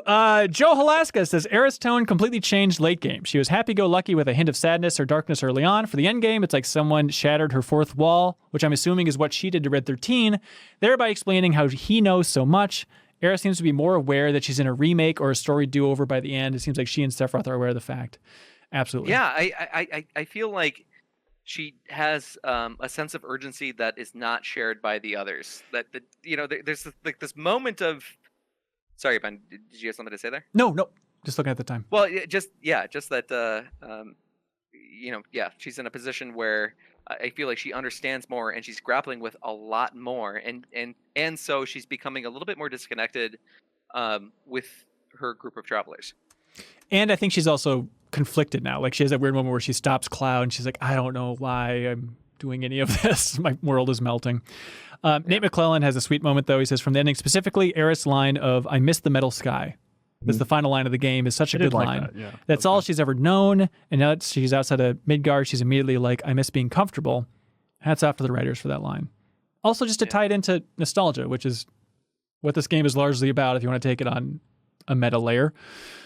Bob Buell says the swirling credits and the letters in the credits feel like a hint of just the swirling story. Ingredient, interesting take. Brian W. says, I don't think anything has earned credits footage flashback quite like this game. Reliving that 40-hour epic with victorious music highlighted how epic the game was. Yeah. By the way, sorry, go on. I loved watching the credits and being like, oh, they're just going to recap this whole damn story, aren't they? Like it was scene for scene, just going through the entire crazy thing again, and they even put that fucking cat back in. I was like, why? What cat? Don't remind me of that. I was kind of annoyed that the credits lasted slightly longer than the clips. It's like, come on now, you could speed up the scroll just a hair so it lines up perfectly. They had to slow it down. Did you guys see Tim Curry was in the credits? Only from a tweet of yours. Yeah. What? No. Isn't that crazy? Yeah, they list like the Sony team, and he's in that. Yeah. Is that Urana? You know him? Who? Oh boy. James Rodriguez. Oh. James Rodriguez says, if you go back and rewatch the original reveal trailer back in 2015, the narration is as follows. Long ago, we looked upon a foreboding... okay, here we go. Long ago, we looked upon a foreboding sky. The memory of the star that threatened all burns eternal in our hearts. In its wake came an age of silence. Yet with each fond remembrance, we knew those encountered were not forgotten, that someday we would see them again. Perhaps it was no more than wishful thinking, but after the long calm, there are now the beginnings of a stir. The reunion at hand may bring joy, it may bring fear, but let us embrace whatever it brings. For they are coming back. At last, the promise has been made. Does this take new meaning that you finish the game? To me, it seems like it's describing the fandom. It begins by referencing the impact, and finally it talks about how the project is in the works, but it'll be changing things. Yeah, I do think that original trailer, it was cryptic and confusing. We talked about it on the Game Informer Show podcast at the time, trying to understand what it was. But I do think it was hinting at a lot of the larger themes that the remake is working with at the ending here. Now, I'm not a writer, but that's really good writing, right? Yeah, it's really fun. Yeah. It's fun. Okay. Do you guys want to talk about the end game real quick? Has anybody experimented much with it? No, I want to. It's midnight, man. We could blow through this. We only got a little bit here. All right. I'm getting text to put my kid to bed and stuff. Your kid's awake? She's awake, yeah. Well, you can cash out if you need to. Yeah, do you want to cash out? I mean, how much more do you want to There's a little left. There's a little left here. I played 0 minutes of endgame stuff. Okay. Yeah. There's still other stuff. Kyle, if you got to go, you got to go. That's fine. Well, how much? I mean, what else do you want to talk about? Endgame and then miscellaneous comments. You still got more comments. And music. Huh? So far, we've gone through 312 comments. We have about another 148. That sounds like an hour plus left. Oh, I think I gotta duck out then at that point, man. Okay. Bye, Kyle. Clap out. I love you guys. This was fun but long. Enjoy the discussion. The hashtagonist wrote in. You guys ready for a story spoiler that you guys don't know about from the endgame that's revealed? Okay, when you say endgame, it just means that like post chapter selection. Yes. Okay. Yes. So apparently, if you do the hang on, readjusting some things. So if you finish the Shinra VR battle simulator thing, Chadley reveals his secret origins. Chadley is a cyborg that was created by Hojo.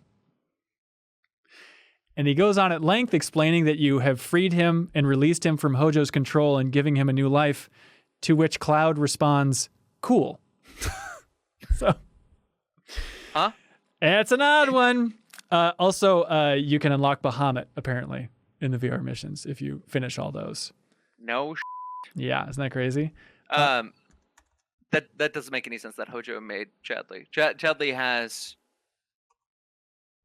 friendliness. Well, but he is a little SOB. So I guess that gets kind of to Hojo's overall themes here. A lot of people wrote in saying they were loving hard mode. It showed like a whole new layer to the combat, which is really interesting. Nikki Insane says there's an accessory that if you beat the last super boss, Pride and Joy prototype, you start every battle with a full limit meter with this accessory, which is super cool. So is this like just like some big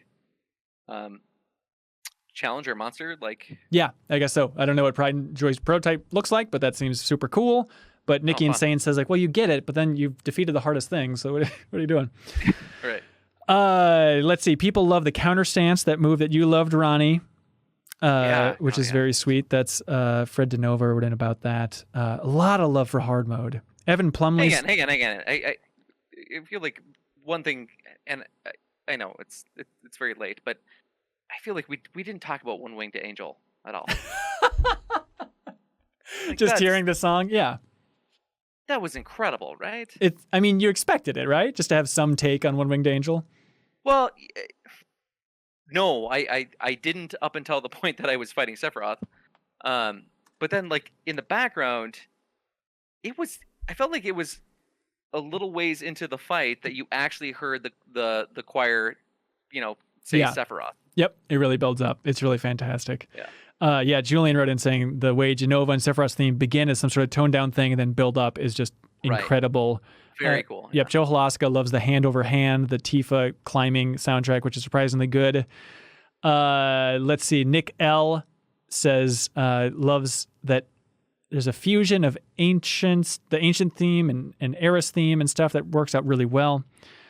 Scott Castro wrote in about Scarlet's song, like that song that's playing when Scarlet's using the guy as the footstool, and you can pick it up. He has the lyrics here. They are absurd. Steve Biddo points out that how good it is that in that weird dark finale scene with Sephiroth, that when they start to seed in the City of the Ancients theme, it's like, oh my God, it's amazing. Yeah. Joe Halaska loves the motorcycle music. I know. So Operation Save Aerith is an amazing track that a lot of people pointed out musically. It has a very Giacchino vibe. It's like Star Trek 2009, but that's a great one if you want to look it up. The Valkyrie boss music fight, I think, is incredible. And then also the Crab Warden Crab Warden music from that boss fight. Also, it's like for not a very memorable boss fight, that music is just everything. I feel like there is so like the soundtrack is the best soundtrack in the last 20 years. Yeah. And I don't have a great way of accessing it. I mean, like, yes, have they released it? No, I think it's releasing in May at some point, but it's also huge and it's complicated. Yeah, they have cuts on YouTube, for that fans have uploaded, and there's a couple good ones out there. But right, and they'll. I found a couple different channels, and they get taken down pretty quickly. Interesting. Caleb Murray says the Wutai War is still ongoing. Wutai and Midgar has just had a ceasefire. That's probably going to be something they'll bring up in the future, right? I was under the assumption that it was done. Midgar won. It seemed that way, but yeah, the fact that they call it a ceasefire technically is probably. Who called it a ceasefire? They say at some point, I think in chapter 16. Oh, did they really? They talk about how it's a ceasefire. BeatenDownBrian has a comment here, and we'll get to, if we didn't answer some of yours, by the way, I pulled already for next week. So if it's a little more spoilery, we'll dive into that next week for the bonus episode. But BeatenDownBrian says, everyone has been great on this deepest dive, which is a nice reminder. Thank you, everybody, for writing in. Thanks, Brian. So many fantastic comments. That extends to all the community members, too. Oh, yeah. I mean, that's what I mean by that. Their insight is just incredible. Yeah. Yes. To have the hive mind. The fact that, there's like, how many comments? 400 and what? I mean, and the fact that people were commenting multiple times, I mean, it's thousands and thousands and thousands of comments being funneled into this. So thank you for helping us make this the best, most thorough discussion about Final Fantasy VII Remake on the internet. As always. And I won't leave. Okay. Well, here's the kicker. BeatenDownBrian says, everyone has been great on this deepest dive, but I wanted to give a shout out to Ronnie and Grant for stepping up and getting involved, as it was great to have a nice mix of people. Oh yeah, no. Too kind. Yeah, too kind. I had so much fun doing this. Oh, really? I mean, because I feel like I've been trying to get a read from you guys about whether it's been a net positive or negative experience. Because I know you've been stressed out with the timelines, you in particular, Ronnie, about like, I just kind of wanted to go at my own pace. But do you feel like it heightened your enjoyment of the remake? Yeah, I do. I think playing along with the community is just a great way to structure this. And yeah, like Ben, you and I had this conversation a little bit about like if I weren't playing along with you guys, like I'd probably be on like chapter 9 right now and playing more Warzone because I just wouldn't be prioritizing this. So this was a great way to do it along with people that are just as passionate about the game as I am. Yeah, Grant, how you feeling about your journey here? I think playing it in sections like this adds to it because you get to hear some of the supporting and also the contrasting views of what you have. It just makes it so you have to think about what you're playing a little bit more versus just playing it for your own enjoyment, I guess. Yeah. And even though we're almost at the end of our Final Fantasy VII journey, obviously the bonus episode next week and stuff, you can look forward to it. But even if future deepest dives and game club discussions, you're not as into the game as you are Final Fantasy VII, this is for everybody listening and watching. Like, we'd appreciate if you kept your support rolling and you checked it out. You know, if you appreciate this format, even beyond a specific game, we'd appreciate any help telling a friend and keeping this rolling, because we do feel confident that it is the best way to talk about a game on the internet and to give a game the credit that it's due, right? Yeah, and just like, I think once every 7 days, I have this moment of just like, this is incredible that I'm on a podcast for my favorite game of all time that's been remade on $1 billion goddamn dollar budget with my friends. Like, that's incredible. Yeah. And someday you'll meet Jeffem in person. That's fine. Jeffem, how are you feeling at the end of this whole journey, man? I super liked it. And I mean, for sure, this is my favorite game of this year so far. Yeah. I don't know what other games are going to have to do to come close to it. But I'm sure this is a game people are going to be talking about for years, and it has just been a real treat being able to talk through everything as we've been going through it with the community. So, well, we'll miss you next week, Jeffem, but you can listen if you want to be a little no, I'm for sure skipping that. Okay. Well, hey, but I'll listen to it in like 25 years after this whole thing wraps up. Yeah. Huh? How's that, Ronnie? What about you, Ben? What's this been like for you? It's been pretty stressful. Just like personal life balance stuff. But I feel really good. Like, you know, the Patreon has grown a lot from this, and it's like, it does feel like it is insane to me in retrospect that I was debating having you two on for this. And not in a cynical way, but it's like, I don't know if it's really going to be their cup of tea. Like, it's fun to have the celebration of Final Fantasy VII where we talk so much about Final Fantasy VII while playing Dirge of Cerberus and all this other stuff. But I was like, I don't know, maybe it should just be the cohorts, just like a smaller crew. And now it's just like, no, of course. I feel the same way. It's like, no, of course, this is what my life is building to, of just having you guys as friends for so long and having this game that I've loved for so long, and now fusing it with the coworkers that I know so well, and then the community that I love, and the format that I love, and the community and the feedback and everything just blending together. It's like, yeah, of course, this is the way it had to be. You could say it was destined this way. But flash right through it. That's right. Let's give it a noogie. Tell me I made a difference. All right. I'll punch right through him. Thank you so much, everybody, for watching or listening to The Deepest Dive. Please help share it with a friend if you enjoyed this discussion. And we'll be back next week with a bonus episode. And then there's going to be even more Deepest Dives after that. And in the future, near future, you will get to vote on what game we'll be covering for The Deepest Dive. So please check that out over on patreon.com/MinnMax2Ns. And with that, we bid you adieu. Goodbye, everybody. Adieu. Roach. It's the exact same time. Amazing. MinnMax is a Patreon about games, friends, and getting better. The Deepest Dive is the best, most thorough discussions about games on the internet. Prove us wrong, please. The MinnMax Show podcast airs every Thursday. Patreon supporters vote on what we stream every single week, and a whole lot more. Give us a shot, try subscribing to the YouTube channel, and we hope we can win you over.